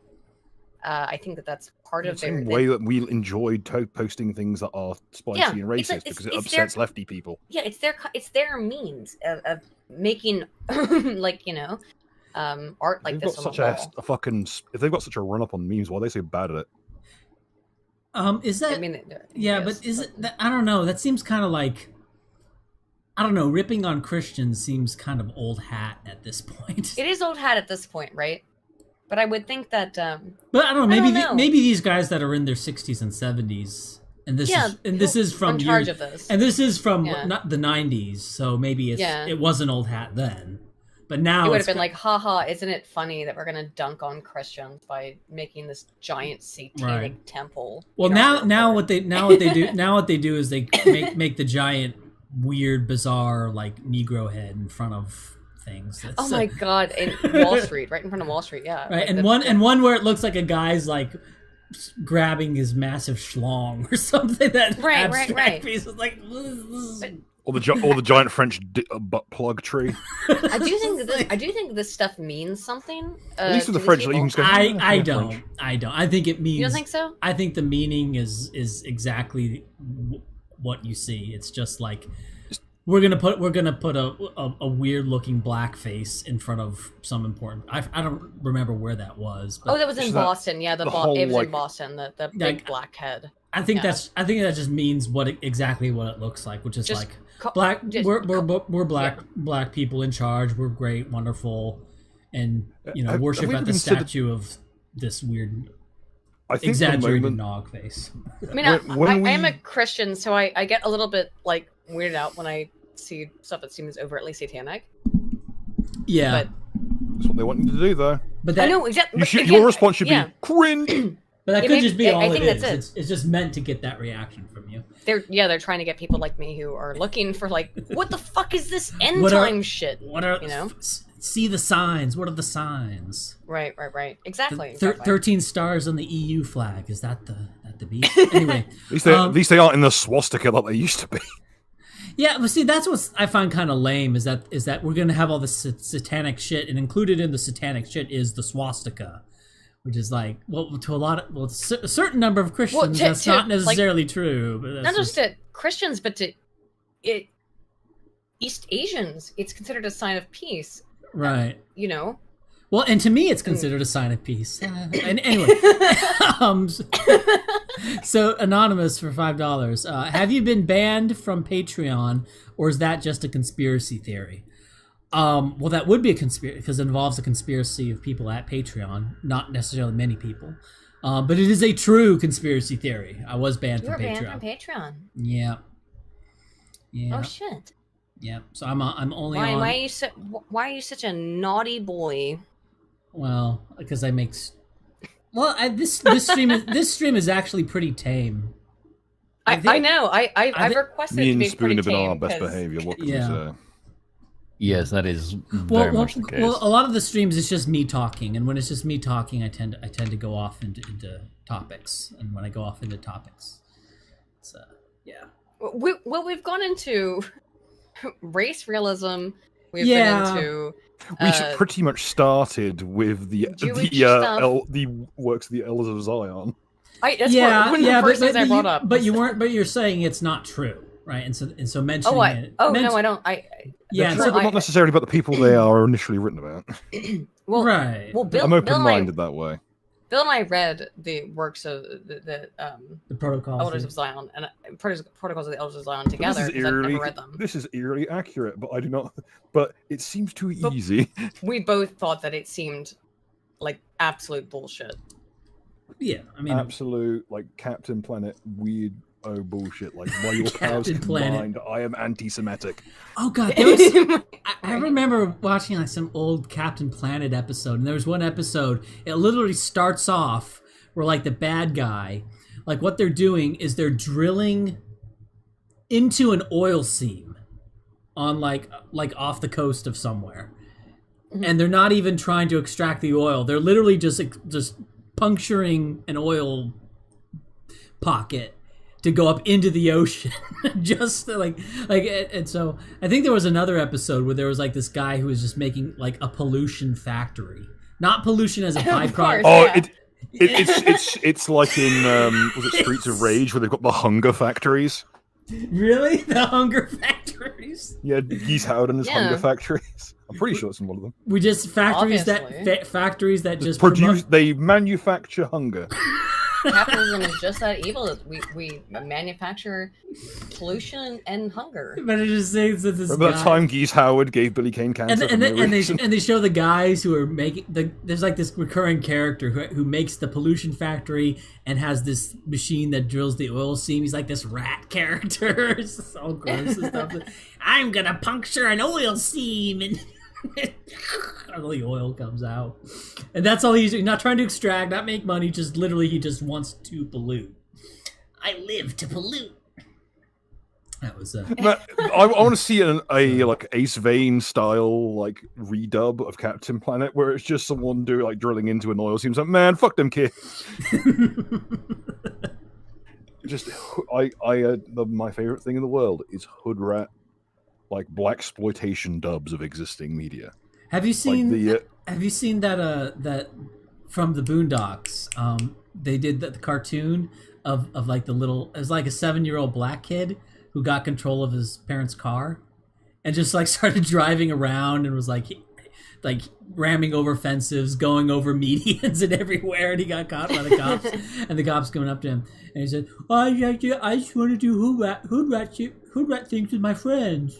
I want to do hood rat things with my friends." It's so funny. It's just, and it's based on like a real event where this little fat black kid is just like driving around, and they show him with his hands like above his head with the steering wheel, and he's just ramming into everything. You can see it in your.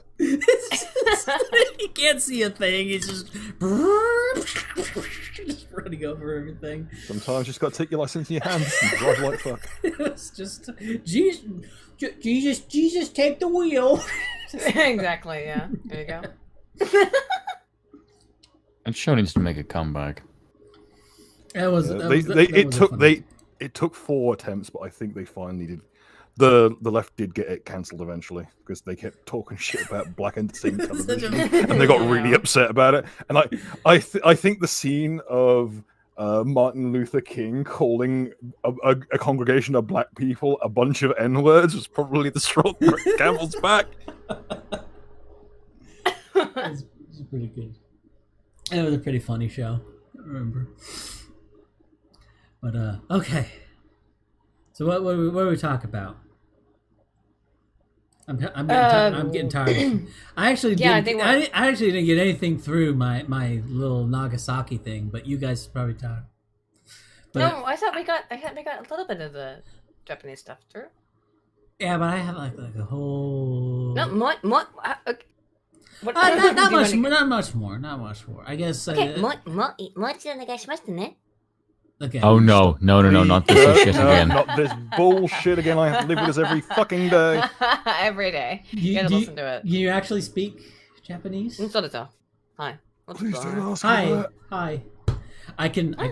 Myself and Bill will beat you up if you keep doing this. Can I count to 10? Can I count to 10? Ichi ni san yon go roku nana hachi kyuju. Yes, I can. Bill, do you have a tie iron? I've got an axe, although. Give me a second. Okay. I would actually say ichi ni san shi yon is different. I swear to God, woman. This is not a language stream. Me and Spoon have had to hold our language this whole stream. I know some Japanese words. There's computers, computer, strawberry. Computer, yeah. Strawberries. Or pasacam. Computer or pasacam. Strawberries, I thought strawberry was strawberry. Ichigo. We will start citing the laws of prayer in Latin backwards, by the way. Strawberries Ichigo.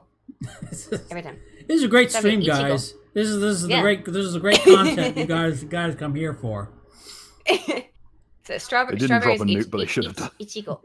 Yeah, they should have. Didn't drop a nuke, but they should have. Strawberries Ichigo.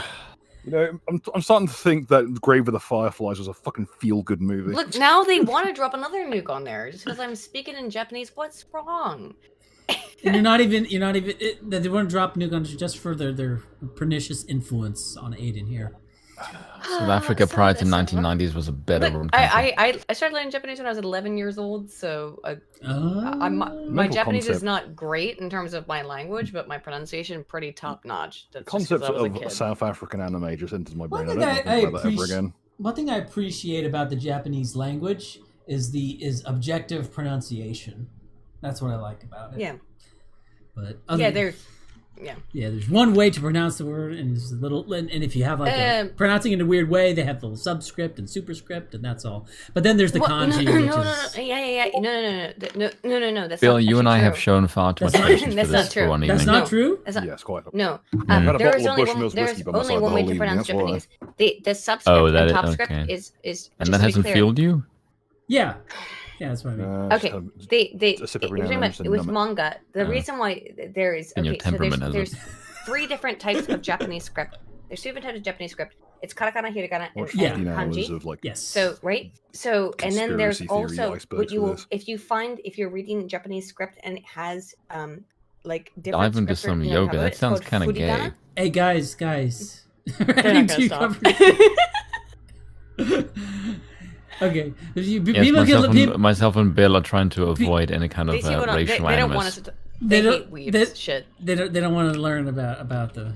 They don't want to learn about the. I can already speak a second language. They don't want to learn about the language of the weebs. Glorious Nippon. No, we don't. Or at least I don't. I study the Book of Five Rings. Y'all can fuck off. Okay, Okay. I am a man who likes sports and lifting heavy shit. Okay, more stuff about nukes. What is it about nukes? About how not enough. Speaking of Japan, 0 nukes were indefinitely not enough. We need to hit them with 3. Sow the sea of cobalt. Okay. Right. So like there's like some off case and on case arguments. So off case arguments, so like it's taken longer for most countries to replicate the Manhattan Project than it took for the Manhattan Project to actually produce a bomb, which seems really took, which 2 years? Basically about 2 years of like the real once they got into the research. Which seems weird, especially since the Soviet developed their atomic bomb. They took about 3 years because they started in April of 1946, and they didn't finish until the middle of 49, and then the first testing was in 1951. And that was when they were doing research, I think operating the demon cores with screwdrivers. In the U.S. the Demon Core was from after the war, when the Demon Core events happened. But I think what we should all be clear about with this, really quickly, is that none of us are saying that there is no such thing as nuclear energy. Obviously. No. Okay, so nuclear energy is actually a lot. Like, in fact, when Einstein wrote his letter to Roosevelt, he was saying that he was pretty much certain that nuclear reactors could come about. As for a nuclear explosion, he was saying that's a lot more difficult, and it's a very different problem. Nuclear weapons from nuclear reactors. So those are different. What I'm not even saying that nukes aren't real. I'm saying that the Manhattan Project didn't finish on time, and that Hiroshima and Nagasaki were because we have some pretty good examples of. Well, although we've talked about before how almost any kind of explosion, not any kind, but many kinds of explosions can create a mushroom cloud effect. Yeah. So, but I would say that, for example, like the Tsar Bomba and there are nuclear weapons that are extant all over the world at this point. Yeah. Were they in 1942? No, there weren't in 1942. So anyway, one of the off-case arguments that I think sort of this isn't a smoking gun, but it just casts a little bit of doubt, is that the Manhattan Project basically finished their work in about 2 years. Right? They went from a few theories in a dream to creating a functional, like not just a bomb that worked at a test site, but one that was a practical military weapon. For the Soviet Union, they had been spying on the Manhattan Project since 1942. They didn't finish their atomic bomb until 49. So again, that's not proof. I mean, the U.S. scientists, they're just wizards. The Soviets, they're just a little slow. Could be, but see that it casts a little bit of doubt. That's why I call it like an off case. Well, argument. It's the same thing with It's the same thing with the COVID vaccine, right? Is that like the amount of? I think that was in development before.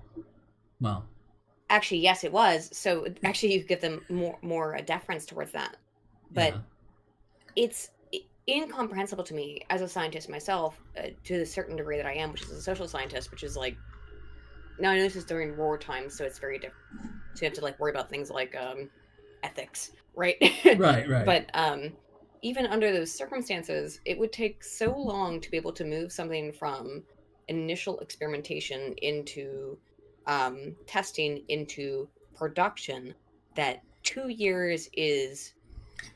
It seems kind of crazy, especially since you have a whole bunch. When you think about it sincerely, yeah. Especially since there's a whole bunch of other governments that had the advantage of basically a lot of information from the Manhattan Project, even like the unclassified stuff that has come out, it still gives a lot of clues. Basically, any country that's starting to has a nuclear weapons program, even though they don't know, for example, the parameters of the bomb, they have a lot more basic knowledge of how it works than anyone did in like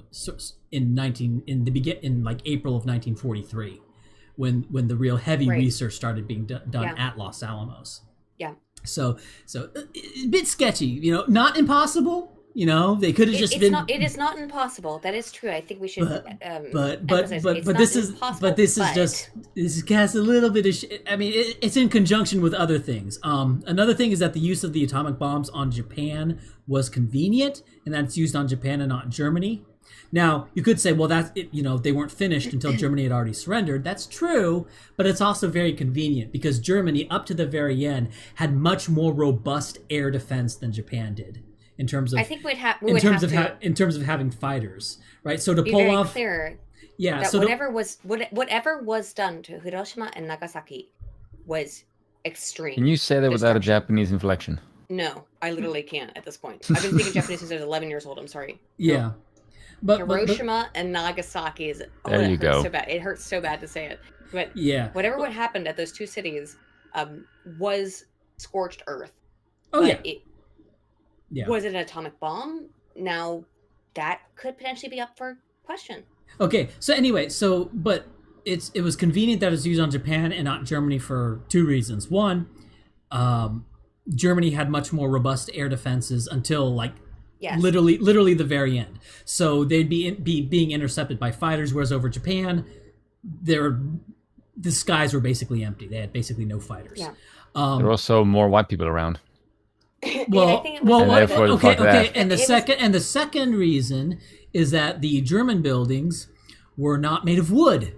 The Japanese cities were mostly made out of wood, whereas the German cities were mostly made out of stone and concrete. So if you look at images of bombed out German cities, the structures are mostly still standing. Right. Now the roofs are all burned off, and everything's burned off. So when you firebomb one of these German cities, the bones of the cities are still there, whereas in the Japanese cities, the bones are basically entirely gone. So if this was a firebombing hoax, it would look a lot more persuasive on a Japanese city than on a German city. So and there's an ocean between them and the nearest potentially allied nation, so there's no risk because of the large margin for error. Right. However, what would you attribute then the subsequent massive increase in cancer rates in Japan? Now that is first off, the having Americans in proximity. Yeah. Well, there is toxic runoff. See, now one thing that there wasn't a I actually haven't looked at because I'd want to look into the potential of increased cancer rate in the United States because as well. It's been very bad. However, I would. Give you a little bit of let me give you let me point to another thing. All right. At Los Alamos, they did the one test was the 100-ton explosive test, which is basically they just put 100 tons of TNT on a big box, and they used that ostensibly to calibrate the explosion, which, fair enough. That's not that itself is not inherently suspicious. Before you have the real test, you want to calibrate your measurements. That's fine. But they also had another test where they had 100 tons of TNT, but they also put in a bunch enriched. They put a certain amount of enriched uranium in there, and that's actually in this book called. Let me show the book to people, called Death Object by. Whoops, not sure. Another great band name. Yeah, it's this book. Let me scroll to it. Yeah. It's called Death Object, Exploding the Nuclear Weapons Hoax by Akio Nakatani. Now, Akio Nakatani, he believes that nuclear weapons full stop are a hoax. The problem with that... The problem is the guy whose book you sent to me. Yes, the problem. Because wow, he. Yeah, the problem with clear. The problem with him saying nuclear weapons aren't entirely a hoax is that it's based on. Well, first off, it's based on some calculations he says he did that he can't show because of Born Secret laws on nuclear weapons stuff. I was a bit suspect. I'm suspect of that. Book. Another thing is that it's also related to a lot of knowledge on arguments pertaining to nuclear physics, which I kind of want to stay away from. Right? I kind of want to stay away from nuclear physics based arguments. So I have no capacity to be able to understand nuclear physics based arguments. I would imagine you're in the same boat as I am. So that's why I'm just like staying away from any arguments that's based on knowledge of nuclear physics. I'm staying away from. But the argument for the Hiroshima and Nagasaki bombings being fake, that's more conventional. That's like they had a research program, didn't reach the deadline, and then they faked it, right? So that's a lot. You don't need to have nuclear physics knowledge or make claims about how nuclear weapons work to make that argument. So that's a very different, much sort of simpler sort of argument there. So what's the next argument? So I forgot I had the design notes for the little boy bot to hand. I have these from my D&D RPG folder just in case. Oh, yeah, Bill has posted the actual bomb specifications. Yeah. It seems like it's put together like complete shit. Okay. So the third problem, that is sort of off-case argument, is the timing of when the bombs were dropped. And that's a giant issue. Now, I don't know, is this the sharpshooter fallacy? Because obviously, they had, like, if the bombs were going to be dropped during the war, they would be dropped at some point during the war. And that's true, but it's right at the very end.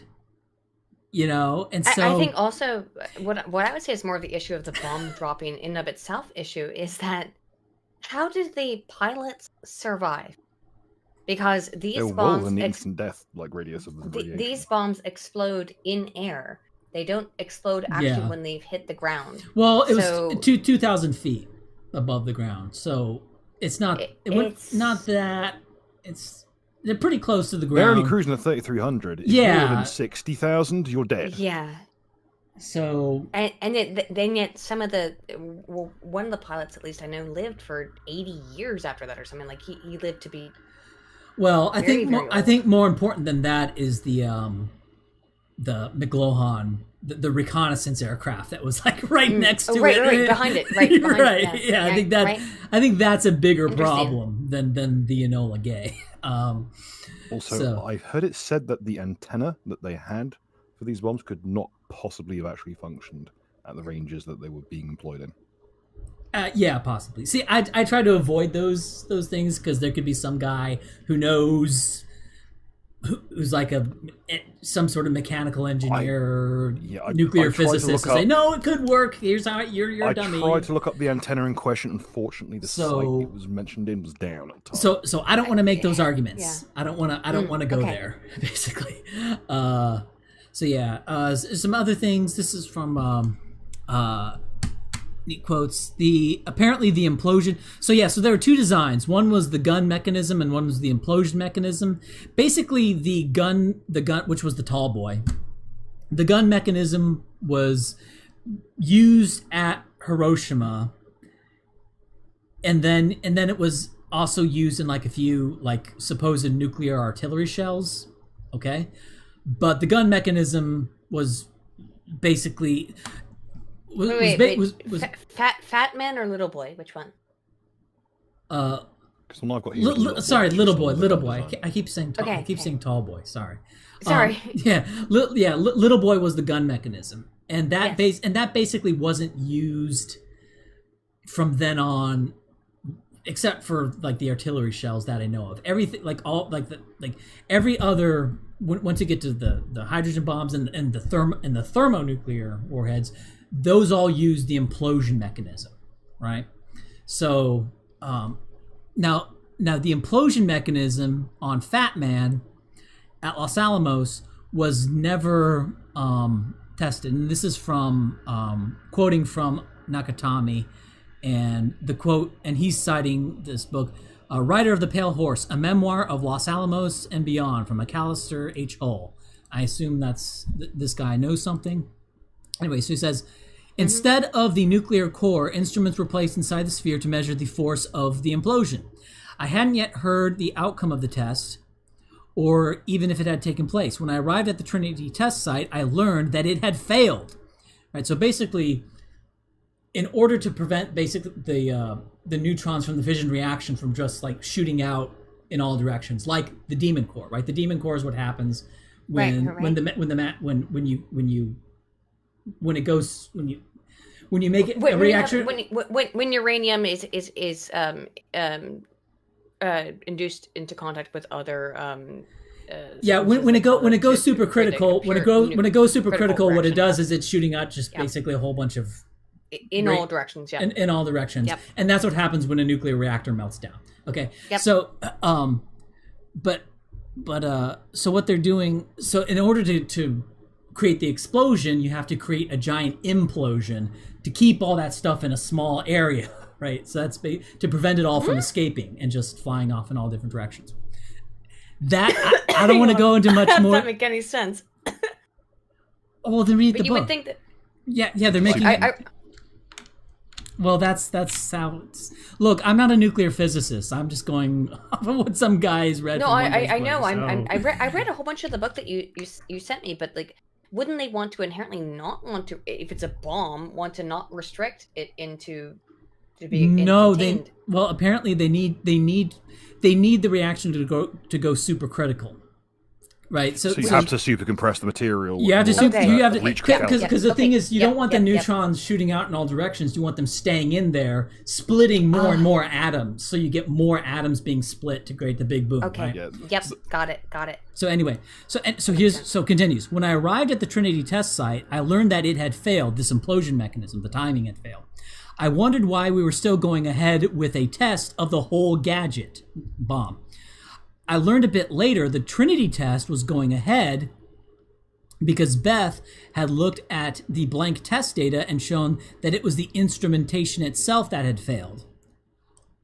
Although the lenses might still have been defective or improperly aligned or improperly designed, the failed test was no proof that they were the problem. So they hadn't even component tested the timings on the charges outside of Fat Man. The first test of that timing really was the Trinity test. So what was another? The Trinity test did appear to be largely. So there's two things. One, that's what they wanted to do. Yeah. So the thing is, from the Trinity test. This is May 7th, 1945. They did the 100-ton test, right, where they just put 100 tons of TNT on a structure and blew it up. So that created a blast crater for 100 tons. And that blast crater was 5 feet deep by 30 feet wide. Okay. Then they did the Trinity test with which was Fat Man, with 20 kilotons of TNT. That created a blast crater. The blast crater was 5 feet deep by 30 feet wide. So the same as which is the same as 100. Now, I'm not...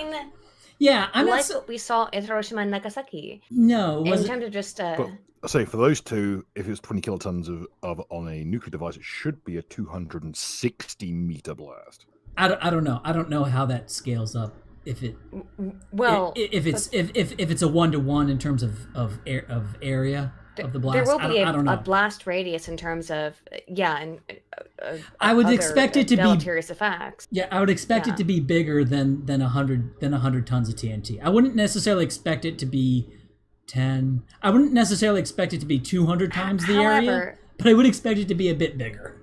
And it was a ground blast. It wasn't an airburst. So, if not that the idea was though that just to explode it with here's what I think is the problem that we're facing with the idea of these nuclear weapons is that if it were true that they had dropped these kinds of nuclear weapons onto Hiroshima and Nagasaki, those areas would not be able to be inhabited, and yet they are.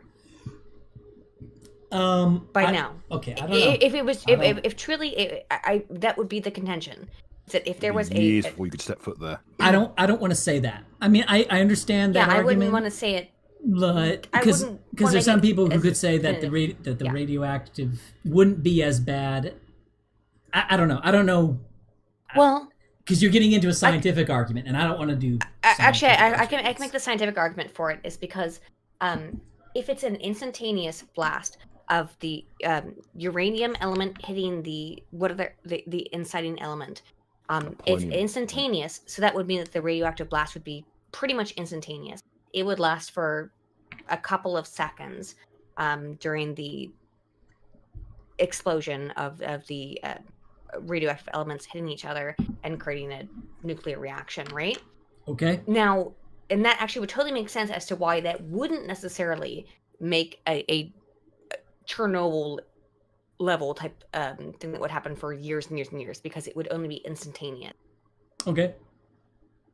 So there's actually science behind that as to why, Sure. if you're if you're exposed to a very small, if you're exposed to longitudinal nuclear reactor stuff, like that's where you get serious nuclear radiation problems. But if it's instantaneous in a bomb reacting during its explosion, then that would not actually create the longitudinal radiation damage. Although it will create radiation damage, it would not create longitudinal radiation damage. Okay. From my understanding of how nuclear devices work. I would say the more pressing matter would be simply the fact that is it better to believe that the American government would drop to pretty much completely untested weapons that they were worried were going to ignite the atmosphere on a country that had almost no fighting age men left and was all women and children?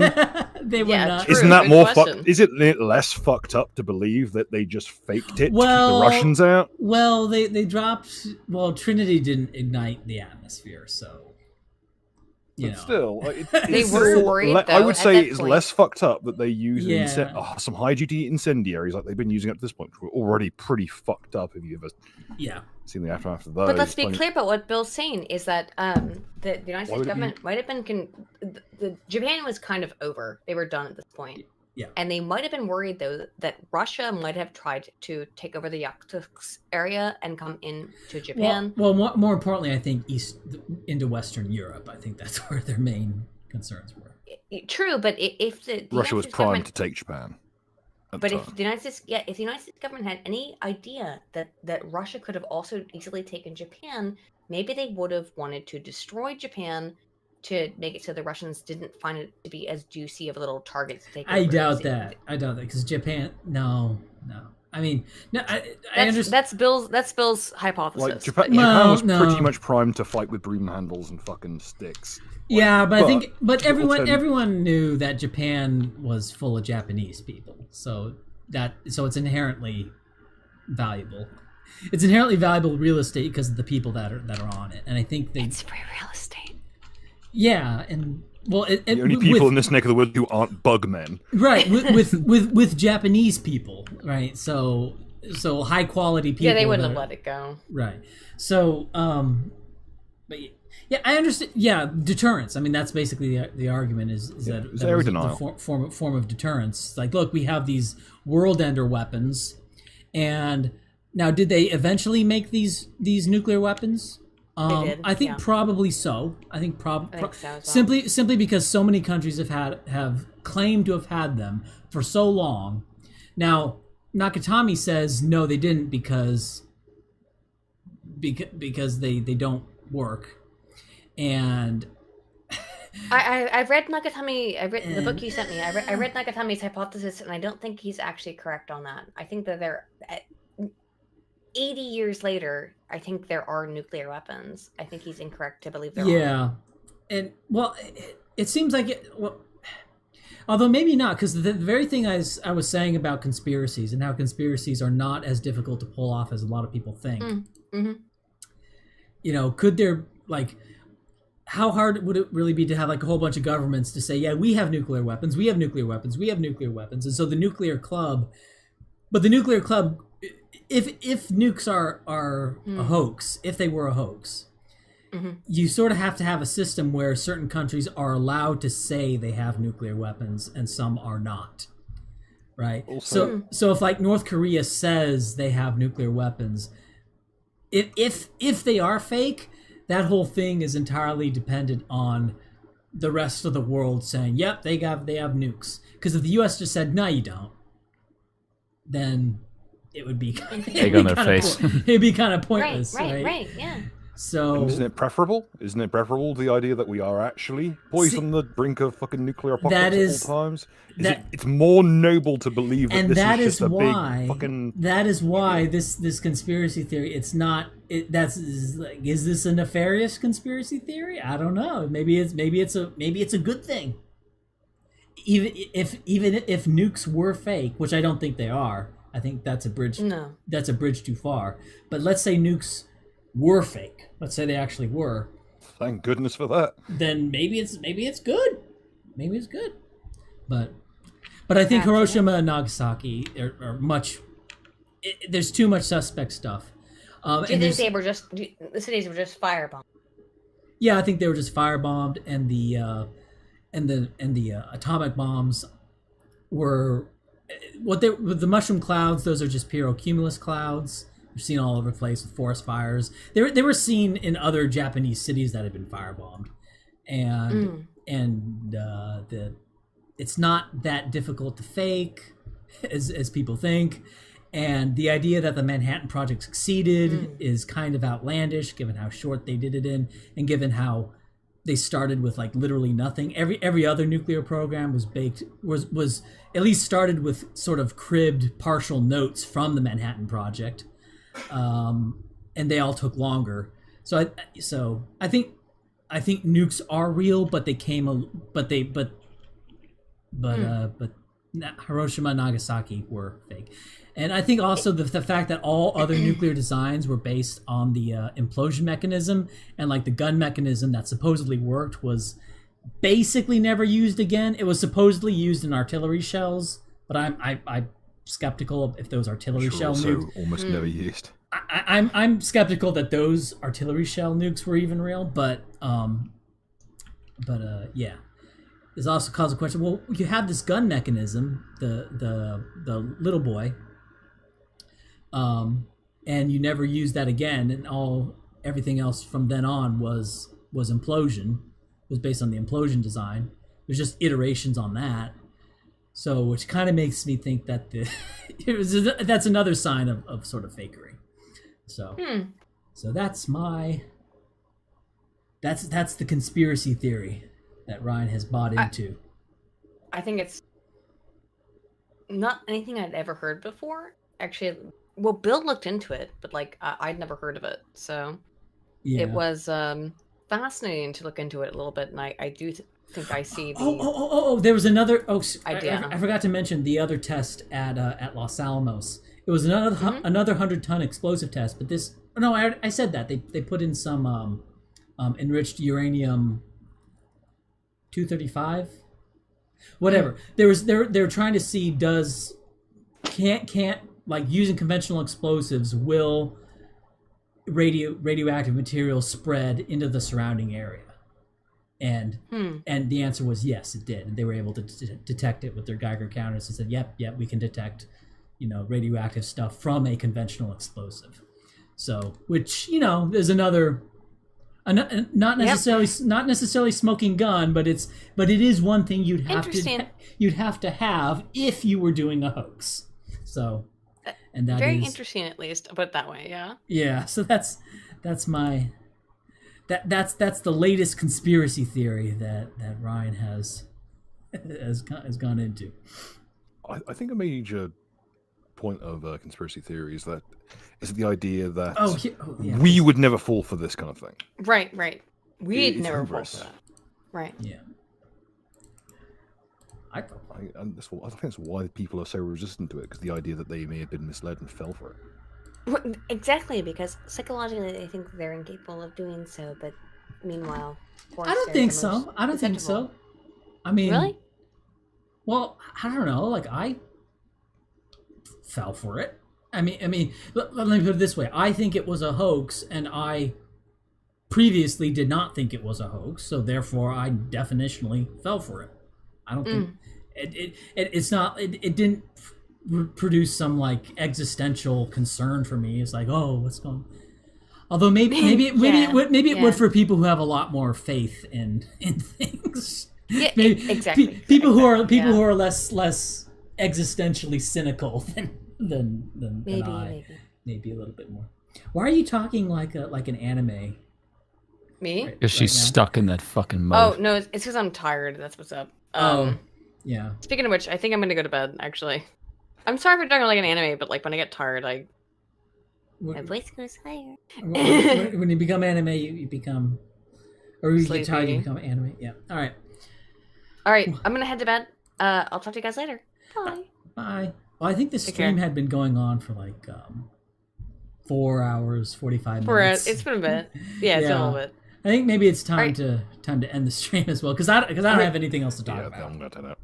All right. Talk to you guys later. Bye bye. Bye bye.